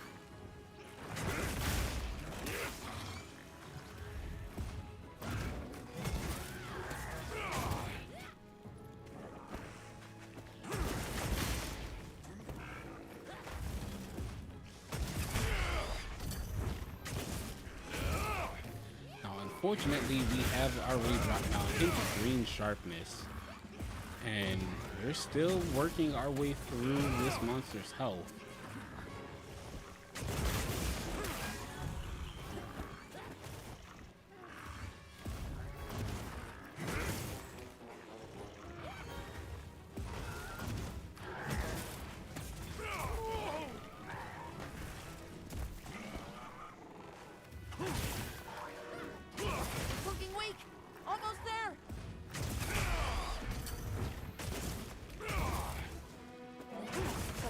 to a new area.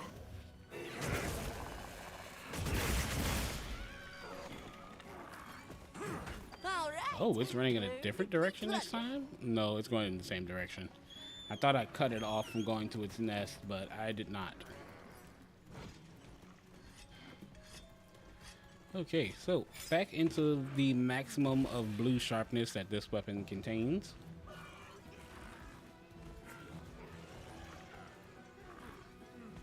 We're gonna see if it beds down. If it does, then we got ourselves the end of this fight.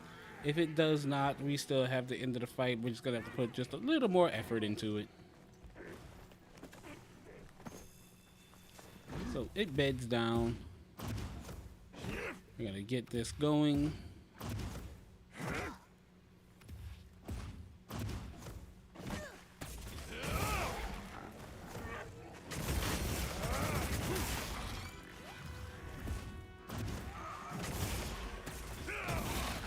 And there's the fight. That's my partner. So we're gonna get this back to the Grand Hub. We're gonna discuss the pros and cons of this weapon, as well as its innate skills, and see how it matches up to the other weapons on the list.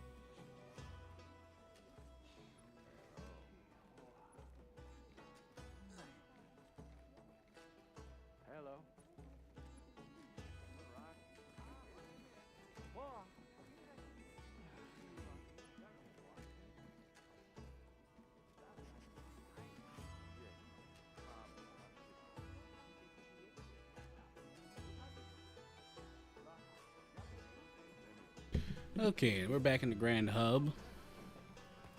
Let's go ahead and discuss the pros and cons of the Rooster Decapitator here. So the Rooster Decapitator is sitting at 1056 raw damage with no affinity and 600 on its fire damage. It's got a 3, 2, and 1 decoration on its slot list. That's going to be about the same for just about every one of the great swords here. It's got a small sliver of blue sharpness, a good wedge of green, along with a small sliver of yellow before going into orange and red. So sharpness wise, it's not great. The blue sharpness can be boosted with handicraft. As far as its innate skills goes, it's got Charge Master. Charge Master increases elemental power and status buildup for charged attacks, so it's pretty good for things like the Great Sword and the Hammer. It also has Focus level 2, and the Charge Master level 2 skill gives it a good increase for both its elemental damage and status buildup, while level 3 would greatly increase that damage as well. Now, this is, I believe, the highest fire damaged weapon that you can get, which you get at the beginnings of high rank once you start playing through the story. So you have a solid fire weapon that you can replace the Fire Trail and the new Udra weapon with once you start high rank and you have a weapon that's going to do both good fire damage and good raw damage as well. So those being on the list, I'm actually going to put that on the B tier, a little bit under the Principal Metallum, just because of the fact that there are a good bit of monsters that are resistant to fire damage, New Udra being almost immune to it, as well as the monster that this comes from itself being the Yankutku. So while it is good on fire damage, I'm going to have to bring it down into the B tier, but it's pretty high on the B tier itself. We've still yet to come across an S rank weapon, but we're getting ready to come up on those pretty soon, actually. As we're moving on to the next weapon on our list, which is going to be the Fulgur Cleaver Gardania. Now, this weapon here is the one and only thunder element weapon of the Great Sword tree. Now, this comes from our good friend Fulgur Anjanath, and it's honestly a pretty decent weapon. We're going to get this into a hunt, discuss what it can do, see what it looks like in game, because as far as aesthetic wise, this thing looks like a broken jawbone that just had a handle attached to it, and we said we were going to hunt with it.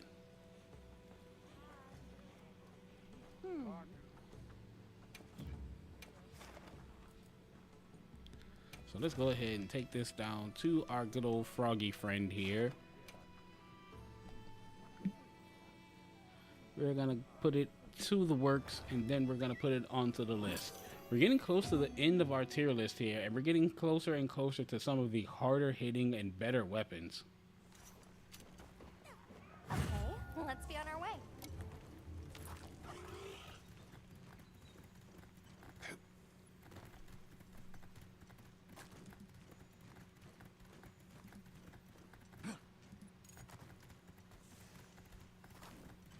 Wow, what a view! Please don't let it spot me. Alright, we have found our monster. Let's get ready to hunt it. Didn't even know it hit him.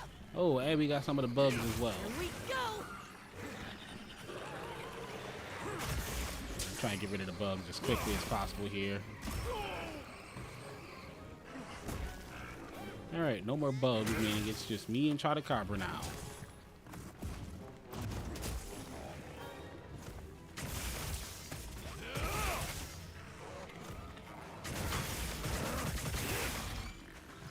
I just really like the visual aesthetic of the elemental damage kicking in. And you just see it like sparking or burning or just doing whatever like particle effect that it does when you hit with that element.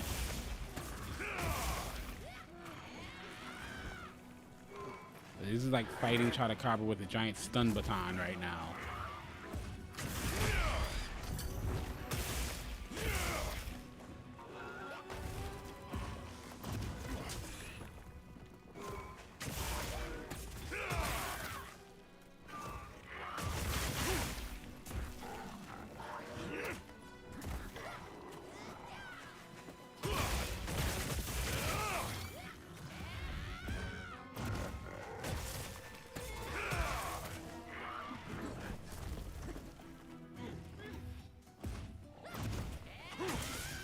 Okay, now we've dropped down the green sharpness already. And we're still working our way through Chatacabra's health pool. But give it just a few more hits and we'll be sending it over to its nest.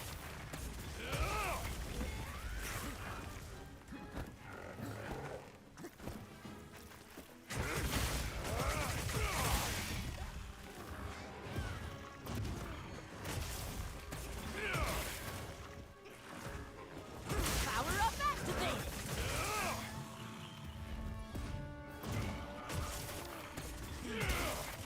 All right, it's off to nest at this point now.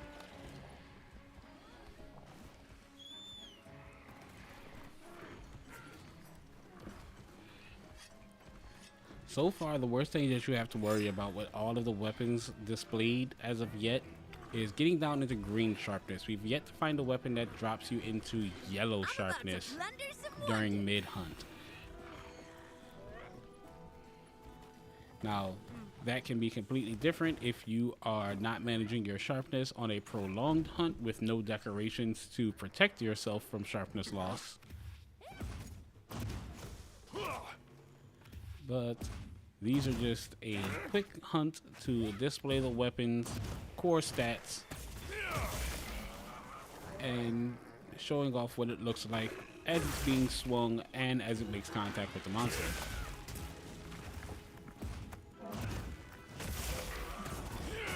Chopped out of the sky. Quest complete. You were amazing as always. That was a pretty cool takedown.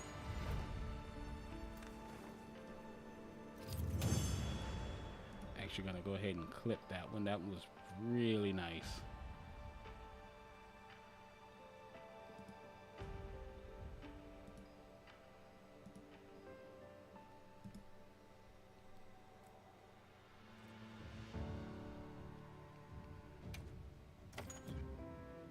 Just look at that power line drawn through it. So good.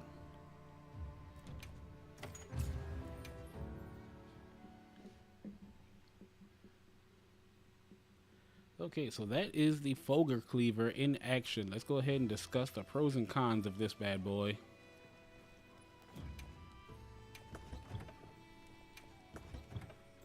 So the Fogre Cleaver, sitting at 1008 raw damage with positive 15% affinity and 500 thunder element, along with a 3, 2, and 1 decoration slot. This greatsword is sitting around average with a lot of other greatswords that we have here, although it has a small sliver of blue sharpness, a small chunk of green, and a good wedge of yellow sharpness, and that blue sharpness can be boosted with handicraft. Its sharpness is not really desired unless you have ways of boosting its sharpness or protecting its sharpness during a hunt. Now, as far as its innate skills go, it's got critical element level 3, which is the first time we're seeing this built into a greatsword throughout our list so far. Critical element gives us increased elemental damage when landing critical hits. I believe we've had this before actually, but let's double check. I cannot remember what sword we've had this on before this. Let's go through really fast. We've seen this once before on the Whitefire Wrathguard, but instead of having it at level 1, we have it now at level 3, giving us greatly increased elemental damage whenever we land those critical hits. And since we have a positive 15% affinity, this one is going to be hitting really hard when landing those elemental crits. So that all being said, I'm going to place this one along the lines of, let's see here. I'm going to check to see how it matches up to the other weapons that we have in the B tree. Let's take a look at the Guardian Stalwart. Okay, Guardian Stalwart is the hardest hitting of our B tier so far. Let's see, does it beat the Rooster Decapitator though? The Rooster Decapitator is hitting slightly harder with no affinity and more fire element, but fire element is kind of a pain because a lot of monsters are resistant to fire, so it might beat that one out. It's sitting almost tied with the Principal Metallum, except the Metallum has better sharpness. And let's check it against the blades in our A tier. Well, I think it actually beats the Esperanza blade.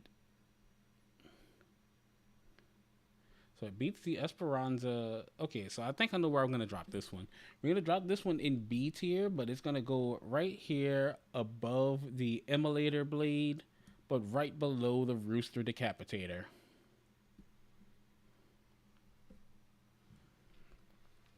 Moving on to our next weapon here in the list, though. Now we get into our hard hitters. Next, we have the Poison King. The Poison King is the Gypceros Greatsword, and this monster does some work. We've got our first poison weapon, and we've got another one coming up right after it. So we're going to go ahead and take the decorations off of this. That way we can see it in its purest form, and we're going to take it out on a hunt. Now then, as far as design goes, this thing looks like almost a battle axe that we're using as a greatsword. This thing has a venomous design to it with those poison veins going through the blade edge there. As long as, well, not as long, as well as the teeth and the Gypceros skin that looks like it's been stapled onto the monster's bones. So we're going to take this out into the hunt, get a feel of how it looks in-game aesthetically, and then we'll come back and discuss its pros and cons when we return to the Grand Hub.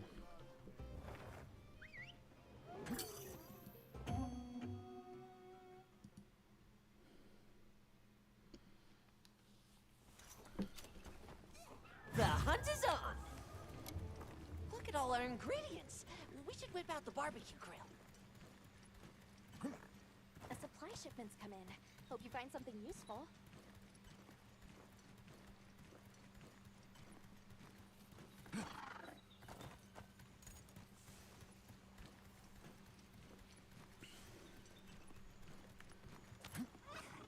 And there is our froggy just hop friend. Okay, I almost made a big mistake there. Let's get that sneak attack. Didn't even know it hit him!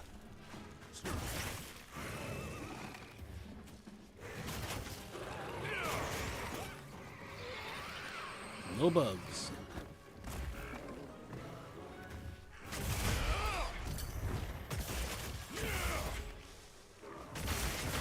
Monster's debilitated.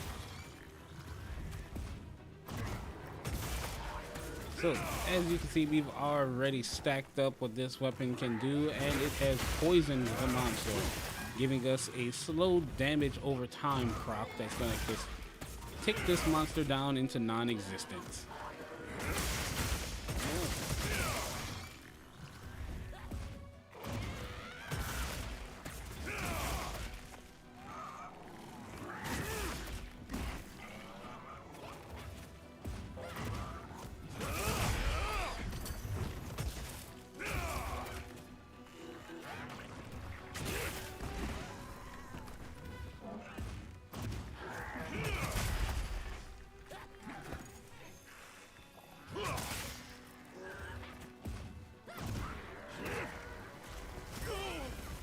Oh, I got splattered into the wall there.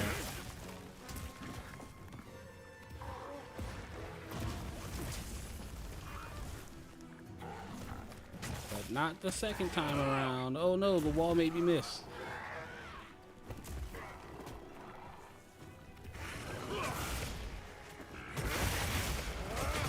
Looking weak. Almost there.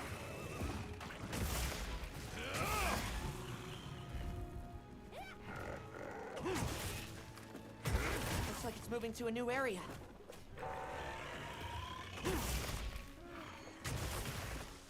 Alright, we've dropped down to green sharpness. but we've done a solid amount of damage to this Chotacabra.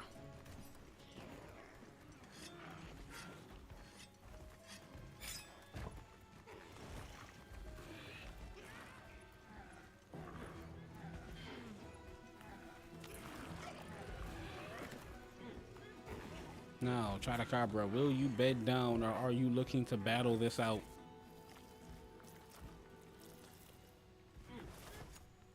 To bed it goes.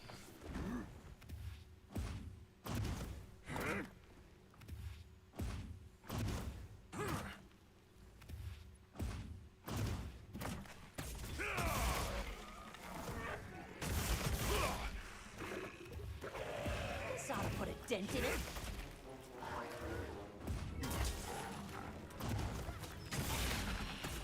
And down That's my goes the partner. Chotacabra.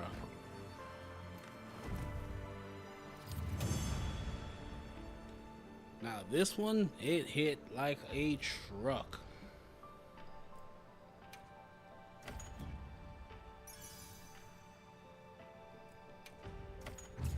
Alright, now let's take this back to the Grand Hub, discuss the pros and cons and innate skills of this weapon, and we'll get it placed onto the list.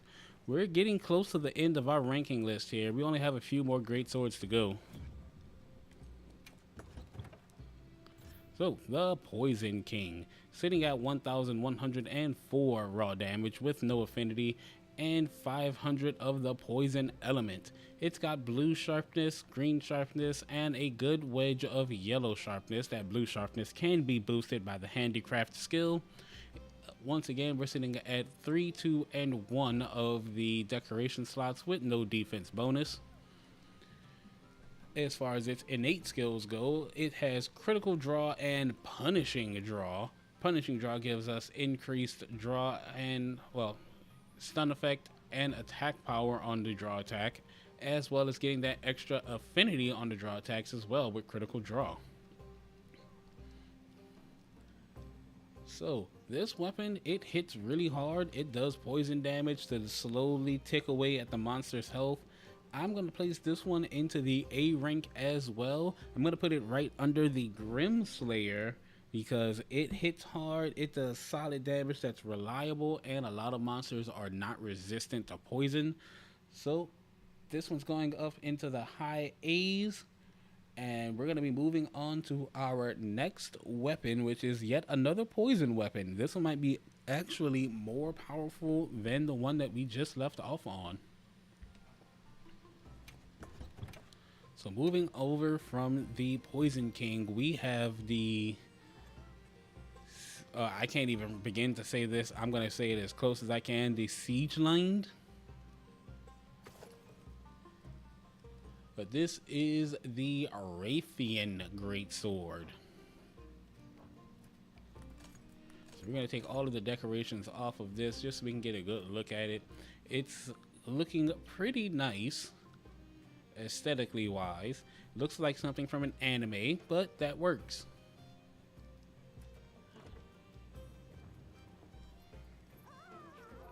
So let's go ahead and take this out to our froggy friend and give him another dose of poison.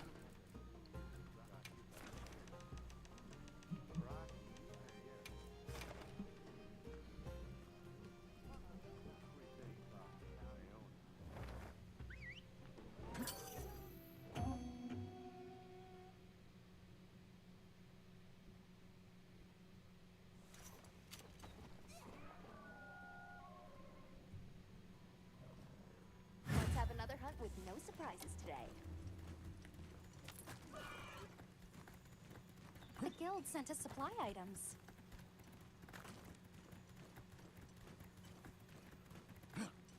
On my way there.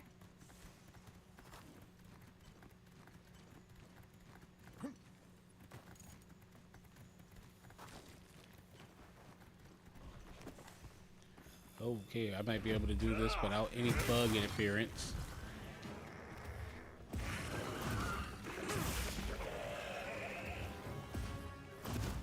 Nimble as a cat, fierce as a cat.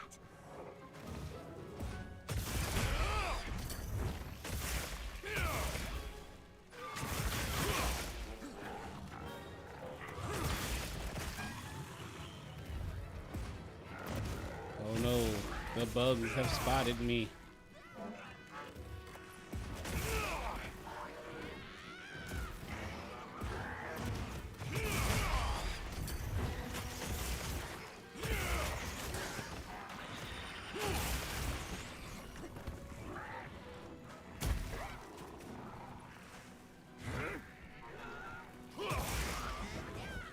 Also, one thing that a lot of people don't really do, and it was shown off a lot during the trailer, is that the greatsword here can engage in power clash. I'm gonna try and get one for you all here.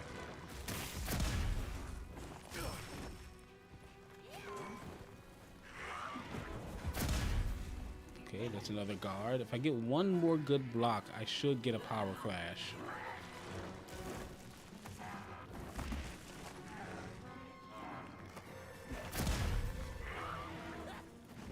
There we go. Just take a look at that.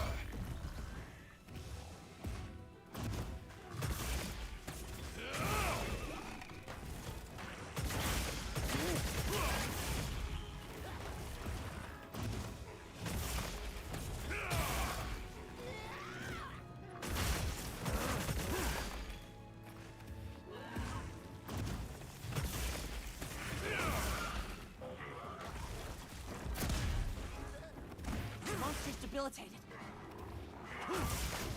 I'm about to plunder some wonder. All right, perfectly plundered.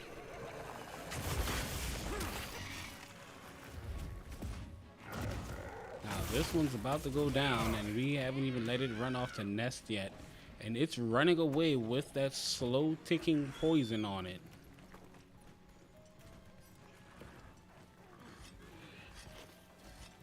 We're just gonna return ourselves to white sharpness.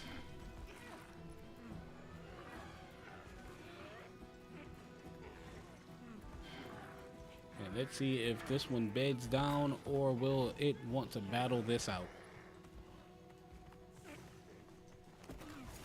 Alright, another one that wishes to bed down. They've been giving up a lot lately, so that makes this go a little easier.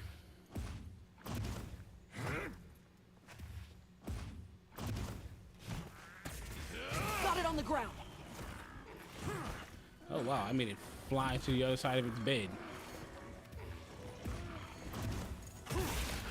And down it goes.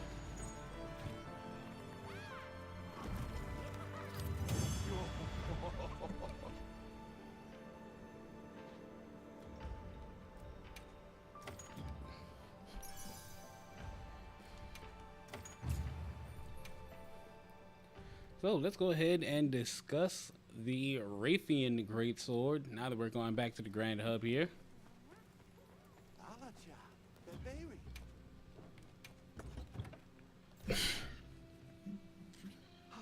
Zehana Herium.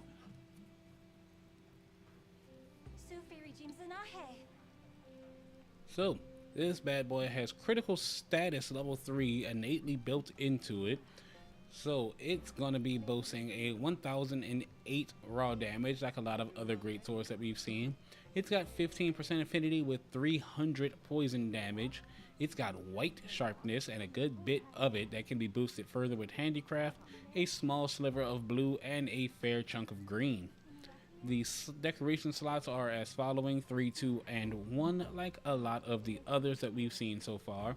It's got no defense bonus, but as far as its innate skills go, like I said, it's got critical status, meaning you get greatly increased abnormal status effects when landing critical hits, meaning that you can get a lot of poison procs on this weapon, as well as other status ailments if you are using the critical status skill.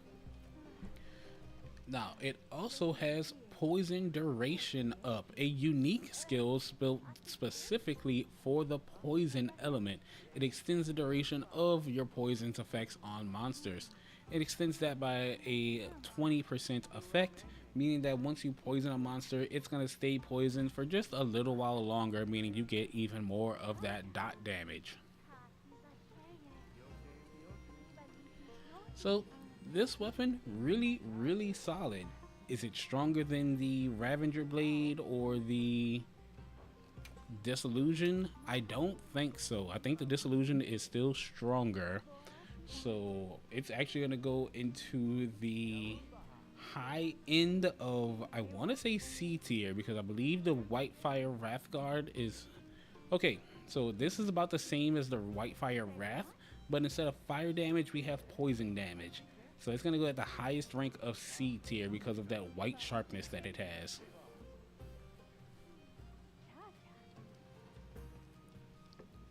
Now the Whitefire Wrath does have, oh wait, nope, this one has better white sharpness, so it will go higher than the Whitefire Wrath. So we're going to go ahead and place this one at the highest rank of C tier. Now we only have, let's see, 1, 2, 3, 4, 5, 6, 7 more swords to go. So let's go ahead and take a look at our next great sword, which is going to be the Rathalos Fire Sword.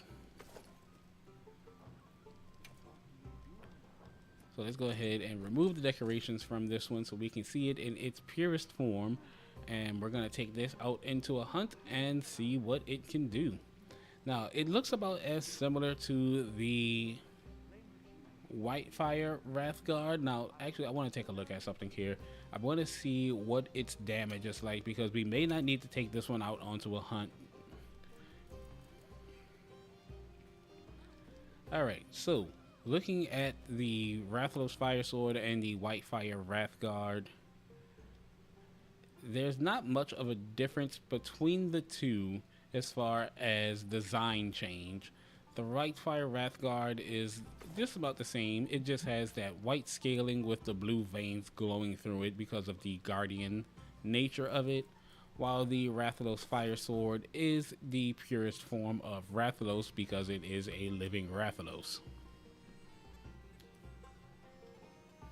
As far as the innate skills go, this one does have critical boost level 3, while the Whitefire Wrathguard had critical element and master's touch.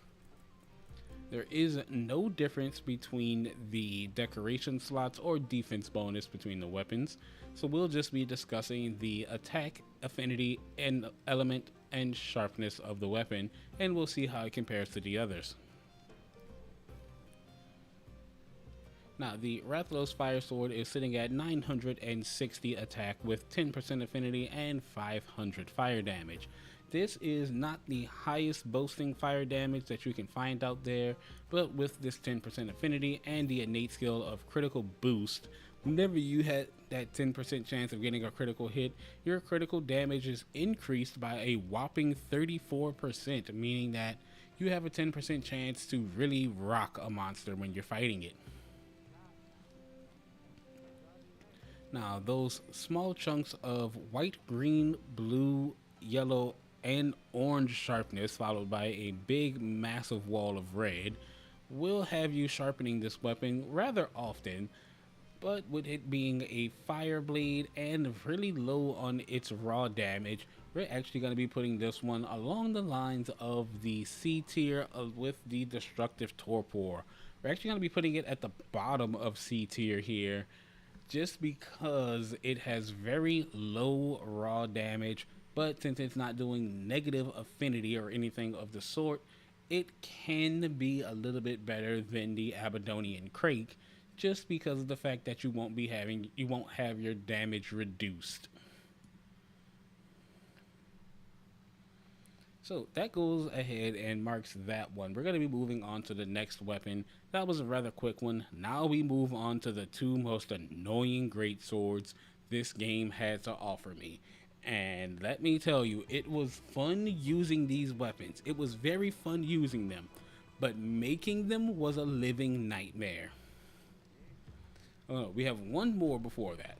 This is a really good one. This is going to be one of our stronger great swords. Now we move over to the Dust Throats. If anyone out there can actually speak German and I'm saying this horribly wrong, I apologize. I'm trying my best. I apologize if I've said that completely wrong. I just want that to be said. Now, this thing looks like it came straight out of Berserk. I love the way this weapon looks design-wise. I love fighting with this weapon. I loved getting and making this weapon. Gore Magala is one of my favorite monsters throughout the entirety of the Monster Hunter franchise. I've just really loved fighting this blind chaos monster. Like, just the black skull design. It looks like this thing is screaming Griffith's name as you wield it. So we're gonna go ahead and take this bad boy out onto a hunt because it has a very unique design to it when it's actually out and about.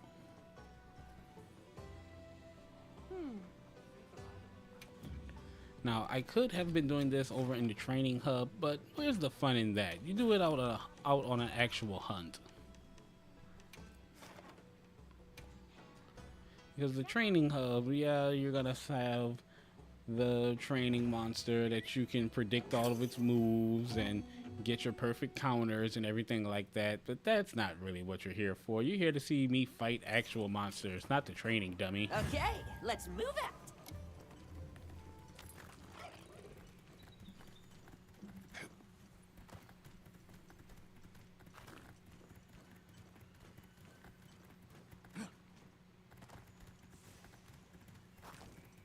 Wow, what a view!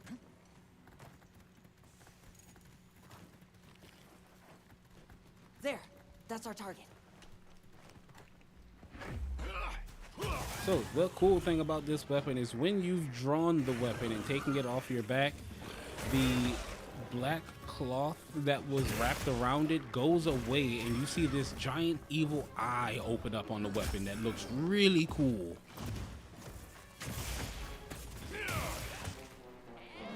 And that's actually pretty interesting, seeing how the monster that you fight for it is literally blind. It has scales grown over its eyes because it's still young, so it can't see what it's doing. It just senses what's going on by releasing the frenzy virus on things and sensing what the frenzy is attached to.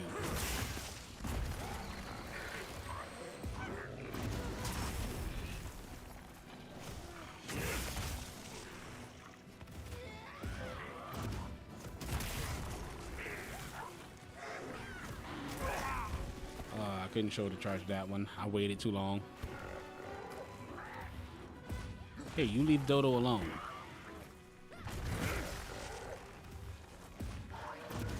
That didn't mean hit me with your sneaky move.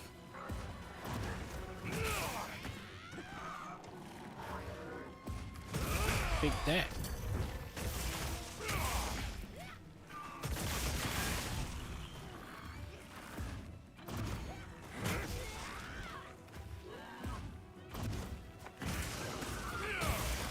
Right on that wound.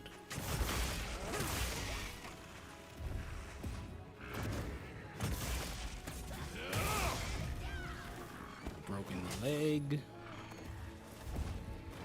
Well, I wouldn't say leg, it was more of an arm, but you know.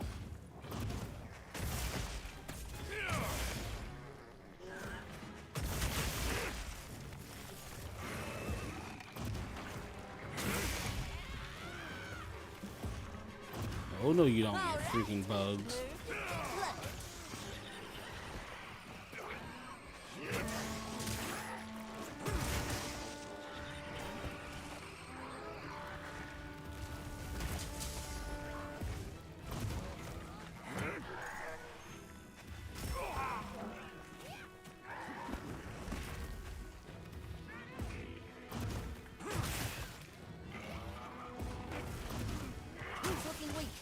I honestly thought I would never find a bug more annoying than Best Boy.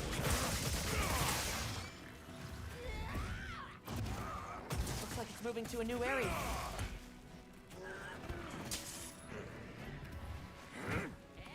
Alright, on the move it goes. We got down to blue sharpness, but we can get back up to white sharpness with this one.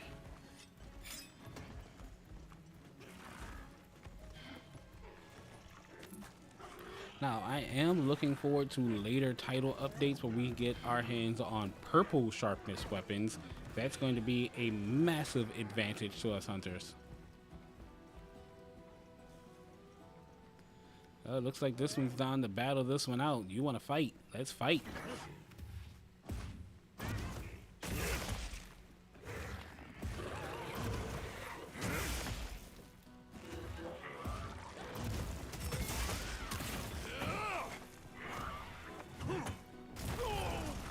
Oh, he got me. Leave this to me. But- Heels inbound. The uppercut swing takes it down.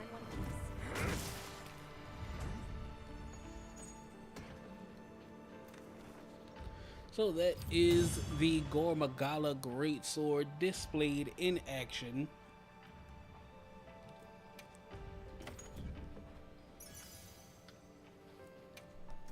So let's get this back to the Grand Hub and discuss the pros and cons of it. Then we'll be down to the top 5 great swords.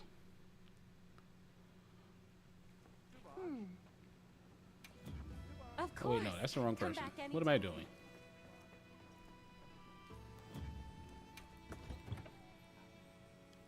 So the Gore Magala Greatsword is sitting at 1008 raw damage with a positive 20% affinity with 400 on the dragon damage.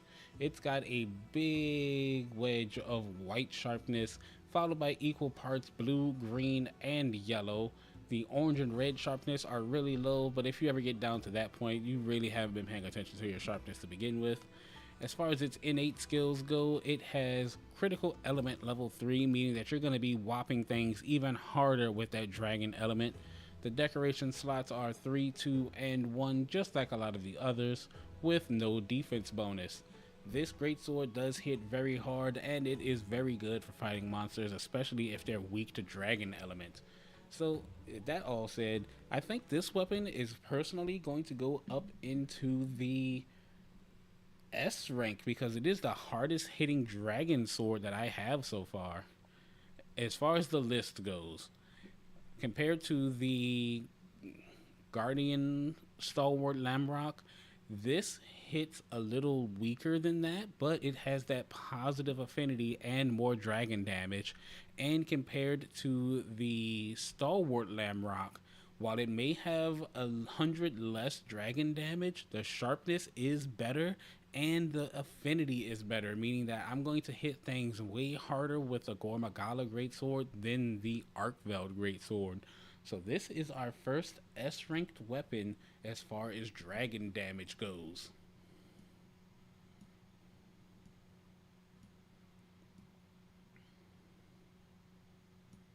Oh wow, it won't let me put it in S. There we go.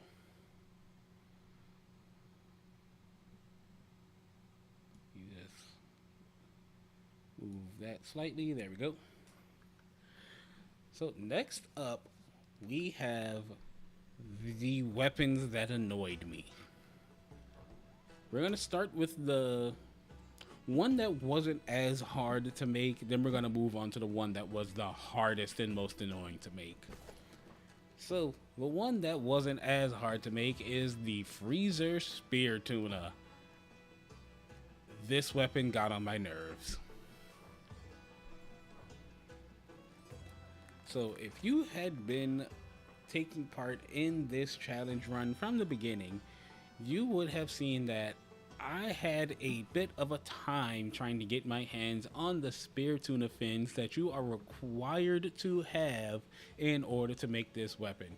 That on top of the rare ores that you need to make this weapon, it was a living nightmare trying to make this thing. But after I got it created, it turned out to be a pretty solid weapon. So we're going to take it out on a hunt so you can see what it looks like in action. Then we're going to come back and discuss the pros and cons of the weapon.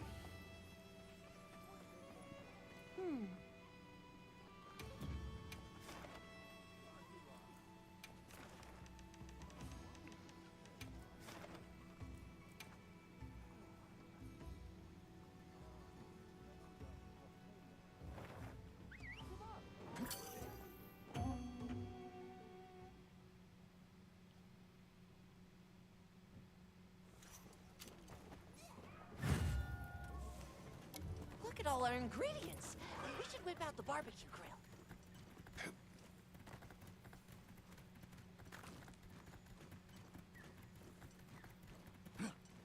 On my way there.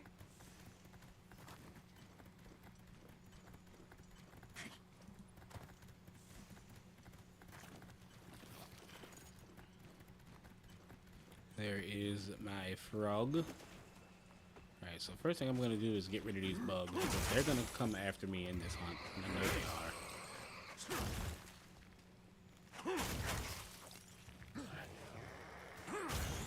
Alright, bugs be gone. Gotta put the sharpness back to where it was. And now we start our hunt.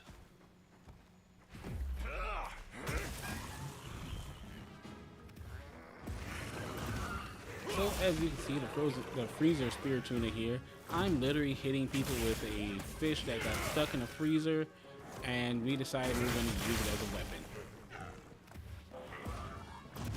So for anyone that has like a deep freezer, if you ever get like whole fish and put it in the deep freezer for like use later, and you don't plan on cooking it right then and there, and you forget that it's at the bottom of the deep freezer, then one day when you're cleaning things out, you look down in there and you just see that dead frozen fish staring back up at you. If you've ever seen that happen to you before, that's what this weapon is. We forgot that we had this freezer Spiritomb just sitting off to the side to cook for later, and it's been in there for so long that it just turned completely rigid, and we decided, hey, you know what? I think I can hit monsters pretty hard with this thing.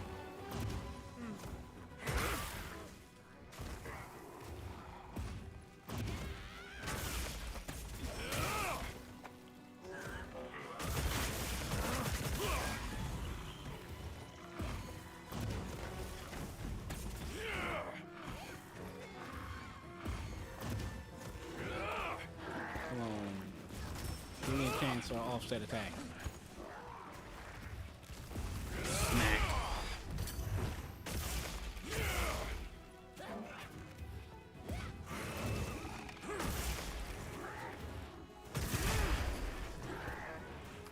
Oh, I did not give myself enough space there.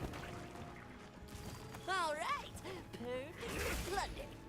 Alright, and my well done steak is worn off, so I gotta be a little careful. But I'm perfectly fine here.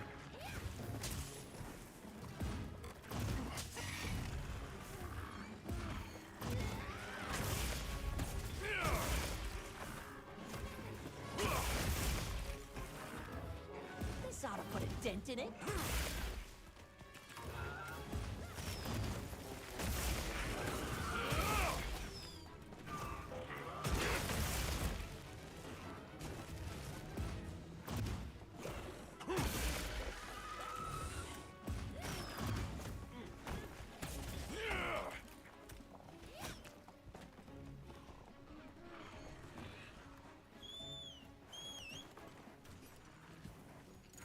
Right. We kept this one in blue sharpness, which is its maximum sharpness for pretty much the entire fight, but we're almost done here. It's going off to nest. We're gonna see if it beds down or if it wants to battle this out. It looks like it's gonna bed down here. Let's go ahead and get ready to end this.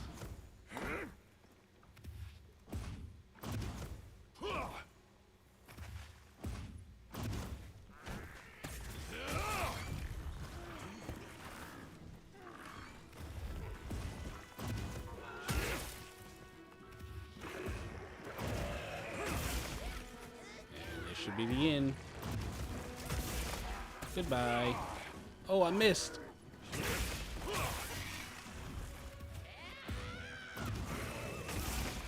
And stay down. That's my partner.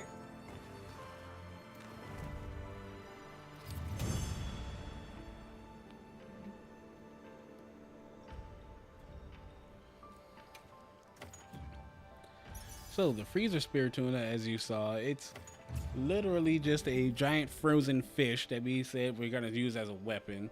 So design wise, funny weapon. Very, very funny weapon. Usefulness in combat, however, It's actually pretty strong. It's a lot stronger than the Principal Metallum. Not in terms of raw damage, but as far as its elemental damage, oh my goodness, it just pumps out ice damage. So, it's got a raw damage of 1056 with no affinity and a grand total of 700 ice element damage. Its sharpness is sitting at a solid blue, which could be boosted further with handicraft. It's got even more green, with yellow being its third highest sharpness. As far as its decoration slots, this is the first greatsword with fewer decoration slots than the others. It has a 3 and a 2 with no defense bonus added to it. As far as its built-in skills, it has Punishing Draw level 3 and it has Slugger, which is funny as ever for a greatsword to have because this is not a blunt weapon, it is a edged weapon. But since we are using Punishing Draw and we get that increased chance of stun power as well as more attack on that draw attack when we have our weapon put away, having Slugger added onto it just makes it to the point where when we run up to a monster's face, especially if we're doing hit and run tactics and we hit it in the head, we can just knock it over, which is pretty good for getting those follow-up attacks to land where you want them to. Now, as far as comparing its damage, let's see how it compares to the Principal Metallum here. It beats the Metallum by a long shot. The Metallum is sitting at a 1008 raw damage with no affinity and only 600 ice element. And unfortunately, the Metallum does have better sharpness to go to it and that extra decoration slot. So if you're looking at just raw damage numbers, the Freezer Spiritomb will win. If you're looking for ease of access and ease of creation, the Metallum beats this weapon out because you do not have to gather rare materials in order to get the Principal Metallum, unlike getting the Freezer Spiritomb, where you have to go to a separate whole ordeal of fishing just to make this weapon. Now, while this is one of the more annoying weapons to make, it is not the most annoying weapon to make. We'll be discussing that one next. But as far as ranking the Freezer Spiritomb, since it does hit very hard and has decent KO power, I'm going to put this right under the Principal Metallum in B tier.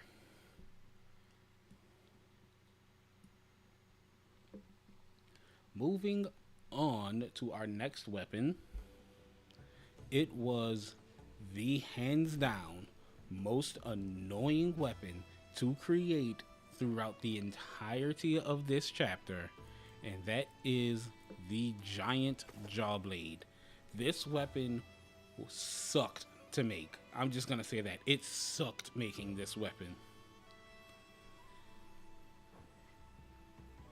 Like, this weapon requires you to have commission tickets in order to make it, and the only way you can get a commission ticket is through the support ship, which only comes every so often, and it is a small chance that you get that material to make this weapon. So this one took so long to make that I had created almost every other greatsword in the game before I even got close to finishing this one.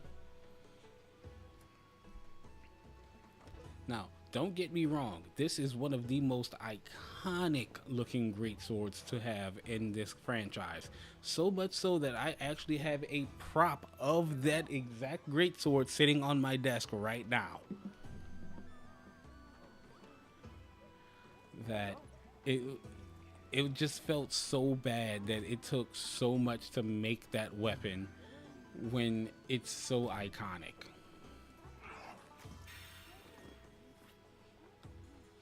Yes. But let's go ahead and take it out on the hunt. We're going to talk about its pros and cons after we see it in combat, and then we're going to get it put onto the ranking list. After this, we're going to be going into the last 3 weapons, and then we're going to be finished off with the ranking list, and then I'm going to discuss Chapter 2 with you all, which we're going to be starting tomorrow.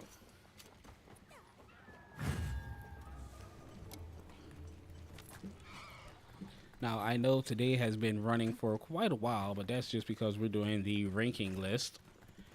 And we're closing out the chapter here. So, of course, we're going to have the end of the chapter and the epilogue as well.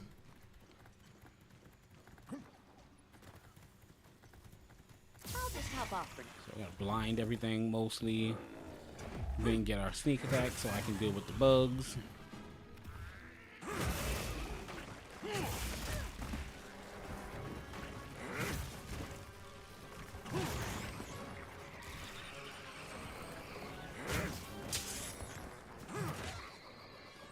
Okay, bugs are done. Let's get this weapon back to its maximum sharpness.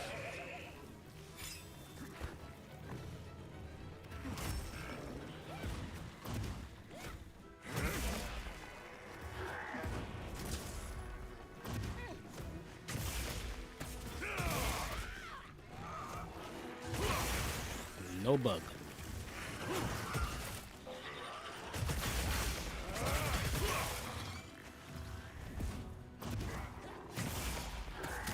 Got it on the ground. Oh man, what a massive wound strike that was.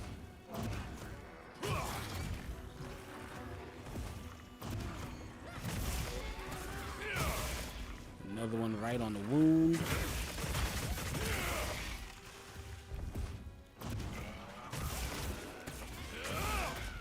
Now, Capcom is going to be tuning the wounds for the next title update, which is coming in, well, not even the next title update, it's the next minor update, which is going to be coming through at the end of this month. Because wounds are indeed a little easy to inflict, so they're going to tweak that to make it so monsters are a little more resilient to having wounds created on them, because once the wounds are opened up on monsters, it just turns the tide of a fight. Now, I'm speaking in terms of a veteran Monster Hunter player because I've been playing Monster Hunter for quite a while. And while I love the wound system because it displays the progress of your fight, of busting wounds open on monsters and using those to inflict more damage by targeting weak points and the such like that, it makes it just a little too simplistic of create a wound, exploit the wound, repeat.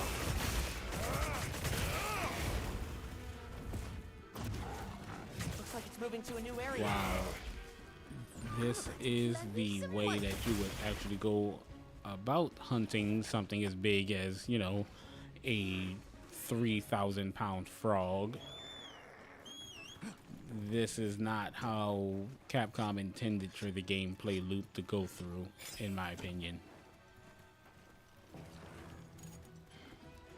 They definitely want it to be more like World, where the combat is a little more stand your ground and fight. It's either you or the monster, and not just, okay, you're fighting the monster, but now you've created yourself an opening, so you're gonna take control of the fight now.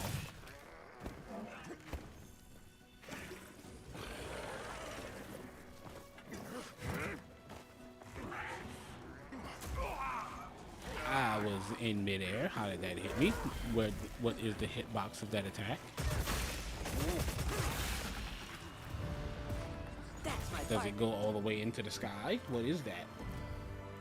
But it doesn't matter because Chotacabra is down yet again.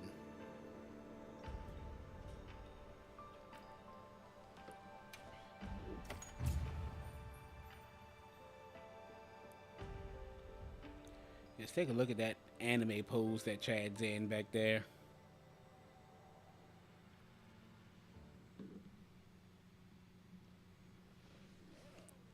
But that is the giant Jawblade. Let's get its innate skills and stats discussed so we can get it onto the list. Besides the fact that it just utterly sucked to make the thing, it's not actually a bad weapon. Sitting at a raw damage of 1,152 with no affinity and no element, it's all raw damage all day with this one. It's got solid yellow and orange sharpness with a little bit of green and a little bit of blue that can be boosted with handicraft. If you boost it to its maximum, you can get a tiny sliver of white sharpness with this weapon. For its decorations, we have a 3, 2, and 1 slot with no defensive bonus added. As far as its innate skills, it has Protective Polish level 2 and Focus level 2 built into it. Those are two pretty handy skills to have so you can keep your sharpness protected for quite a while, meaning that you won't have to worry about any sharpness loss and any damage drop off as long as you sharpen your weapon before you go into a fight. And with Focus added into the weapon innately, you can charge your attacks and get good hits without having to sacrifice any of your decoration slots for utility, and you can focus more on damage. So that makes this weapon a pretty solid A. I'm going to put it on the lower end of A. I'm going to check to see how it handles against the Ravager Blade to see if it's a little bit better. It's slightly... Wait, is it stronger or weaker than the Ravager? See, the Giant Jaw Blade is sitting at 1152 while the Ravager is sitting at 1056. So this makes it stronger than the Ravager Blade. Let's check it against the Disillusion. It is stronger than the Disillusion, but the Disillusion has better sharpness, and the Ravager also has better sharpness, but you can protect your sharpness with the Protective Polish skill that is built in. We're going to check against the Poison King. The Poison King is actually much weaker against this. That poison damage is nice, but you will lose sharpness very fast using the Poison King, meaning that you will end up in yellow sharpness on a prolonged hunt way before you end up in at least green sharpness with the Giant Jaw Blade. So we're going to put this on the higher end of A rank with the Giant Jaw Blade. It's still underneath the Grimslayer because the Grimslayer does hit a lot harder, but it is a strong weapon. Now, moving on next, we have one of the most versatile weapons within the game. We have the Varanza, which is the Rarity 8 Ardian Greatsword. Now, the Rarity 8 Ardian Greatsword is one of the most versatile by this standard. It has so many options to it. You can create this weapon with any element or any status that you would like, or you can go for all out raw damage. This weapon will always come with three slot decorations, giving it even more versatility than any other greatsword that you can create throughout this game. Mine just so happens to be a affinity greatsword with 250 sleep element and 20% affinity, only sporting 984 on its raw damage. Now, that is only offset by its reinforcement bonuses, which are a random roll.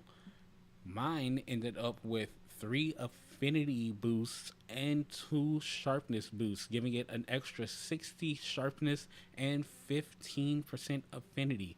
This weapon came out extremely strong, but you can get them even stronger if you get the proper rolls on it. Since this weapon is such a coin toss, I'm not going to take this one out into a hunt because your Ardian Greatsword can vary vastly from the one that I've created here on stream for you. So we're just going to throw this one onto the list, and this one is going to be going into the S rank just because of how strong this weapon is. This weapon is fantastically adaptive. It's got unbelievable amounts of sharpness, especially if you get sharpness rolls on it. It's just an overall great weapon. So the Ardian Greatsword is going into S rank because it is a fantastically strong weapon. And it's actually going to go over the Gormagala Greatsword, just because of how strong this weapon is. Next, we are going on to the weapon that we created just recently, which is the Blazing Via. This is the Zosia Maxed Ranked Greatsword. This thing is so cool design wise. It looks like you are hitting someone with a sheathed blade at all times. It is 100% cool as ever. I love the design of it. I love the pattern on it. It looks like it's woven instead of forged. This greatsword is awesome to behold. Also, just looking at that glowing core on the inside, and it glows even more when you're doing charged attacks. It just makes this weapon look great. And we've seen me use this in a hunt already. You've seen me hunt with it when I was trying to get the Rarity 8 upgrade. So we're just going to go ahead and talk about its innate skills. I'm going to go ahead and take these off as well, just so we're talking about this weapon in its purest form. So the Blazing Via, it's sitting at 1056 raw damage with 5% affinity and 300 dragon damage. It's got a good bonus of white sharpness with small slivers of blue and green, followed by a good wall of yellow before you start hitting the danger zone. Its slot decorations are as followed. It has a 3, 2, and 1 slot decoration. It's got no defensive bonus, and it has a unique embed skill of White Flame Torrent. So let's go ahead and discuss White Flame Torrent. It's actually a skill very unique to this game and the first time it has ever been debuted. It has a chance of dealing additional damage after landing an attack. It activates the skill effect when used with Scorcher. It does not stack but adds extra fire damage. So when you are landing attacks with this weapon, you have a chance of getting an additional 50 fire damage whenever you land a hit with this weapon or any of the Zosia weapons. Now, if you're using a Zosia weapon and you're using the Rathalos armor and you get the Rathalos armor skill for Scorcher, it will not stack those two elements, those two bonuses together, but the Scorcher skill will add to the fire damage of the White Flame Torrent skill, which is pretty cool.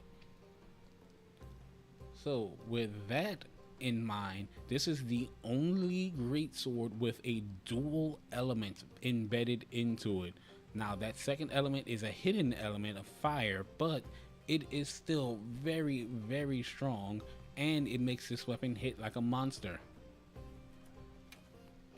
Now, as far as the dragon damage goes, it is pretty low at 300, meaning that it is lower than the Gore Magala Greatsword, and it has 15% less affinity. However, that hidden element that it has built into it makes it a little bit better, in my opinion, than the Gore Magala Greatsword. Especially since you can keep your sharpness going with this weapon for a good little while compared to the Gore Magala Greatsword, and you get those extra damage procs. So I would say these two just about tie with each other. Since Gore Magala's Greatsword, you're going to be more focused on trying to get those critical hits, so the critical element kicks in and the dragon damage just takes over everything. But with the Zosia Greatsword, you don't have to worry about landing critical hits. You just want to hit whatever you're hitting so you can proc White Flame Torrent as much as possible, getting that extra damage in and overcoming the monster's health bar as fast as possible. So with that being said, I'm going to place the Blazing Via at S rank as well, but we're going to put it just slightly underneath the Gore Magala Greatsword, just because Gore Magala will be hitting harder a little more often because of those critical hits, especially if you're using the Focus Strike. And finally, on our list of greatswords, we're down to the final greatsword, and we have Mizutsune's greatsword, the Ankatsu. I hope I said that right. So we're gonna take the elemental decorations off of this bad boy so we can talk about it in its purest form. As far as aesthetically pleasing, this great sword is beautiful. I love the flower patterns on the blade itself. I love the fact that you can see the Mizutsune scales on the hilt. The lotus design for the guard. It is a beautiful, and I mean beautiful, weapon. So we're going to take this one out onto the final hunt of this tier list, and then we are going to discuss its pros and cons, and we're going to wrap things up for the day.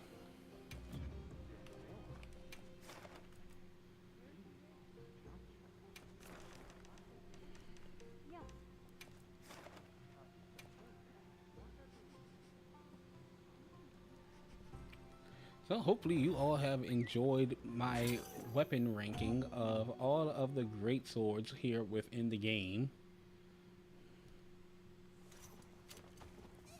The hunt is on. Trust me, it was very fun making these, and hey, if you've been watching this entire series, I made all the great swords that Monster Hunter Wilds has to offer, so you don't have to. A little gathering goes a long way. Wow, what a view! There, that's our target. Alright, and me base drop. Spot me.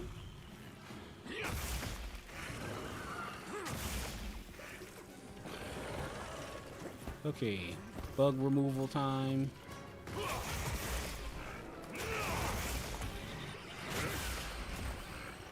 Bugs have been removed.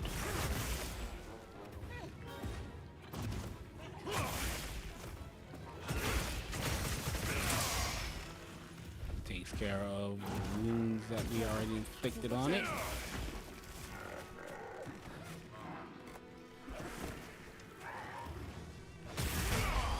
Get smacked.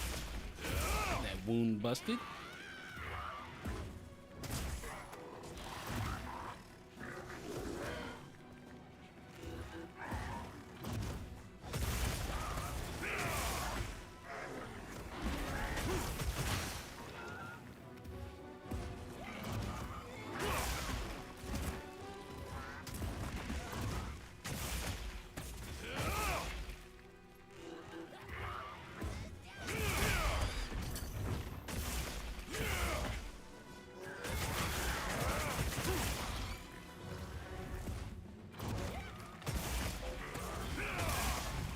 Oh, good bomb though to throw it off balance.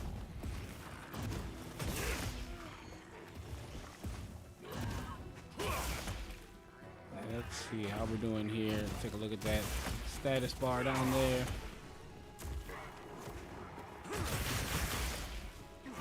Alright. We dropped down in blue sharpness, but we've put in some solid damage on this bad boy. Alright, it is on the move. It's running to nest. That one was fast. I'll ride with you.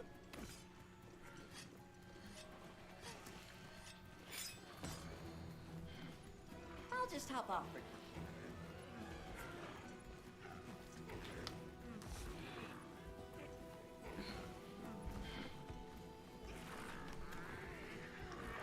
Let's see, do you bed down or do you fight this out? Which one do you want to do?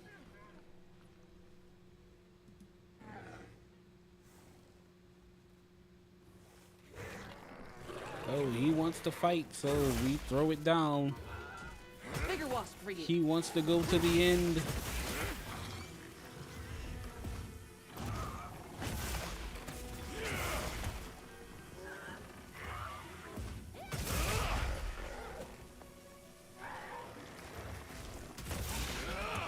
And get your whole tongue cut off there, fat boy. As always.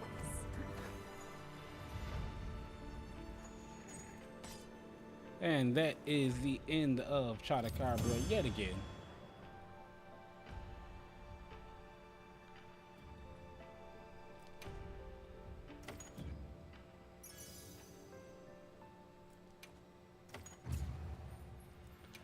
So let's go and discuss the final weapon here, and then we will be closing out today with the announcement of Chapter 2.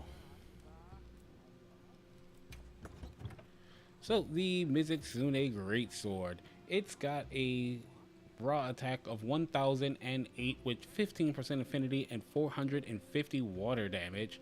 Its sharpness is sitting pretty strong in the white, which can be boosted further with handicraft. It's got 3 decoration slots, a 3, 2, and 1, just like almost every other greatsword that we've had in game so far. It's got no defensive bonus, and it has a very unique skill tied to it and it alone. It's got the skill Slicked Blade. Temporarily increases affinity when wet or when inflicted with Bubble Blight. Wet and Bubble Blight effects stack, however. So if you have the Mizitsune armor, or if you're fighting a Mizitsune and you are inflicted with Bubble Blight and you're standing in the water, you'll get an even bigger bonus. So you hit a 9% affinity boost when wet and a 21% affinity boost when afflicted with Bubble Blight. If you're afflicted with Bubble Blight and you're also standing in a wet area, you get a total bonus of 30%, which is extremely strong. This weapon also comes with critical element built in, meaning that water damage is going to be hitting very hard when you have those skills activated. So you'll go from 15% affinity to a whopping 45% affinity if you can inflict yourself with Bubble Blight or get afflicted with Bubble Blight, along with being standing in a wet area. Wet areas include water and the oil silts elf in the oil well basin. If you're fighting out there, that does count as fighting in water. So this weapon, pretty strong, aesthetically very pleasing. While it is not one of the stronger of the great swords, I'm gonna personally put this one in S rank because of the design and the unique skill making this weapon hit extremely hard. But since it is going up into S for me personally, I'm putting it on the low scale of S just because of its low damage. So that is the Greatsword rankings complete, everyone. That is every Greatsword created. All of them are rarity 8s. We have no Greatsword or weapon missing. We had no outside influence on the damage of the weapons. So they're all performing at their base stats and base forms. So that's my personal rankings. I will have this posted over on my Discord as well if you want to see what I ranked all of these as. So that all being said, we're going to close things out today with discussing Chapter 2, which is going to be starting tomorrow. This character will be getting deleted, meaning all of the weapons, progress, everything, it's going by forever, everyone. We will be starting brand new, a fresh character, a fresh profile tomorrow at 2 p.m. And we're going to be using the good old sword and board, baby. We're going to be punching monsters in the face and trying to cut things to pieces. So, that all being said, if you liked what you saw today, feel free to leave a like, comment, and subscribe down below. If you'd like to catch these streams live, I stream them over at twitch.tv and over on YouTube. You can find me there at Alpha Remo on both, starting at 2 p.m. CST. If you'd like to come and join the Discord and chat with me and the rest of the crew, feel free to join. Links down below. It's free to join, and I would love to have you all there. With that all being said, though, I will see you all in the next one.